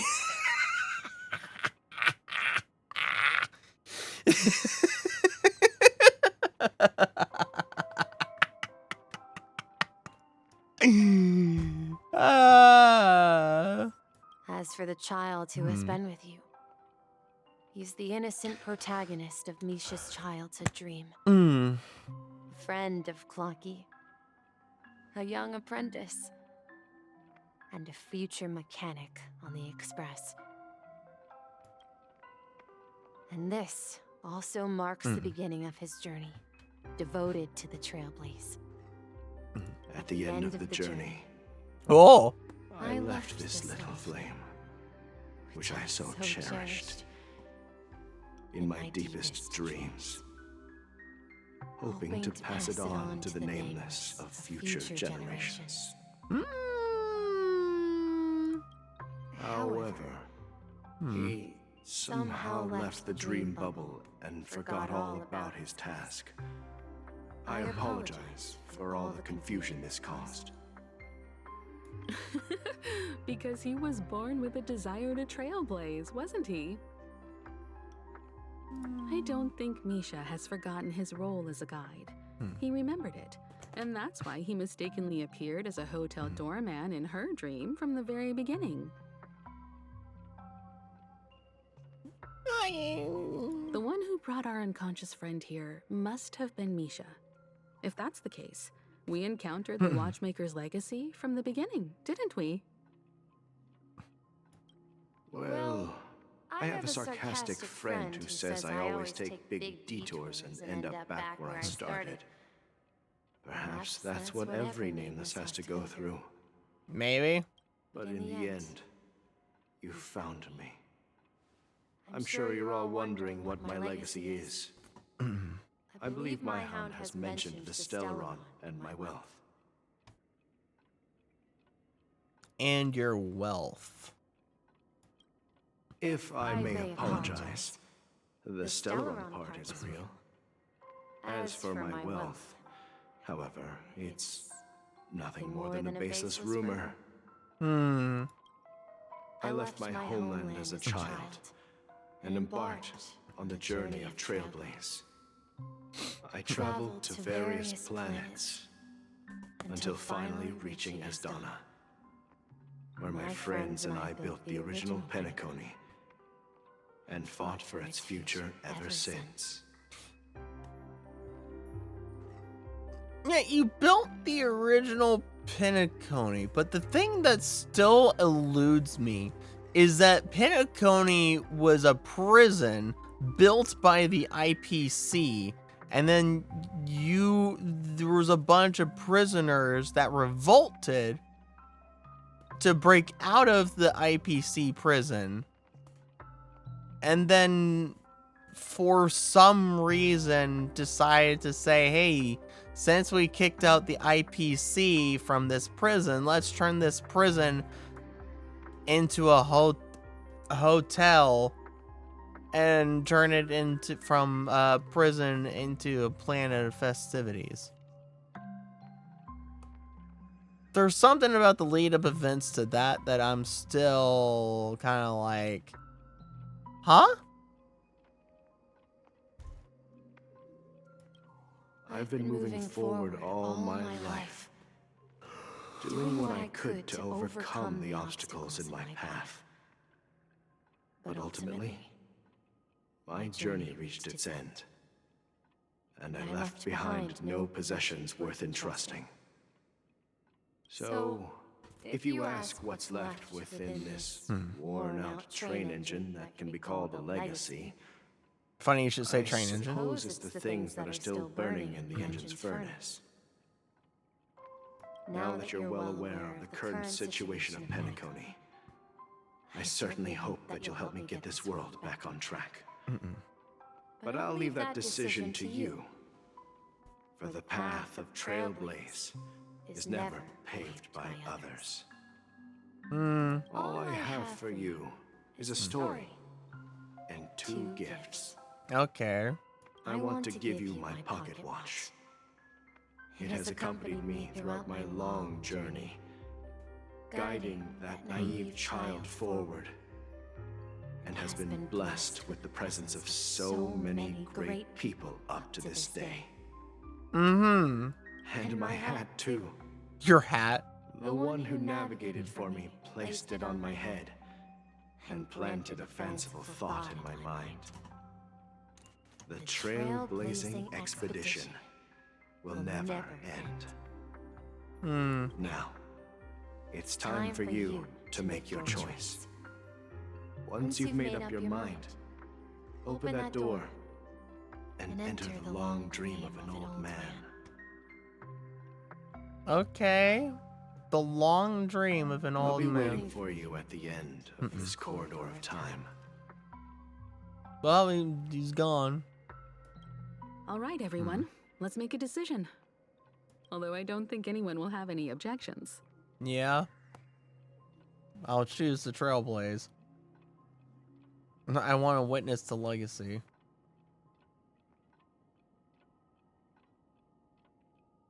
Yeah, choose the Trailblaze. I object. Of course. We've come this far. Surely there's no other option than moving forward. Exactly. In that case, it's unanimous. Yes, indeed. Then let's proceed together to the end of this dream and tell Mikhail our decision. The end of this dream. Funny to be called a dream still, but, yeah.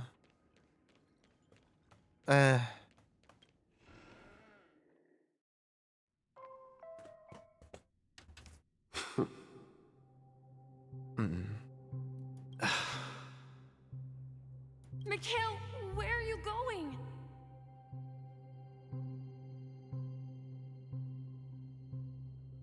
Someone has to step up and save Lushaka. So why can't it be me, Misha? Please don't go. And if you must, please take me with you. Don't leave me alone.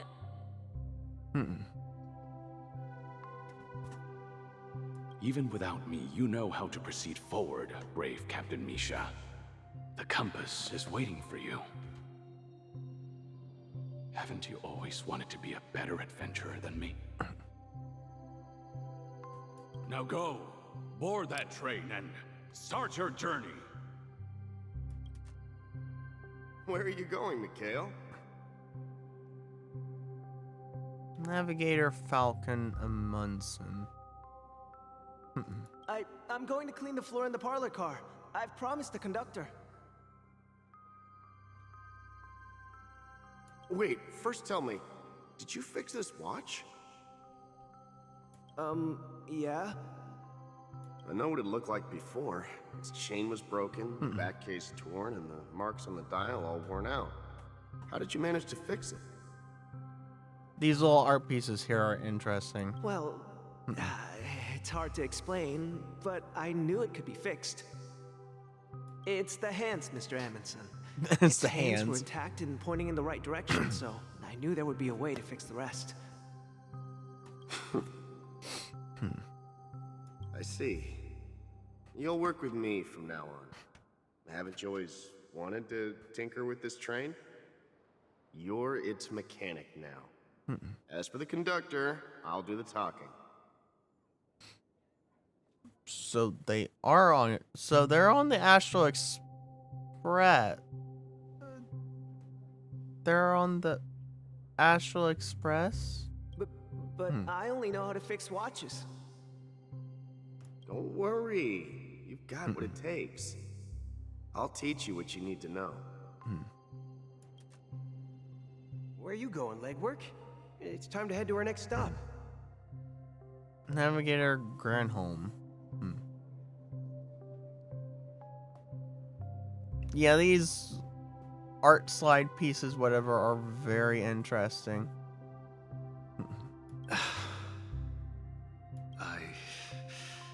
I'm staying in Astana with Rosalina and Tiernan. I see. This place reminds you of home. The people of Astana have only achieved a tiny victory and still have a long way to go towards true freedom. Hanunu needs us. Hanunu. Towards true freedom. Don't worry. Not all journeys lead to the stars. Even if I leave the Express, our path of Trailblaze will continue.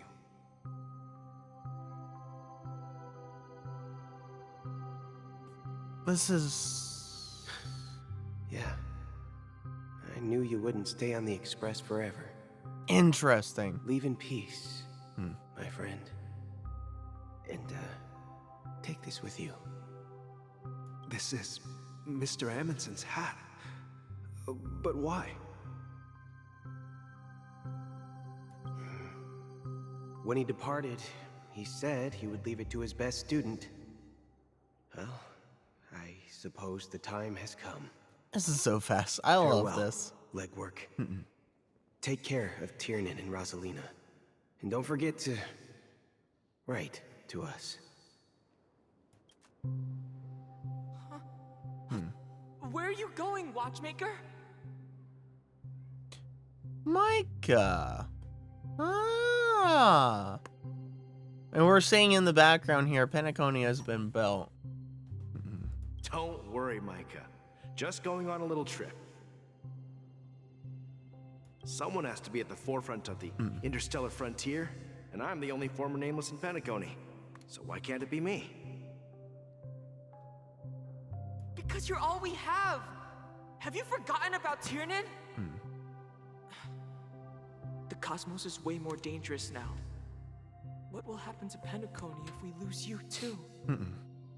But what will happen to Penacony if we don't find a way out? So it talked about the swarm.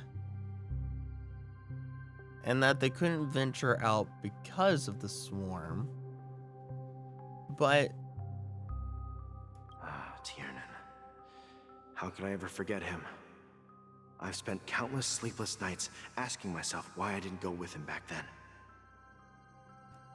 We Nameless won't stop. Don't worry, Micah. It's just a matter of getting back to my old profession. Just wait for me to come back. But if, and it's a big if. A big if indeed. If I don't come back in one piece, then you'll become the next Watchmaker. Okay. Where are you going, old man? Gallagher. Oh, you're here. Answer my question. What are you up to? Relax, Gallagher. I just came up with a great idea. Wanna hear it? Oh, come on. Aren't all your ideas just ways to get yourself killed? I may be blunt here, but You're the last remaining hero in Penacony. If you die too, the secret of the Stellaron will go to the grave with you. Yeah, like, how did the... I mean, I think they did say and touch on, like, how the family came about to this whole thing and then, like, took over Penacony itself, but why? Just why in the first place with Penacony, I think is the real question. There's a lot of questions. My brain is going places, but while this, like, answers a lot of stuff, it leaves more confusing questions. Yes. I'm afraid there's no way out in Penacony, so I'll have to consider alternatives beyond Asdana. There's no way out in Penacony.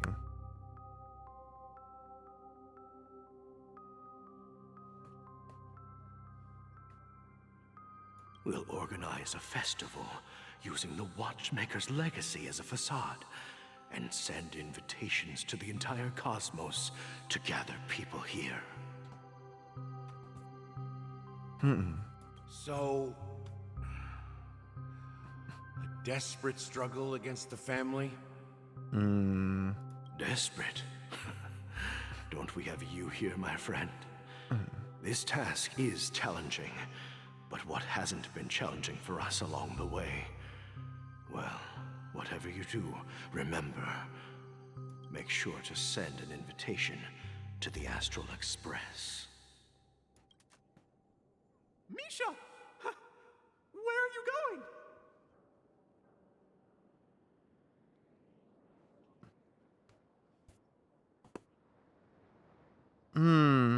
Oh, it's you, Clocky. Take me to Dreamflux Reef.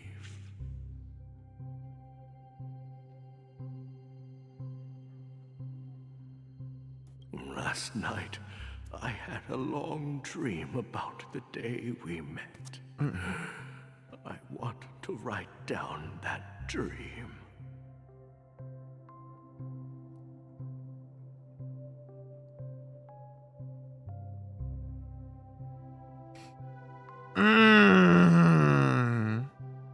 Write it down? Why? Oh, so I won't forget it. Do you remember how you got your name, Clocky? Of course! You told me that when you were a kid, you lived in a room full of clocks. Those wall clocks and pocket watches grew up with you and were your best friends. Yes, but what I didn't mention was there's a funny misunderstanding behind it. I was a kid, and there was always a special pocket watch in my memories. It was with my grandpa, guiding him on his sea voyages and leading the way in his every adventure story.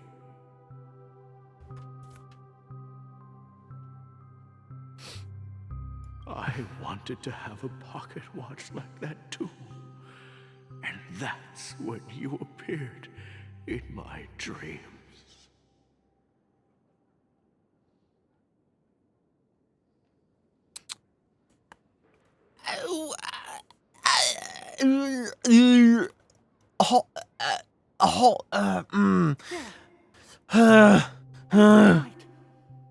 We boarded the Compass and set sail together. But you know what?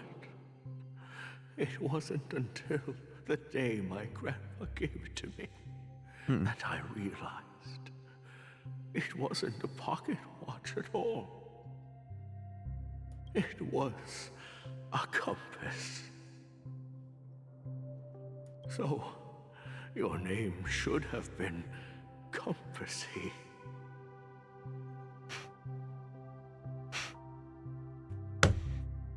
No! No. No, that would have been very bad. That would have been very bad if it was the case.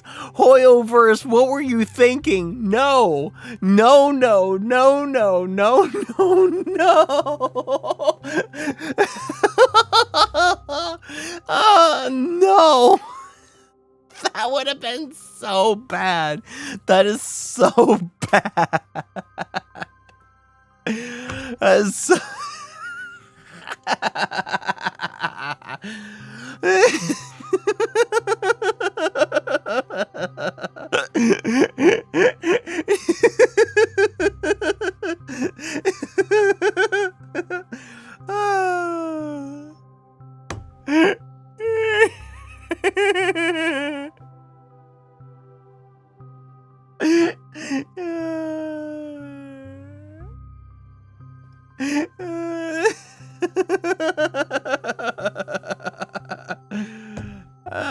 Not for the kids.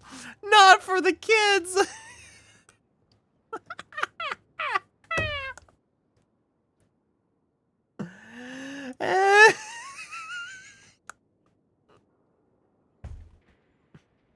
And the watchmaker is just a nameless.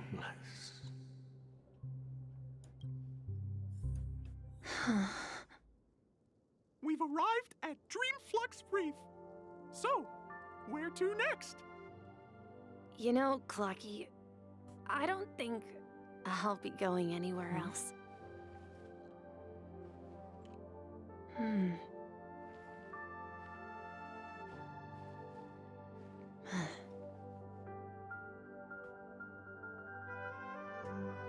Eh? Take a rest in the moonlight. Take a rest in the moonlight. Oh boy. Oh, we walking. We walking. we Christopher walking.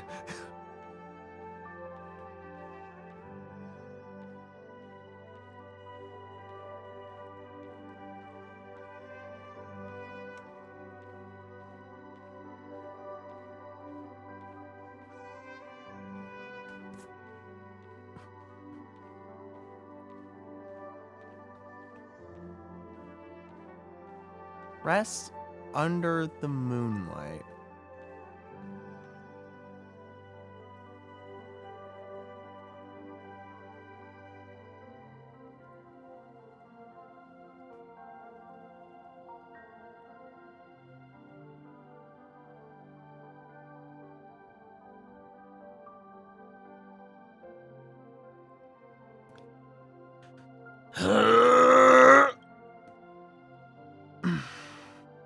I've traveled far enough, and it's time for a little break. Oh. So, we'll set out again when you're rested?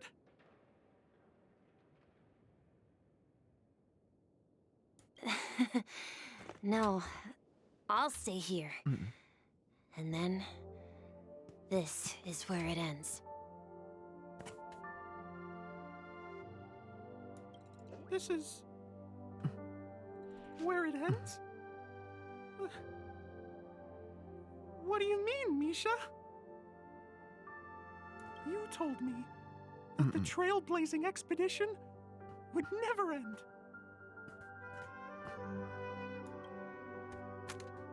Yeah, that's what I said. So now, it's up to you to decide your next destination. Next destination? What's that supposed to be? I've been following you. Misha? You're acting weird today. If you're feeling down, we can just do what we usually do. With the clockwork. No, I'm not feeling down. As for clockwork, yeah, it resolves all problems in this dream. That's a weird visual. That's an interesting visual.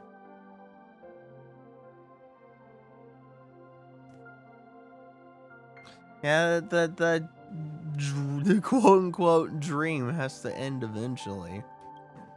So, do you know what clockwork actually is?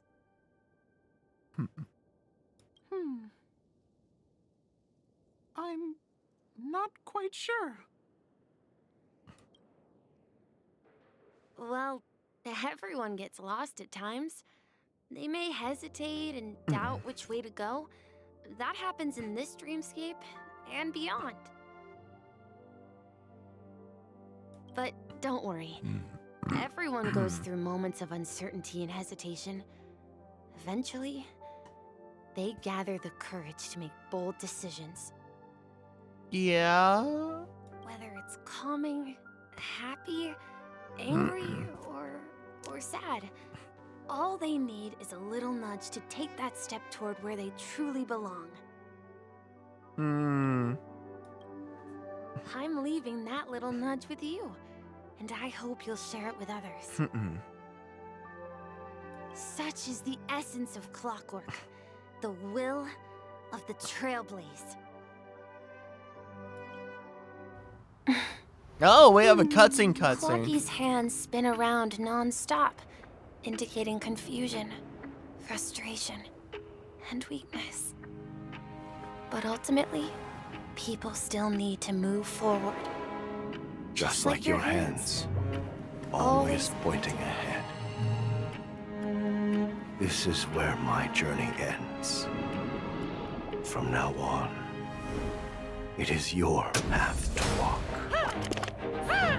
Trailblazing means taking paths your predecessors forswore and venturing even further. The Penacony and Mikhail's dreams does not belong to order. Hello, anime waifu, whatever business but that was. What was that?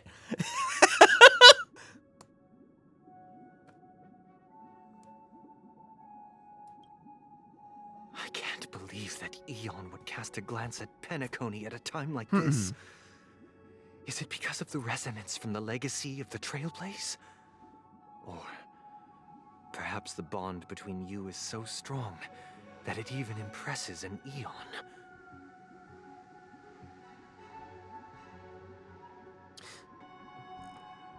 Ah, man.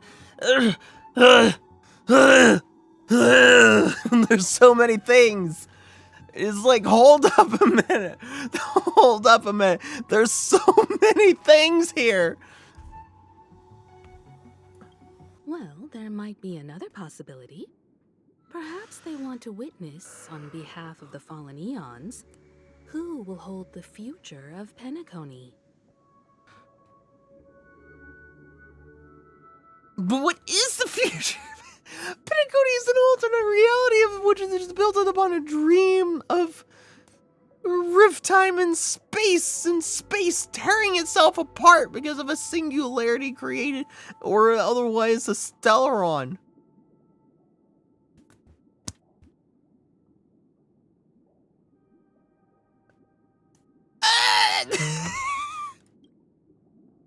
If that's the case, on behalf of the Dream Master of Penacony and the 107,336 members of the Oak family, I'm extending a formal invitation to all of you.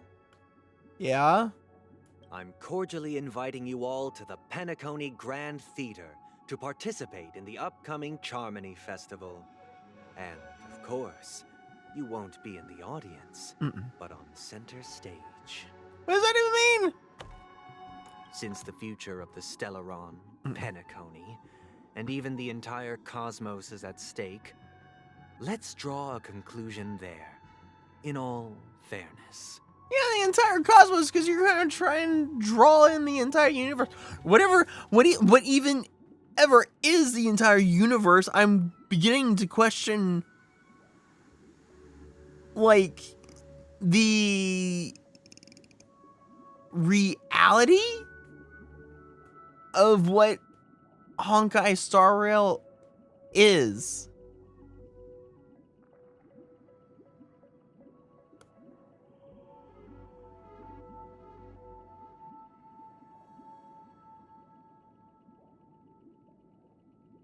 If you truly believe in Akavili's path, then show me their courage and determination.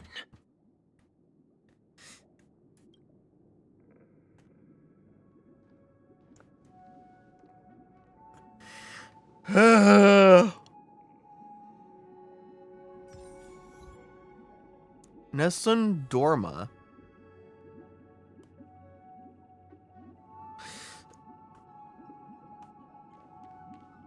Oh, my word.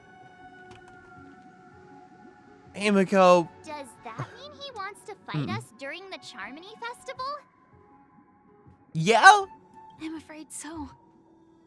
This is weird. Aren't arc villains usually plotting some dirty conspiracy in the end? But he actually said something like, "In all fairness." Could it be that he's underestimating us? No, I don't think it's that. It's like...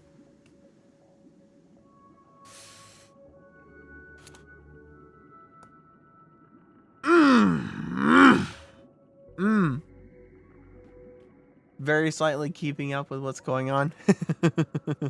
Well, in my opinion, Sunday is deeply committed to his own philosophy and genuinely wants to prove that the Order is right. Yeah, but how... man. Like, I know I keep making the whole thing that Penacony exists inside the Stellaron, and so this whole thing is not a dream. It's just everyone's sense of what reality is being bent beyond all comprehension, because the singularity that we are existing in is continuously destroying and rebuilding reality at every nanosecond, and so that constant destruction and recreation of something new is creating what this whole alternate reality is, or what is being so casually called a dream.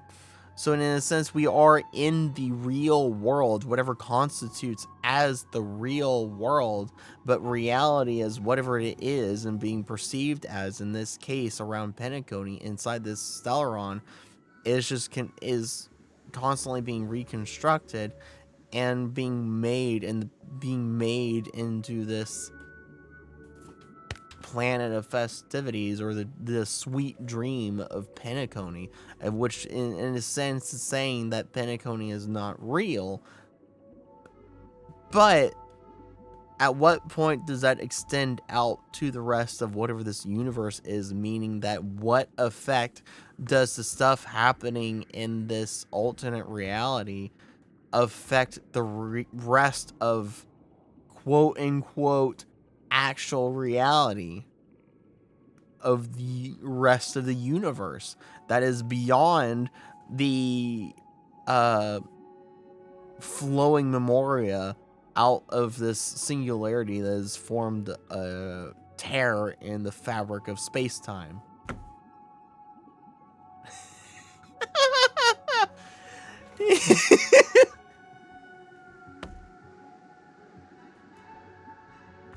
I sensed a strong conviction and a desire for dominance in him. That's a brain scrambler, yeah! Yeah!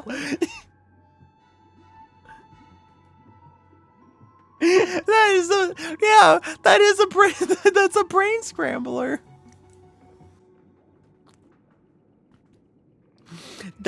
scrambler. That's why he'll give it his all in the upcoming battle. But he's such a gentleman, if evil. Why so nice? I've flexed too hard with my swag, because I now have to pay my dues, huh? We won't back down either. Yeah, you're right. We've even dealt with a Lord Ravager of the Destruction, so a follower of the Order won't be a big deal.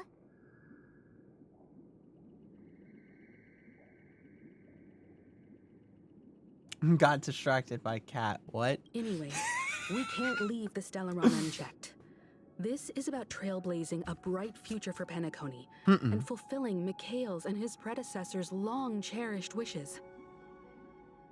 Yeah, but the thing is that if you take the Stellaron away, then Penacony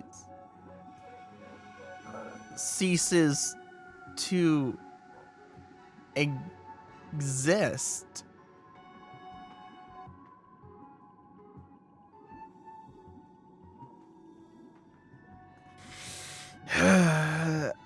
Now that we've taken up the mantle, we can't afford to fail them.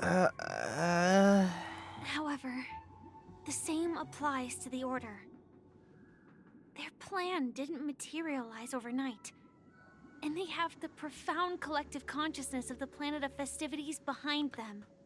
Exactly. That's something, yeah, they have a whole entire hive mind that is acting as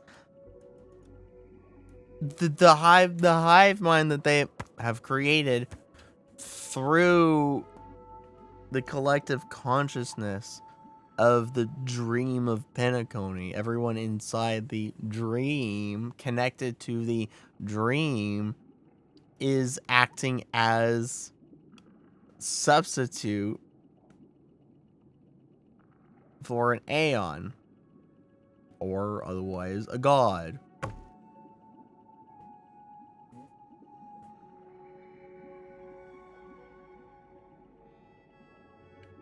In a sense, we basically have a hive mind acting as a god. Ah! Ah! Don't fly towards my face! For crying out loud. Bloody moth or whatever that was.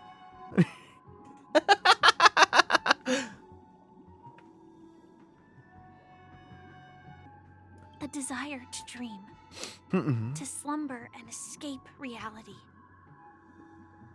All those hidden emotions have given birth to the sweet dream of the Order. Firefly, you just said so many contradictory things right now in just one singular sentence. This is what happens when you deal with this kind of stuff. You're just like, you whoop a boop a doop, and this over here kind of goes whoop, and this here goes under lolly loop, and then you got a good, great, big meshing together, and then it just turns into Play-Doh, and you try to stretch this out, this out, this out, this out. It starts looking like the Nickelodeon symbol for the TV shows, and then it just kind of goes skrploosh, and then you try to put it back together, but then it's like, what even happened to the thing in the first place?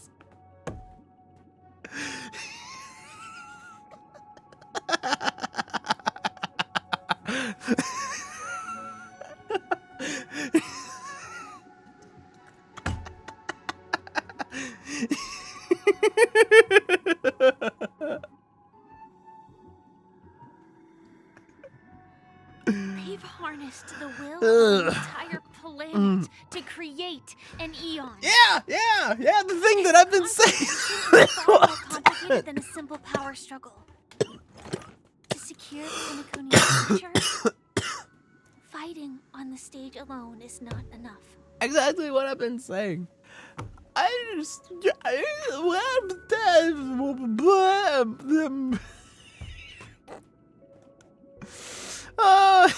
What do you mean? Are you not coming with us? Help! Help! Ah! I believe Firefly is trying to say that she's heading off to another battle. What battle? What? What battle?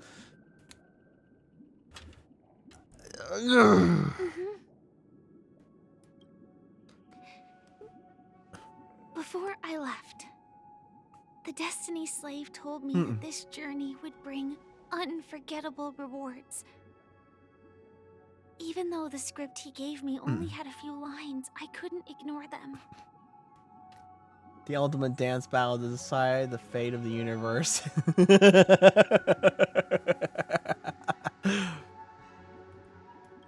one of the lines said, I'll experience death 3 times in the land of the dreams.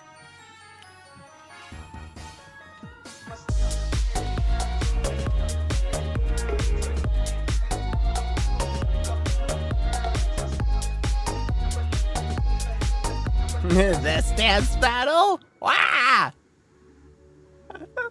Experience death 3 times in the land of dreams of where death cannot take place.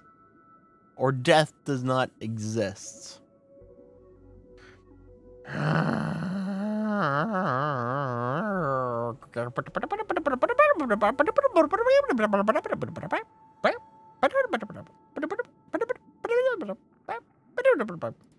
times?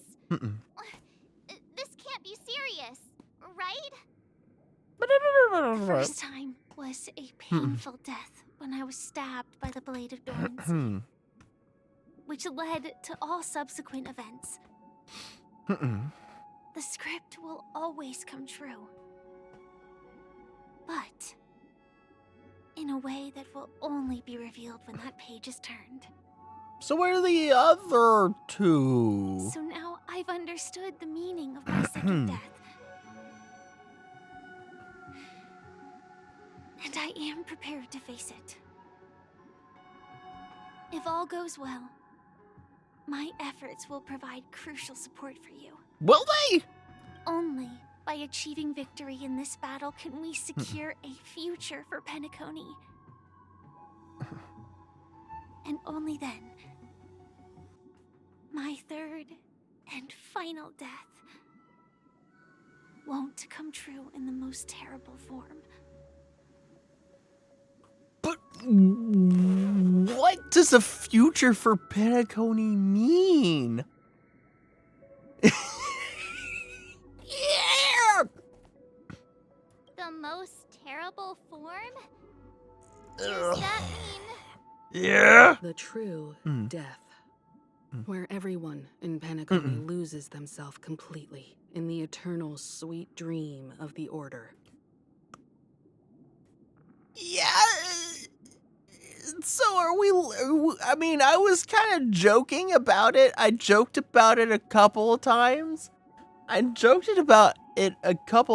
But is this Aeon that is created and fed, literally fed, by the collective consciousness that is being enraptured by this alternate reality dream, literally being eaten, or at least the souls and consciousness and all that makes the person in reality and this alternate reality being consumed literally by the Aeon that this collective consciousness has created by itself?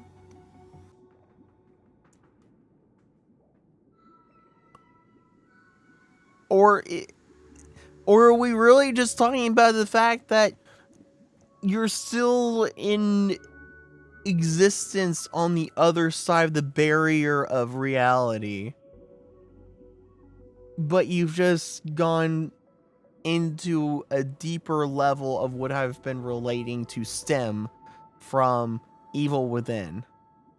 So you're just going a step further down into the quote-unquote dreamscape, or whatever is representing of stepping further into closer to the singularity that is creating all this stuff, or allowing all this to be possible. We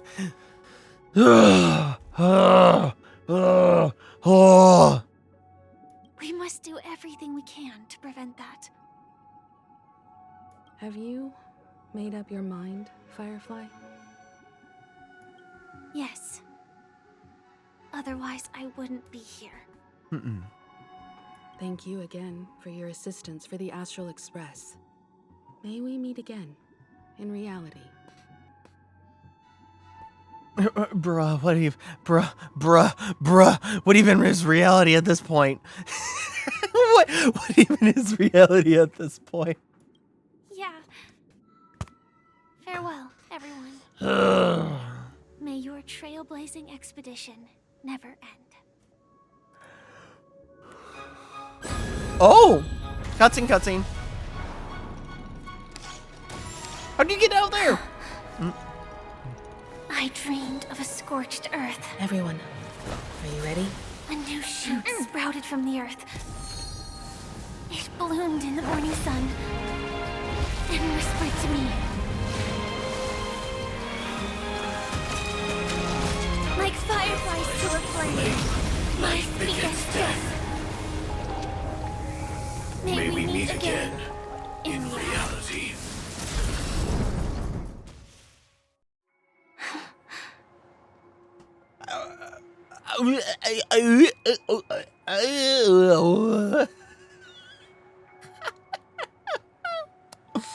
Man, they're really, they're really pulling some stuff about my whole story. Man, it's so funny how my story and the story of Penacony in whatever way really relates to each other. I totally don't have a story that negates reality in multiple universes and such. Thus is the way of alternate universes and repeating reality of Viking mythology and such, and the looping nature that is created by the singular entity being the great tree Yggdrasil. The great world tree of Yggdrasil.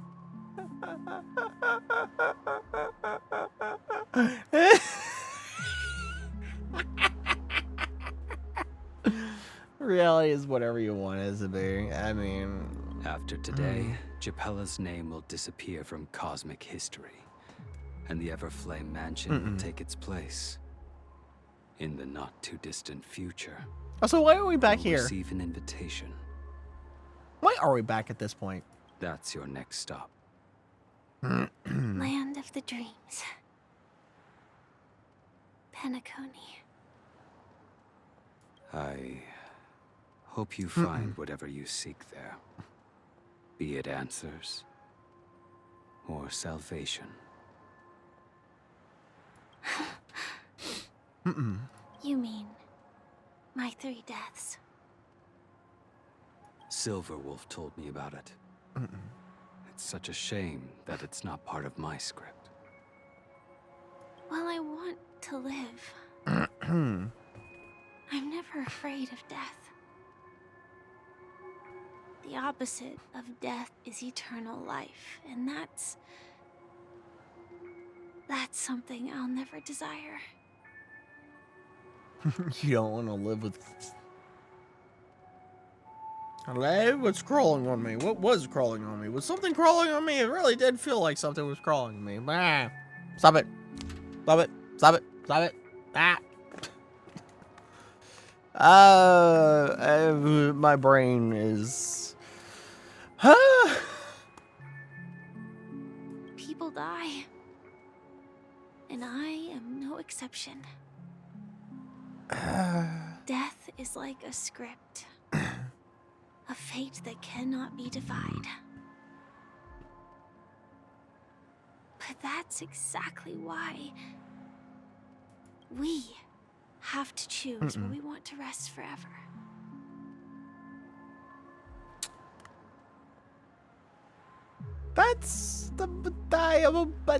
That's an interesting statement. That's a very interesting statement.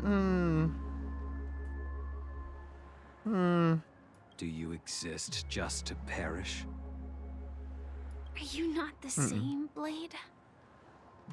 The end you desire is not one dictated by others. If I were to die now, I would only be a weapon. I believe I should die as a human. Though its definition escapes me, isn't this the answer that ordinary people look for their whole lives?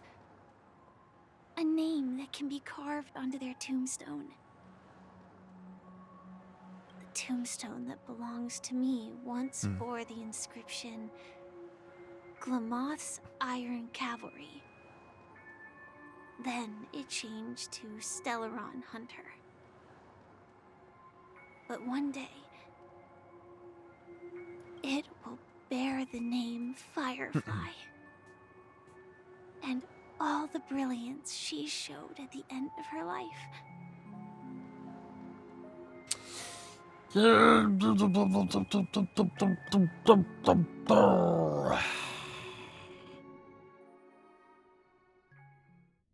In the meantime, somewhere distant in Dream Flux. Quite unexpected, old man. Who would have thought your crazy plan would actually work? Do all you nameless fools just act on a whim?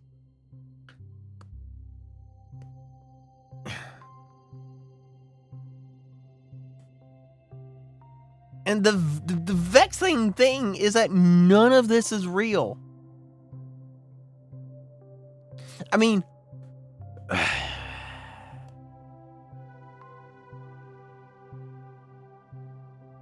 it's real in an alternate part of space-time.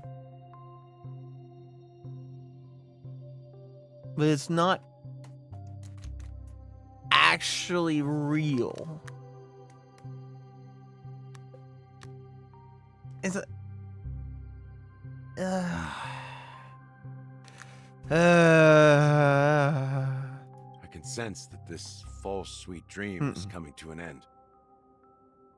The Nameless may be young, but they had the ability to achieve this goal, just like you did in your time.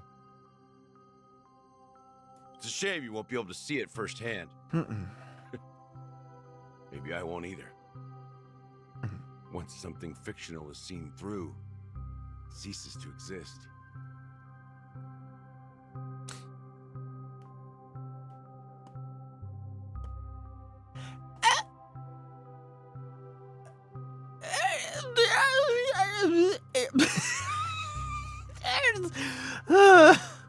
Yeah, not just those Nameless.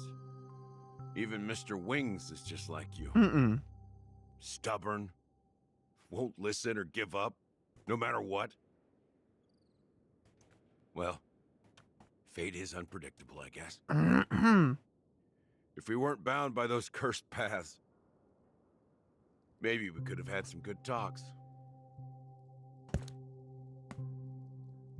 But in the end, we managed to do it. And now we can find solace. Remember how those idiots cursed us? They said, "Go to hell, you worthless traitors." Well, I don't know if they really meant it, but if longing for freedom means going to hell, then I'll be joining you soon, you old fool. Let's get together and have supper again in hell.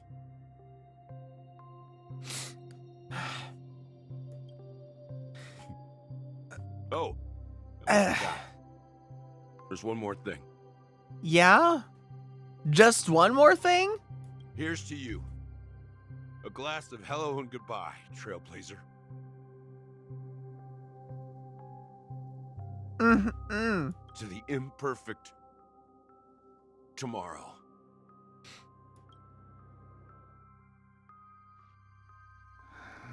It's warm here, isn't it? Okay, we're back with You're lucky to Acheron. have found shelter from the rain. Let alone fresh berries in this desolate place.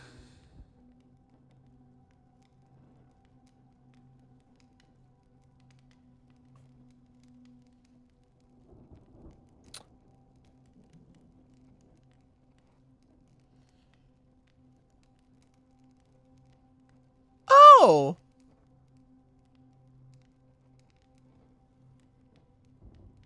Oh, but wait,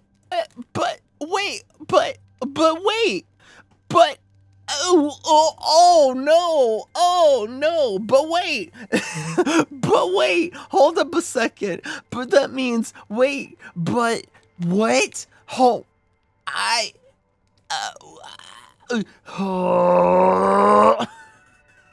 wait. I was about to say, are we gonna finally learn who this guy is? But we know who this guy is now. We know who this guy. But why? How? No. Wait. But no. Oh gosh. This guy that's been talking to Acheron is the Watchmaker. Is Mikhail Legman guy.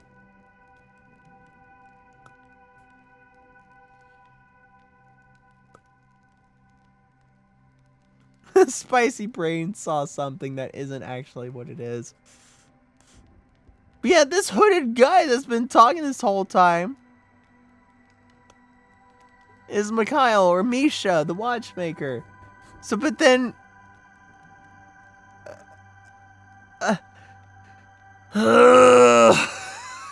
oh my gosh. This is... What? I was just following the scent of life. It's particularly strong in a place like this. Is it? I thought it wasn't supposed to be. It's a shame these berries don't have much flavor. Seriously? In case you didn't know, this fruit is pretty juicy. The only downside is that when you chew it, it becomes extremely spicy.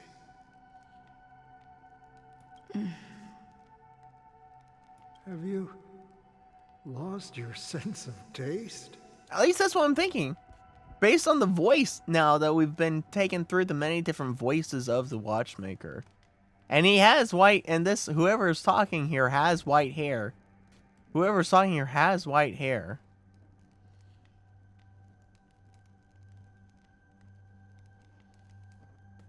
I mean, maybe this isn't the Watchmaker, because if this is the Watchmaker, that throws so many things for a loop. If it actually is Misha here, that throws so many things for a loop and all.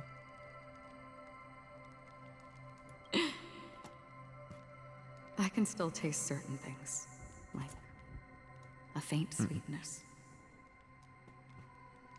Before coming here, I stopped by a place called Orkron. It had barren cliffs and nights lit by bonfires.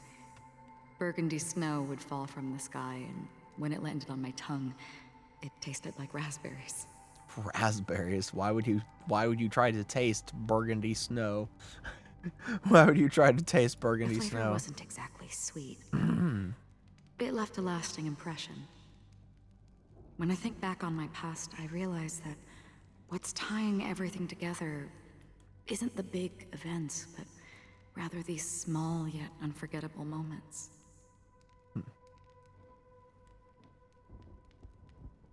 Wait, isn't that really true for everyone? It's the small things in life that you remember the most and not the actual, like, really big things.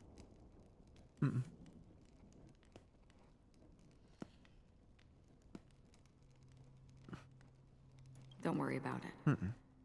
Losing oneself is a reality that every self-annihilator must face. At least I haven't completely lost my senses and memories yet.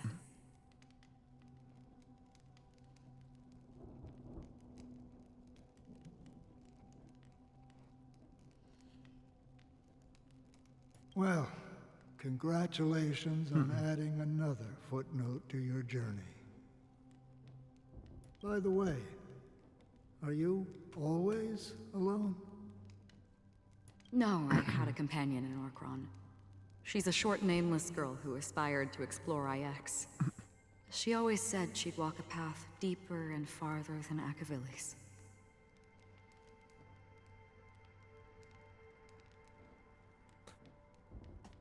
A short, nameless girl.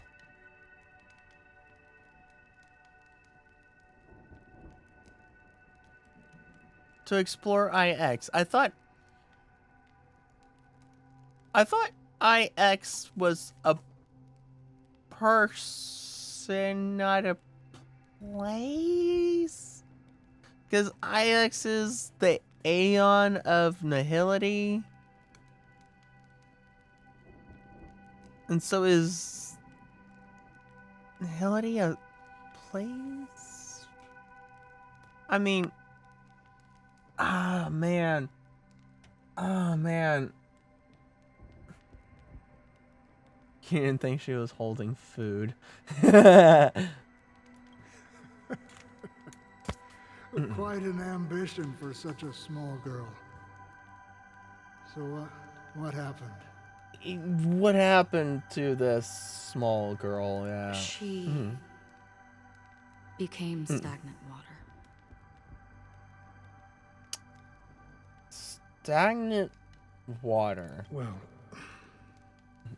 my condolences. That could mean so many different things. Condolences. I don't need them. The girl left with a smile. She never regretted her choice and most definitely wanted me to say goodbye with a smile. So, that's what I did. That's proof that you're grieving for her. So, okay. So Acheron is essentially... So what Acheron is basically essentially a weapon of nihility, which nihility is, in all intents and purposes, the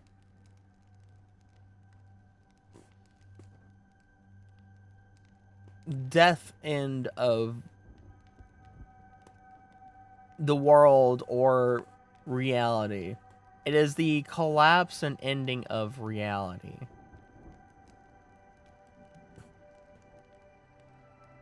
And so she is basically the weapon to bring about the destruction of reality.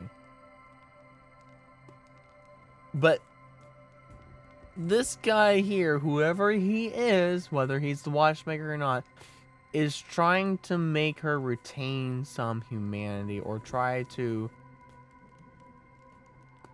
keep this weapon in check by giving her or reminding her of humanity.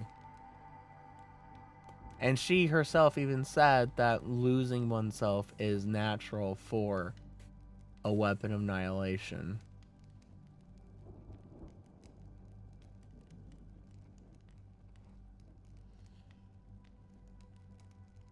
Or perhaps I'm just afraid.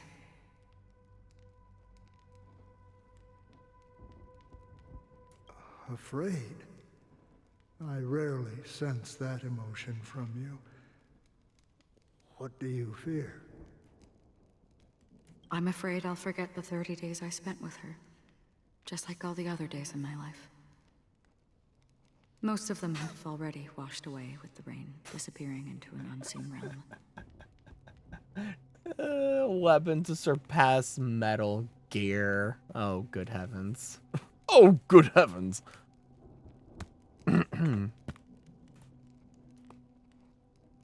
Just like all the other days of my life, most of them have already washed away with the rain, disappearing into an unseen realm.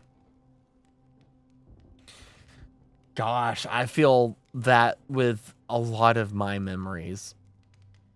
I feel that with a lot of my life and memories, that it's just washed away with the rain. You know, it's disappeared into an unseen realm.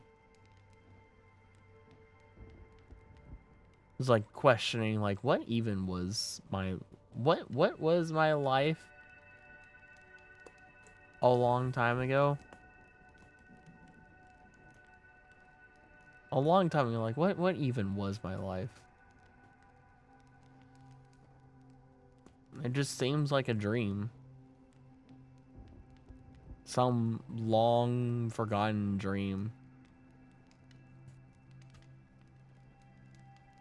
I fear that those vivid red memories will fade away too.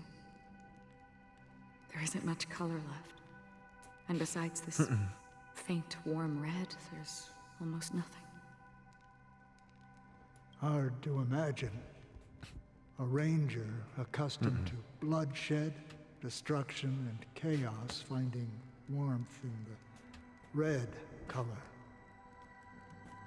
Because I have experienced this warmth many times.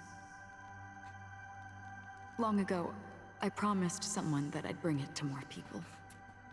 And that for every remaining moment of my life, I'd strive for a better ending for all.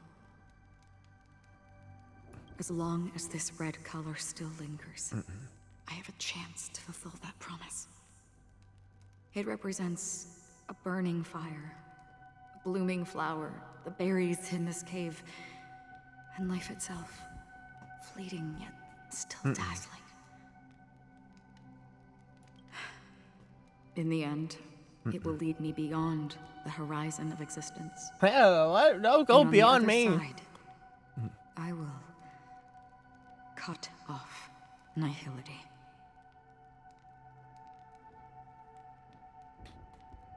Yeah, that's an interesting statement. That's an interesting statement. So much talking. Yeah, there's been a lot of talking and like a lot of stuff going on. It's very interesting. It's all been very interesting. Hi, Uni. Hello, Uni. Welcome to all of us having brain meltdowns.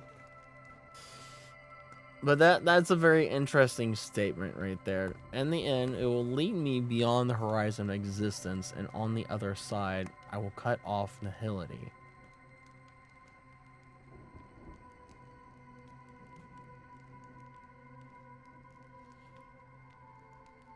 And that statement could be metaphorical, or based on everything else, it could quite literally be literal and not metaphorical.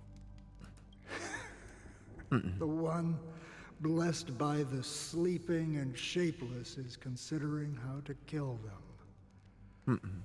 That's truly pure nihility.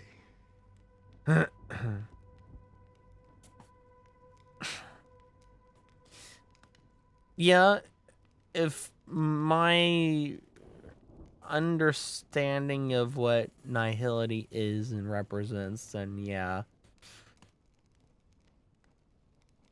But we always get reference to the Aeons as them in a vague sense. How to kill them.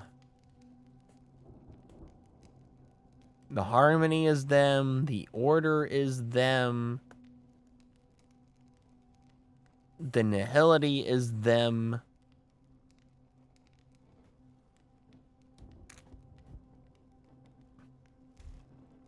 But you're right about one thing. After spending so much time near this stagnant water, only when I look at this vibrant red fire do I realize that I'm still alive. Fire kind of does that to you. Fire kind of does that to you. But aren't you guys supposed to be, unless this is from a scene of who knows where else, but isn't it supposed to be a place that is beyond existence, where the souls, where the living cannot enter or something or other, with the weird black hole dripping and crying down into the water and the hands going up or whatever, and what everything else that was said about this place. Ah, gosh. When will this rain ever stop? Perhaps when the sorrows of the departed have finally quieted down, the sky will clear up. Forest System absence of Harmony Festival. Astral Express. Have you heard of a planet named Biari Scamandros, Don Hung? It's one of the paradises under the influence of the Harmony, a sought-after wonderland for the inhabitants of the Dardanu major and minor systems. Now, are you talking about dream paradise or reality, or just a general, oh, this is a nice place to be, kind of in reality paradise?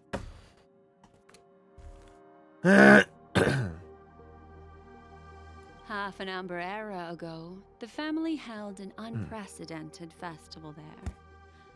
And after that, everyone on the planet became part of the family.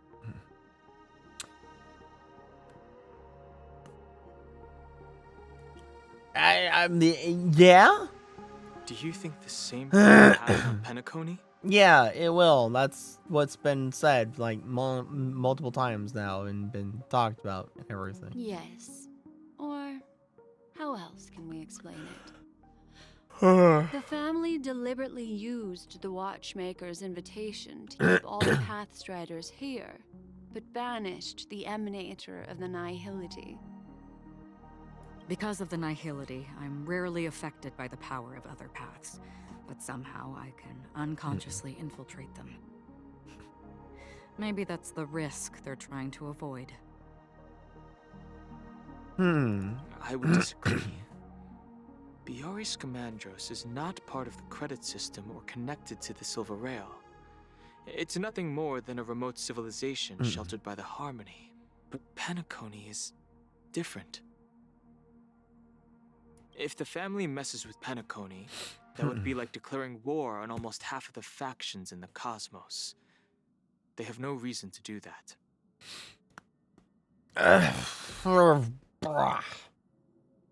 No, they don't.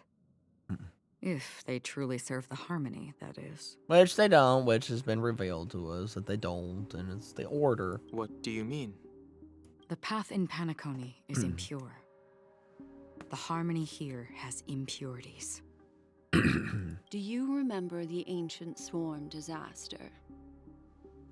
Tazeront, the propagation, brought endless havoc to the universe, and it eventually evolved into a fierce battle among all eons. Two paths lost their eons in that war, the propagation and the Order. Coincidentally, their downfall is related to a certain eon. The Harmony? Shipe, the Harmony. Legend has it that they participated in the crusade against the Imperator Insectorum and devoured Anna the Order for unknown reasons. Holy forgaroni. Forgaroni! So you're saying that the two leaderless paths are working behind the scenes? But I don't see any descendants of the propagation in Penacony. Could it be that the remnants of Beyond the Sky Choir are hiding within the family, trying to resurrect a fallen eon?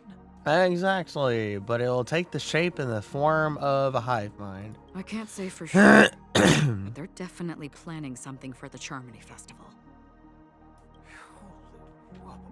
Now, this is getting way too complicated. Is this why you want us to leave Astana right away? Are you giving up? The Charmony Festival will start soon. There's one thing that I need to confirm no matter what. A warp jump is the best way to do so.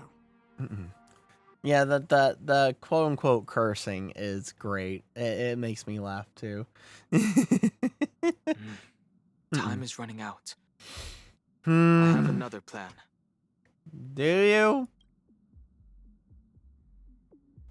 Everyone's just smiling at him, but now he's not. Are you thinking of using the Jade Abacus of Allying Oath? Exactly. The assistance from the Lawfu Cloud Knights would be enough. Think it over carefully. You can only use that once in your lifetime. I have considered it thoroughly. My companions are... they're also once-in-a-lifetime treasures.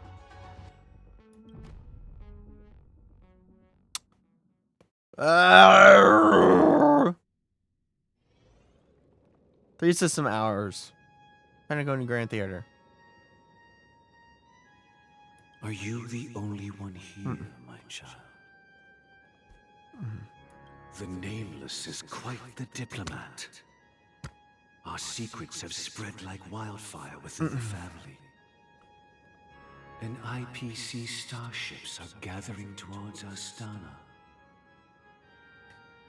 Okay, so Astana is the star system or that solar system that Penacony is existing in. This is a crucial moment for us. So, where is the chosen one who harmonizes the varied sounds?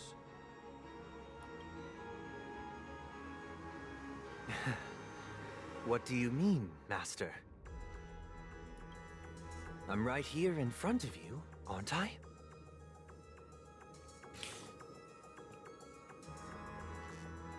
Eh?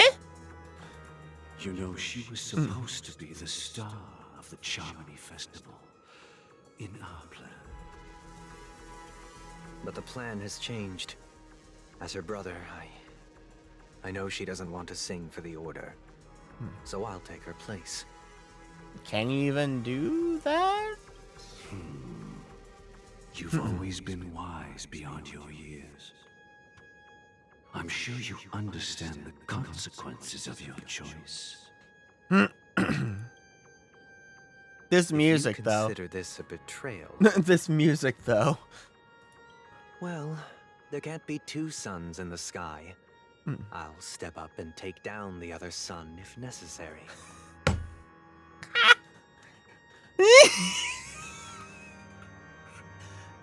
Oh my gosh, Star Wars, take a seat. Star Rail is coming through. There can be only 2 Sith, the Master and the Apprentice.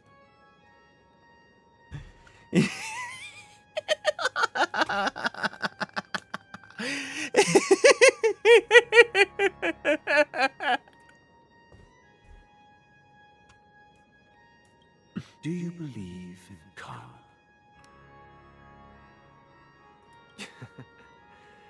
If karma exists, Mm-mm. then everyone has their own karma. You have yours, and I have mine. And my karma has nothing to do with you, Mr. Gopherwood.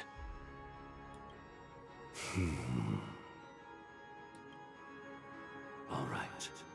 Since you're willing to sacrifice yourself for her, I'll grant your wish. Well, the compromise came sooner than expected. Why? You and your sister were born as twins of the Order. And one of you is destined to follow this path to the end.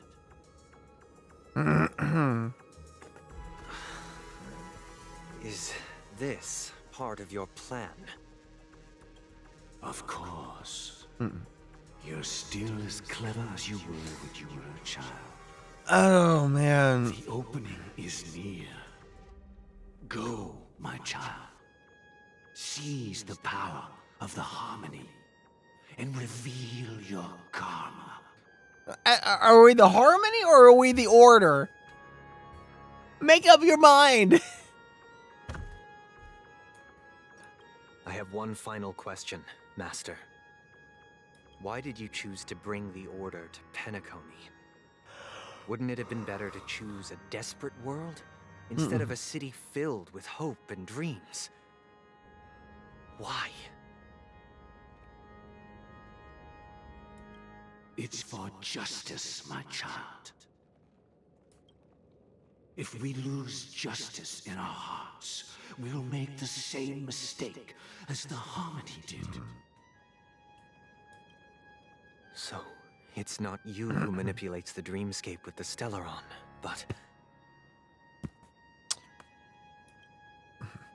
Well, that's where our conversation ends. Go ahead. The one 107,136 souls of the Oak family have dreamed of this moment too many times. So if you're not controlling who is...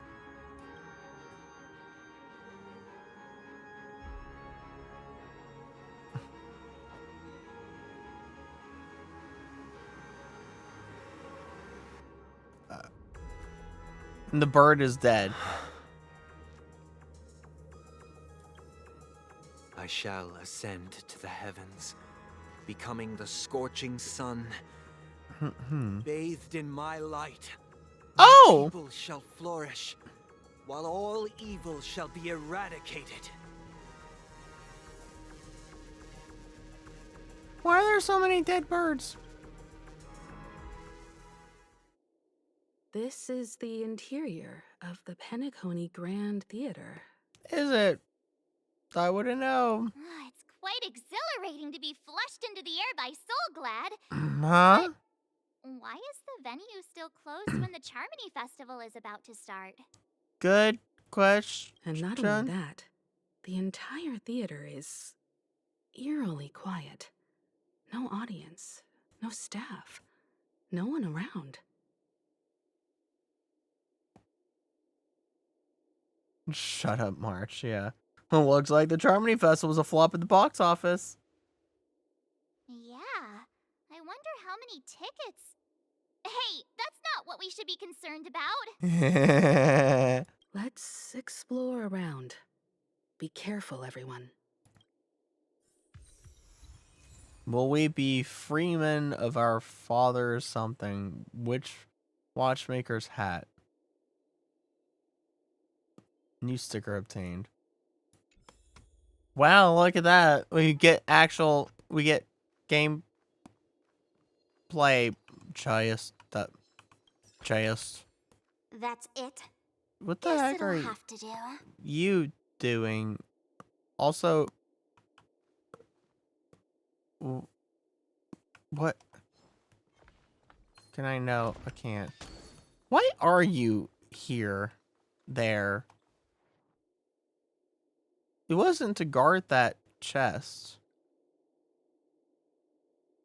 Very random placement of one singular enemy. Also, it's so quiet. No music.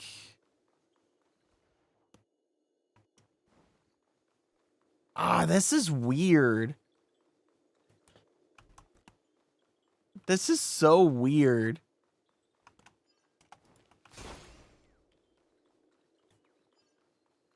Giest. Gosh, the atmosphere here is so creepy and unsettling. Honestly. Even if there's no audience Hmm. yet, there should be some staff around. Why is it so silent?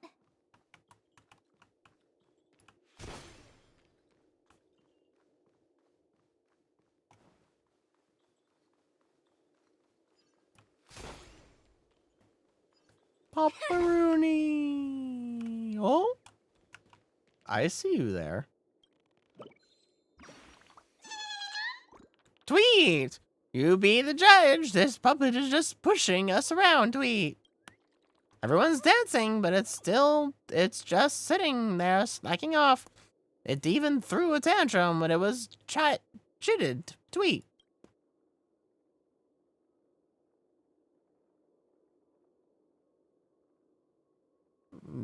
Yeah, you are in the wrong? I just pointed out the problems with its work. What's wrong with that, Tweet?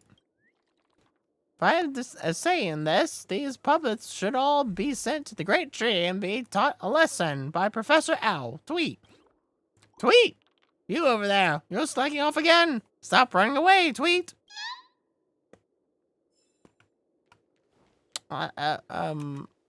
Aha, yeah, yeah.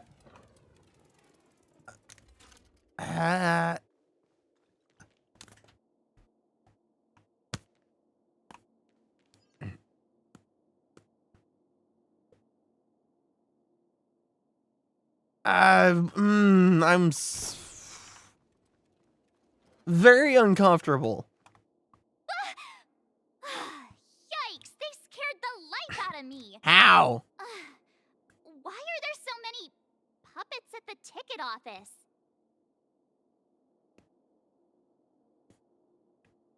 office? March behind you. So many mannequins. Is this a fashion store? They won't suddenly start moving, will they? They most definitely will. Stop it! Are these puppets part of the stage setup? Even so, it's so eerie that the entire front hall is empty. You don't say.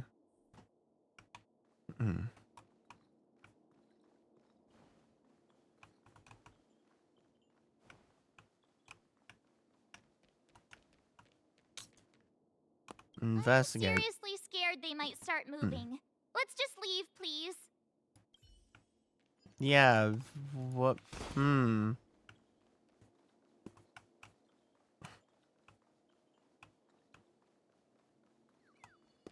Chias. That's it. Guess it'll have to do.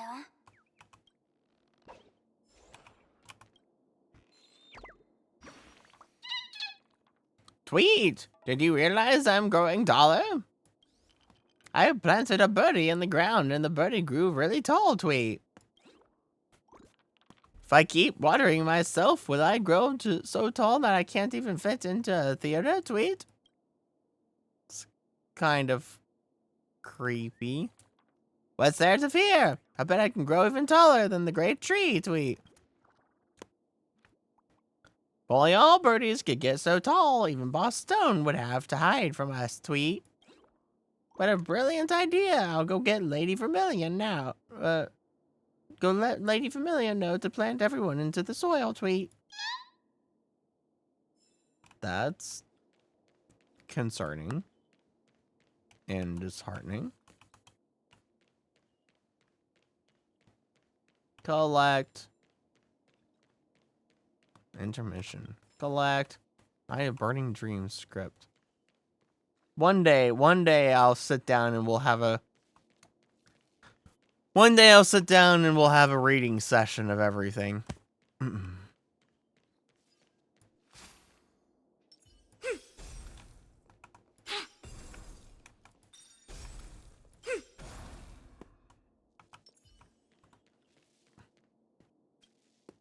TikTok? So lonely. I'm so lonely. Yes, come have a chat with me, embrace me, and dismantle my dial. Dismantle your dial. Oh, boy. I'm loving...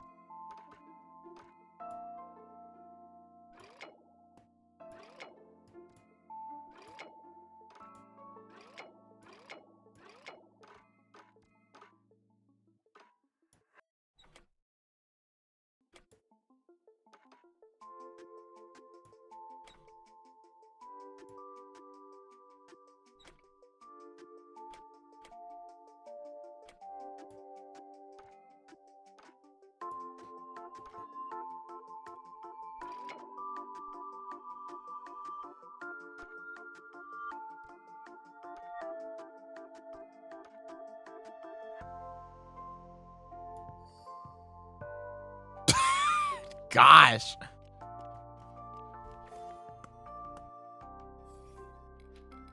That was kind of a tricky one. TikTok, maybe being alone isn't so bad after all. You get more time to turn the gears of thought. When I become a more outstanding clock, I might have more friends too. Sure thing. Deranged clock.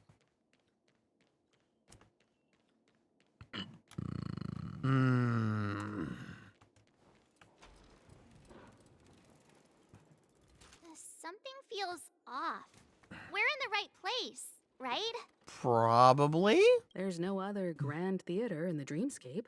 So Sunday's messing with us? He said we'd have a final showdown on the stage. But why is there no one here? My apologies for the delay, March 7th. Yeah. You scared me. Where are you now? I'm waiting for you behind the curtain. Following the Asdana tradition, I invite you to enjoy a stage play in 3 acts before the festival begins. A stage play in 3 acts. History is a mirror reflecting the universe's true essence. Let's use this opportunity to delve into the rich history of Penacony and the eons. Oh boy, you don't say. Naturally, the future takes shape. Past does shape the future. Let us commence with the dawning of the world. Oh no, we're going After that the far Dusk back? Wars, darkness veiled the sky, and chaos consumed the earth. The And earth, you the say? order emerged, destined to restore all existence. Yeah? That marked the first day.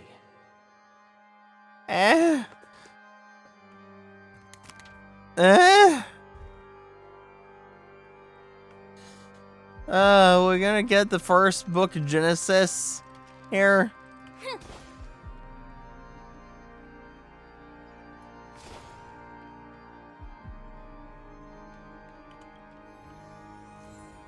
The strength of sin is the law. We have so much music to listen to.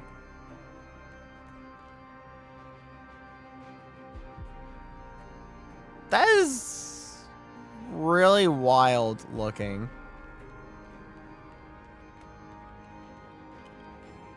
They gathered nebulae and forged them into picks, thus creating a grand lyre with black and white keys. Strike the white keys and the sun rose. Strike the black keys and the moon rose. And so, the cycle of day and night arose. That marked the second day. You don't say. Requiem at Turnam. Man, so much music. Puppet. Puppet dying tragically in a farce. This is the moment of the last breath.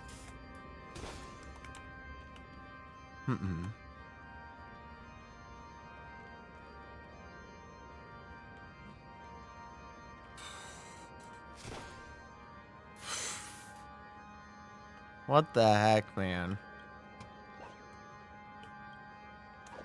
What the heck, man? The theater's so empty today, Tweet. Let me liven it up, Tweet. This is really strange. Didn't they say there'd be a huge crowd coming to the Dream Good Theater? Why am I the only one here, Tweet? They've been captured? So they're all baddies then. Brother Anu will take real good care of them, Tweet. No one's here at all. It's so awkward being the only lonesome birdie here. Better just head back to the great tree, Tweet.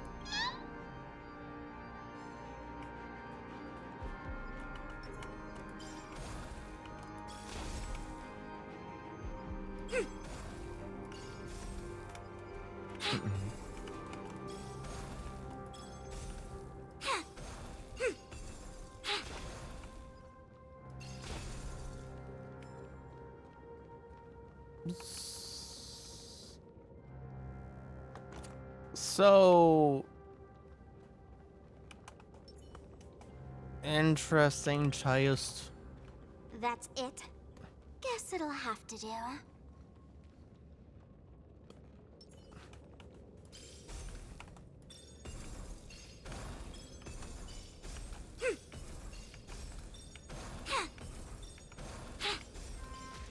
Oh, well, I didn't want to. Well, fine.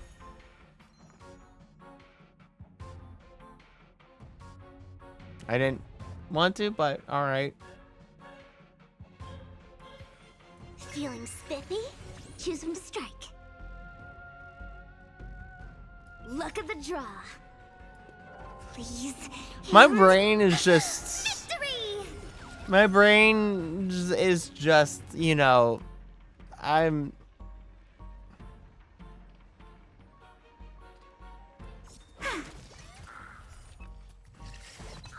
Leave it to me. Oh man, tonight there's been a lot of info dump and other such stuff, of which I wasn't exactly expecting.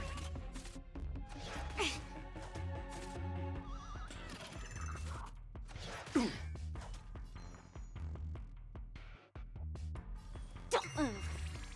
Wait for the tiles. Gotcha.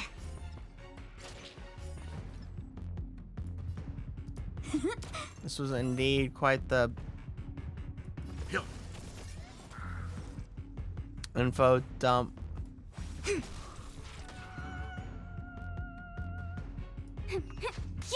Let's begin.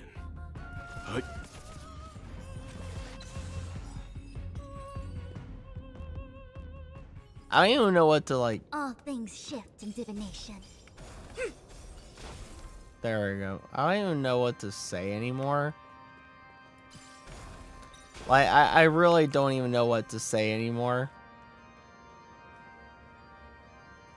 Is there anything I could even really say at this point that I haven't already said, or, you know, like, oh my gosh. Hold on, Tweet. This is the second stage. Main star should use another route, Tweet. Don't underestimate us. Supporting actors are very important too, Tweet. Thank you for the show. Don't mention it, Tweet. Every performer contributes to a show's success, Tweet. Goodbye, Tweet. I'm heading off to the next stage of life's soaring success. I'm going to play a lead role there, Tweet.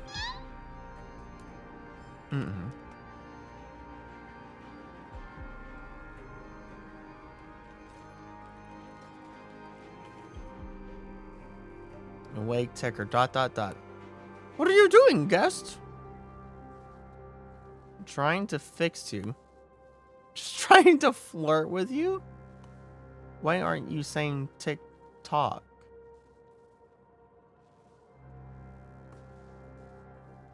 Actually, yeah, why aren't you saying tick-tock?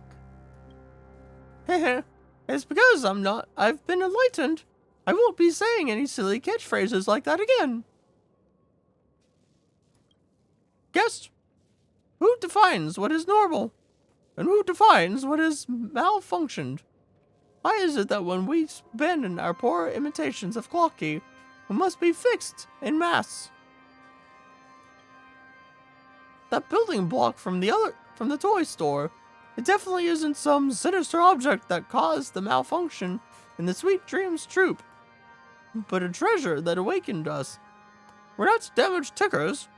We just return to our old selves. Yes, my inner self is impenetrable. If you think you can change my mind easily, go ahead and give it your best shot.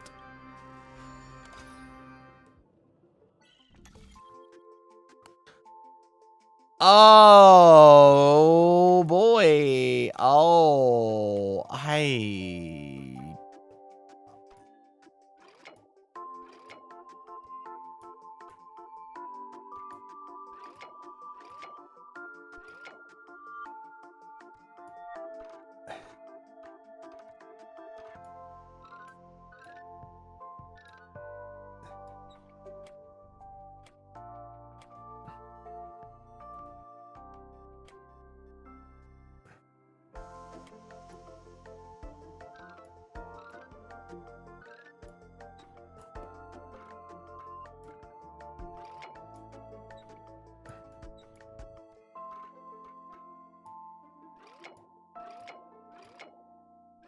Oh my.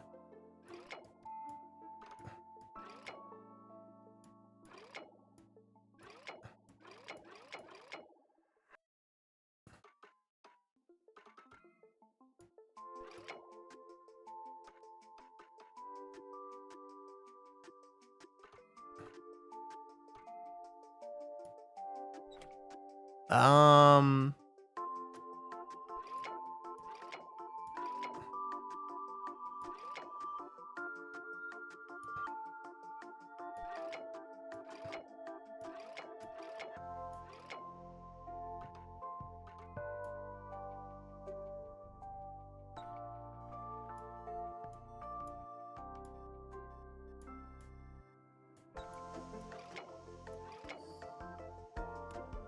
There we go.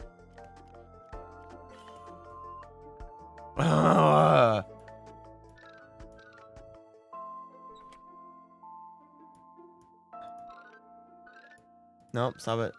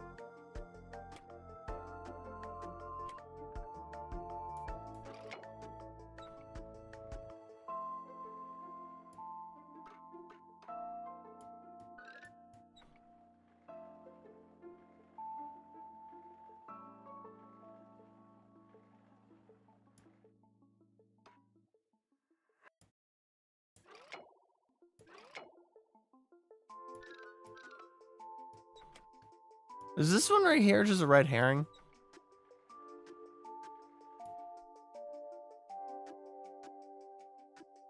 You know that?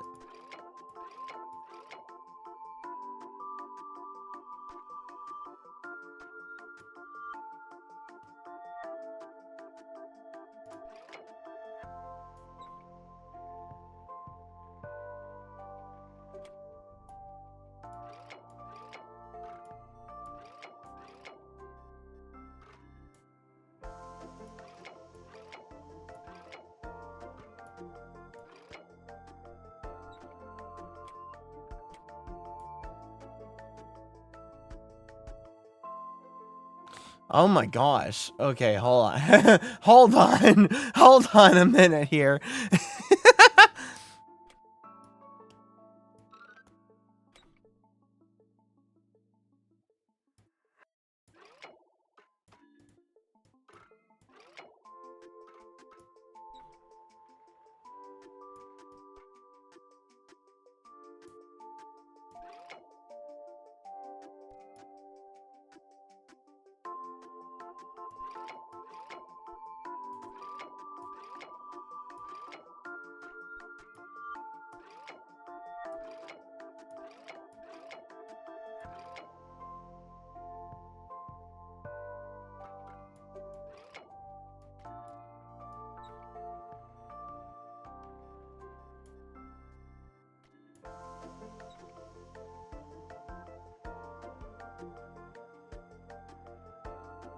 Oh my gosh.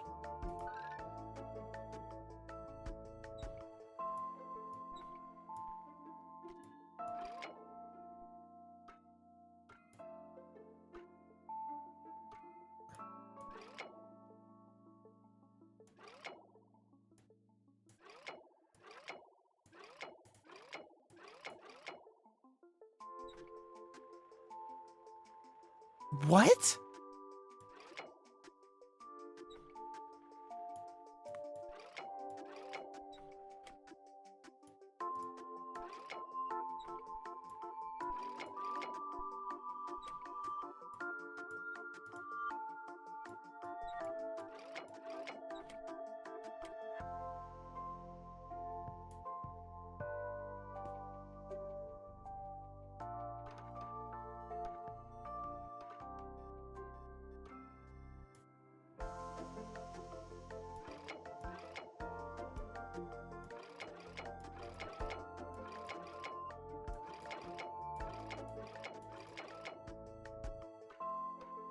Ooh, oh, oh, oh, oh.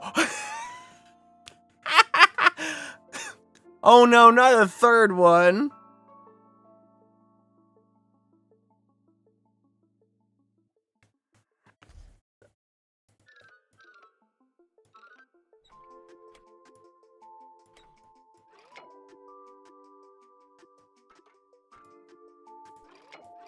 Okay, that one right there was easier.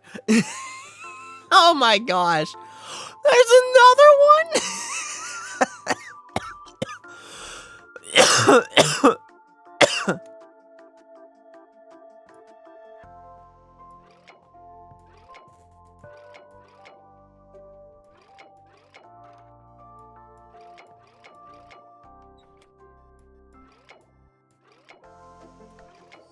Oh, okay, that's easy. Oh my gosh.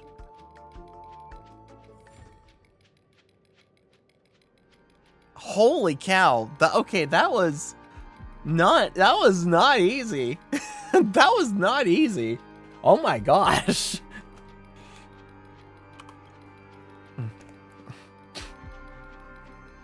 Ding! You still succeeded in the end. Tick, tick. Hold on. I didn't want to say that word. Wonderful. I'm still me. When you were repairing me just now, I kept wondering if I had really escaped the clutches of the troops' control, or I was being possessed by that strange building block. But I understand now. Building block or not, I have to keep being myself. Hee hee. Looks like we didn't need any building blocks to find my true self. Thank you, guest. I won't resign myself to destiny ever again. That's it? Guess it'll have to do.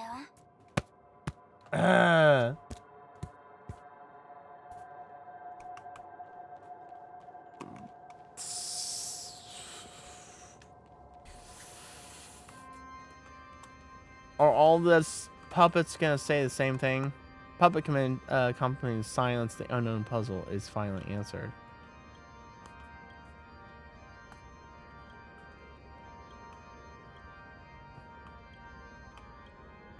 Yeah.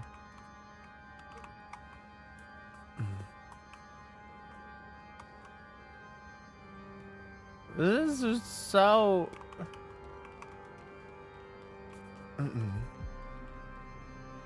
It's so weird and interesting.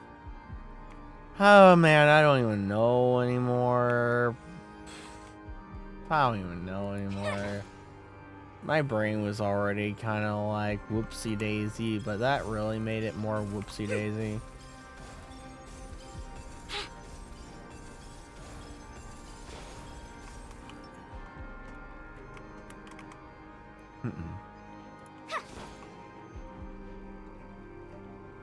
Confounding. Yes, this is very confounding, just.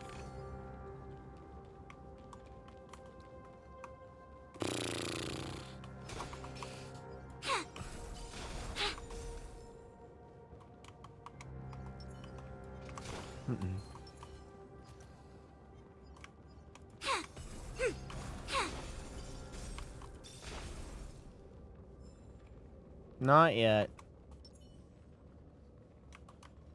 Not yet.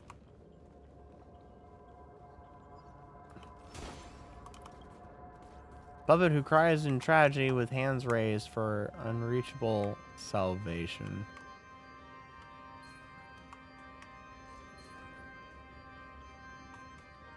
Trios.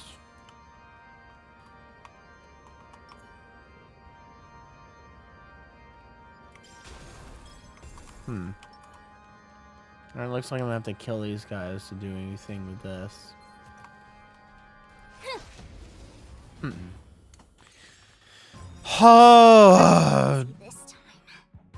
You know nothing of the weight behind this power. Yeah. Survive or be destroyed. There is no other choice. Take a seat. Don't move. Choose when to strike. Luck of the draw. Please, and victory! Yeah. Victory Screech.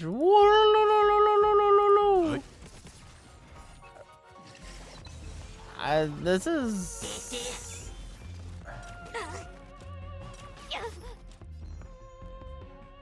Oh, man. Feeling spiffy? Wait for the tiles. This is just... Oh, my gosh. Let's play hide and you. My brain. I'm sorry, guys. It's just like, I'm lost. Well, no, I'm not lost. I'm... Gotcha. Stay calm. My turn.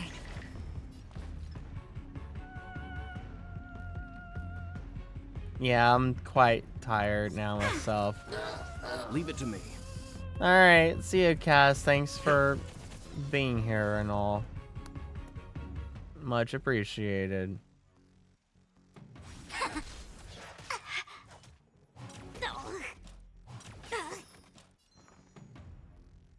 Luck of the draw. Please, and... Yeah. Sleep well, Cass. It is late. It is indeed late.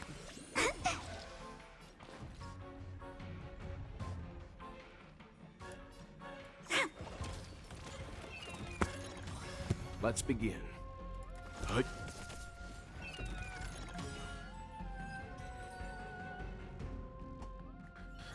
That's what I call a good day. Maybe. Oh, jeez. Alright.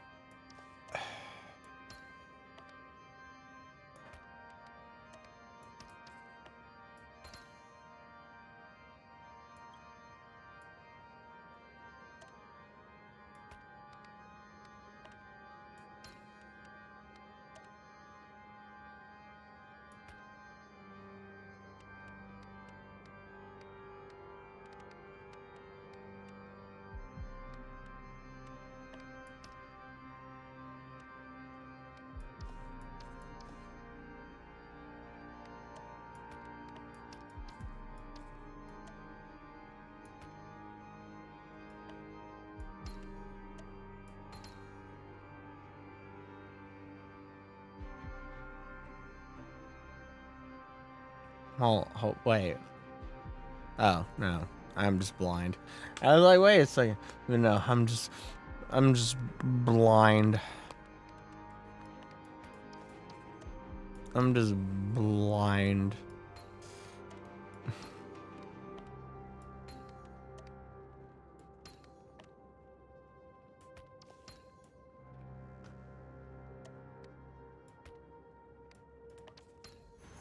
Everyone likes a clever girl, right?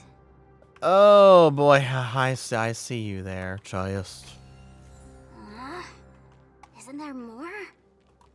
It's a weird effect on those organ pipes.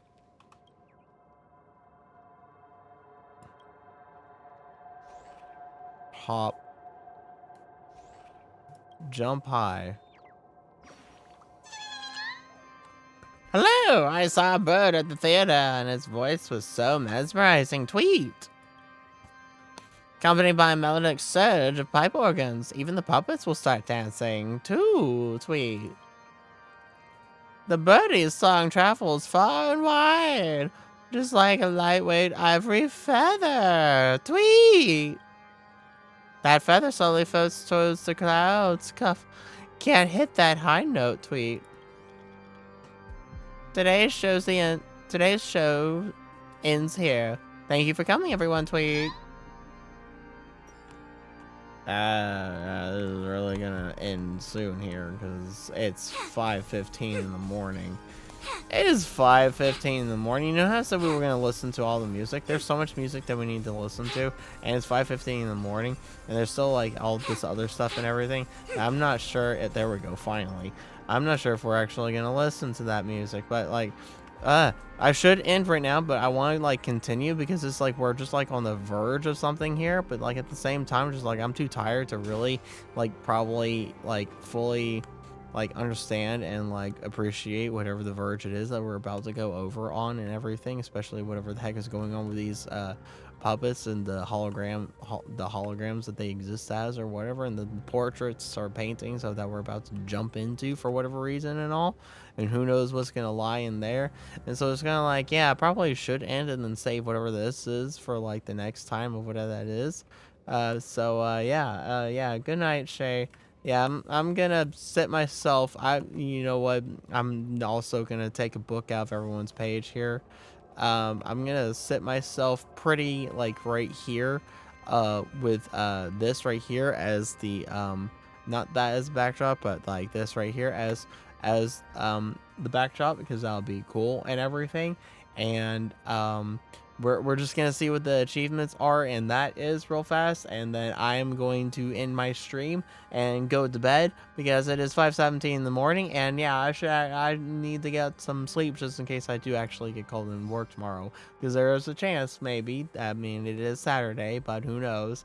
But anyways, these achievements: Hobalum, defeat 3 of Boss Stone's minions at once in Hanu's Adventure Stage. Oh, cool. Maximum firepower. Attain the maximum ammo limit of Hanu Rocket in Hanu's Adventure. Ooh. Okay. Zoologist Infection. Dispel 5-pound statues. Okay. Jackpot. Make Dream Jolt Troops Fortune Seller produce jackpot once.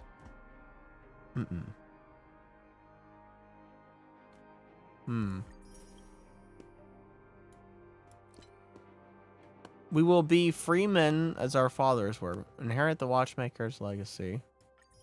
Okay. The ultimate is eternal sincerity. Defeat Penteco's custodian of justice.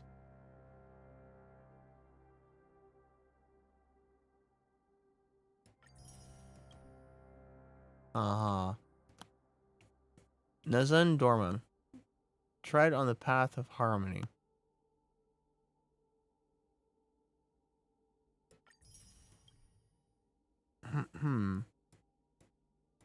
Okay.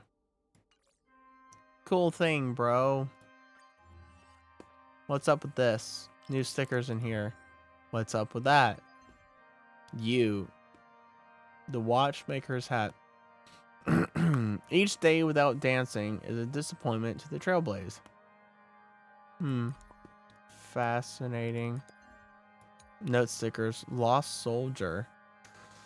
I've fired my weapon for too many unjust causes, been wounded for too many vile commanders, but here I found a reason for myself to keep fighting.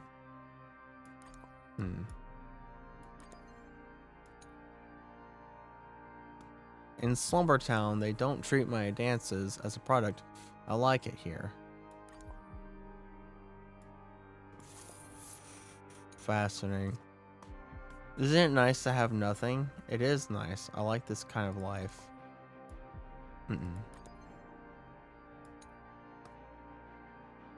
Affluent man. Who would have thought? For the first time in my life, I'm getting treated like a normal person. And in a skyless place like this, no less. Blast it, I want to spend my life here, become a good and noble humanitarian or something. Fascinating.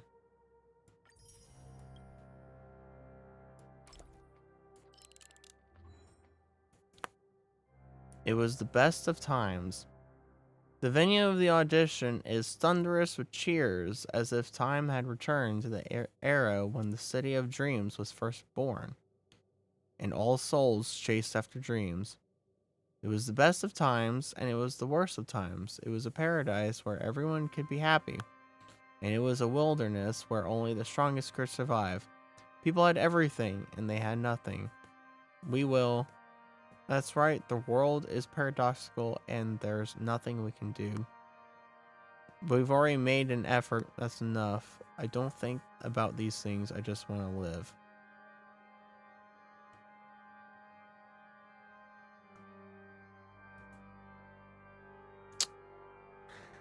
Oh boy, yeah. The world's paradoxical, there's nothing we can do. We've already made an effort, that's enough. I think about these things, I just want to live.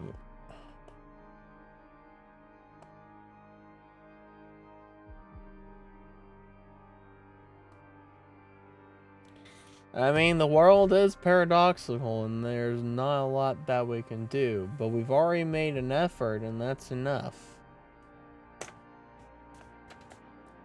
I mean, those two go hand in hand. They're basically one singular thing, honestly.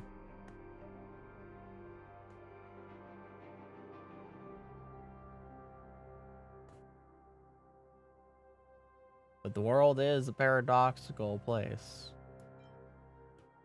That is indeed the truth.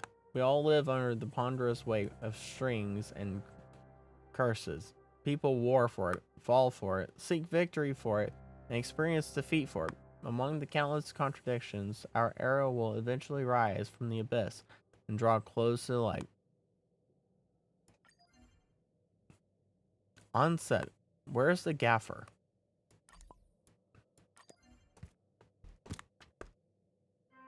Everyone's seen it, but few actually know what this thing is called.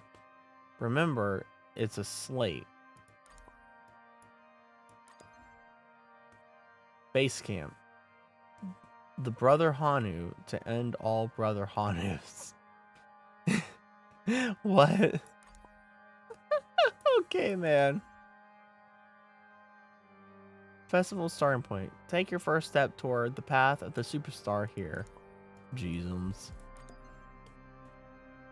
Birth of a superstar. Each spray costs 5.7 tons of Soul Glide.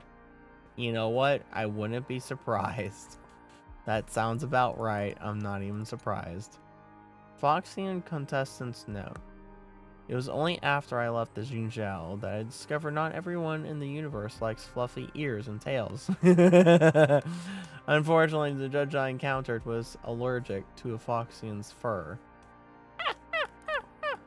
That's funny.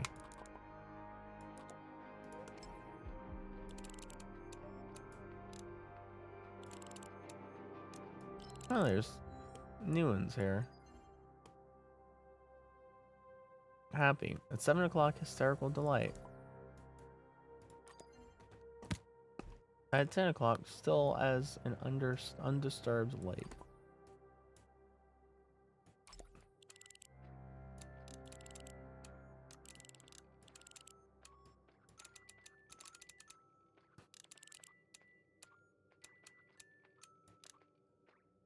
Fascinating.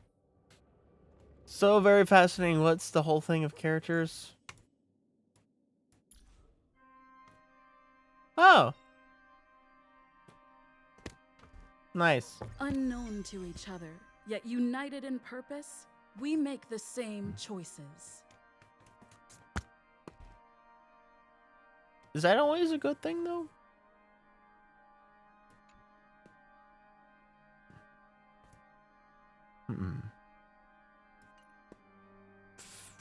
Ooh. Okay then. Is there no? Not that probably not. You. Yeah. Sure. Boppity doop. Yeah, we'll just have this ominous organ playing in the background as I say, as I make my leave here. It's only fitting, right? It's only fitting, right? Right?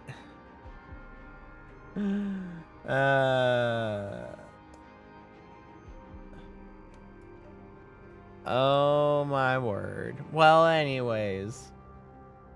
Thank you, everyone and anyone, for coming and watching the stream. I hope you enjoyed it. Boy, did we have info dump after info dump after info dump, and then contradiction info dump after contradiction info dump. Man, this was heavy loaded night. This was heavy loaded information. But yeah. Hope you enjoyed it anyways. There wasn't a lot much gameplay. It was more, let's sit here through listening to exposition. It's more sit and listen to exposition than gameplay tonight. But you know what? That's fine. My brain is just mushed on the floor at the moment because of a lot of funny things that they decided to pull. But yeah. Anyways. As always, any support so much appreciated goes towards me continuing to provide you the kind of entertainment that I bring to you all screens. And if you have done so, click that link right there. Join the Discord server now, this second, this very minute. Yesterday, the day before yesterday, before time even existed. Join! Or else I'll take your soul, eat it, and toss your lifeless body into the void. So join today or die. There is no other choice. There's a lot of good stuff there for you if you heard my spiel 100 million times over. Be able to keep up with announcements, the schedule. I post it every Sunday, all that good stuff. And if you're a subscriber, you get special access to various stuff like teasers on the big project that I'm working on. And not only do you get access to emotes and not have to watch ads, but all sorts of other various stuff. But whether you're a subscriber or not, you get to hang out with your fellow enjoyers of this channel and me. Who I'm going to raid is a very good question. I don't know who I'm going to raid tonight.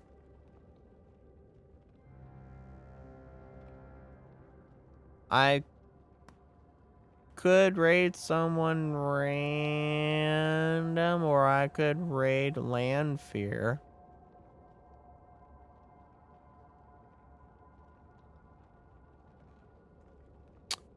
I don't know who someone random I would raid would be. I think there's a new suggestions thing of like who to people to raid that they added. Yeah, there's like suggestions here. Right off is like people that are playing Star Rail. If I click on similar or similar size here, that's some random Chinese person. That's no one. There's no.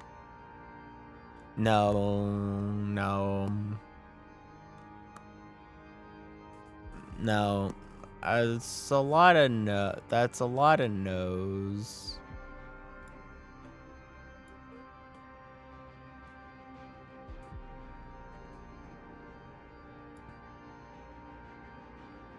That's a lot of no's. There's a lot of like non-VTubers here. A lot of I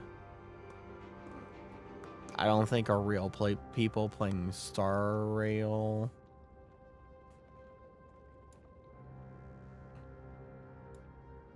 What if I sort this from, instead of for you, to viewers from high to low?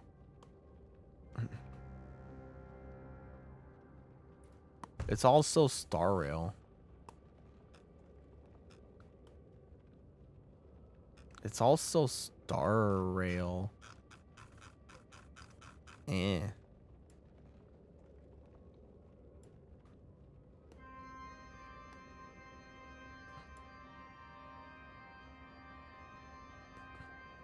Well, if I don't have it... Okay, from high to low here, of people that to raid.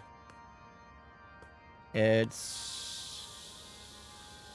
Scott's whoever the heck that is. Merryweather, which I can't raid. Whoever the heck that is. Whoever the heck that Russian business is. Whoever that is. Whoever the heck that is. There's... an interesting collection that are all Star Rail. Why is it everyone that's Star Rail? Weird.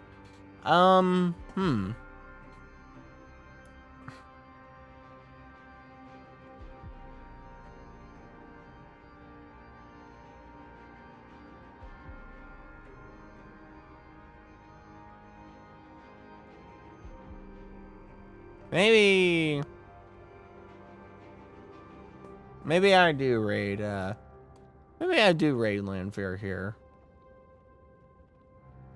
Because I always don't know who else. I don't know who's a raid. I never know who's a raid at this time of night because there's not a lot of people that I know that stream at this time that would be someone that I want to raid and all. But anyways, yeah, we're just gonna raid Lanfair tonight. So again, thanks for watching and all that good stuff. Hope you enjoyed. Yeah. Oh man. Gosh, so much. But yeah. Anyways, with that being said, I hope to see you in whatever future stream I see you in, whether that is tomorrow's stream or most definitely for Sunday's stream. You must be there for Sunday. If you're not there for Sunday, I'm going to eat your soul and toss your lifeless body into the void. But even if I don't see you for that stream, I'll see you for whatever future stream I may or may not see you for. And as always, just look for me when you see me, and I'll be streaming right here on this channel at whatever time it is. Yeah.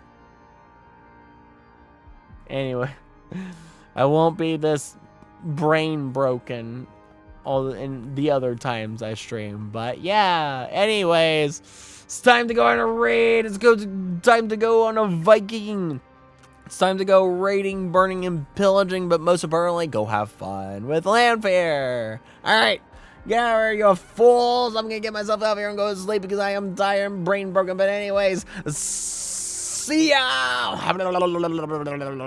Bye.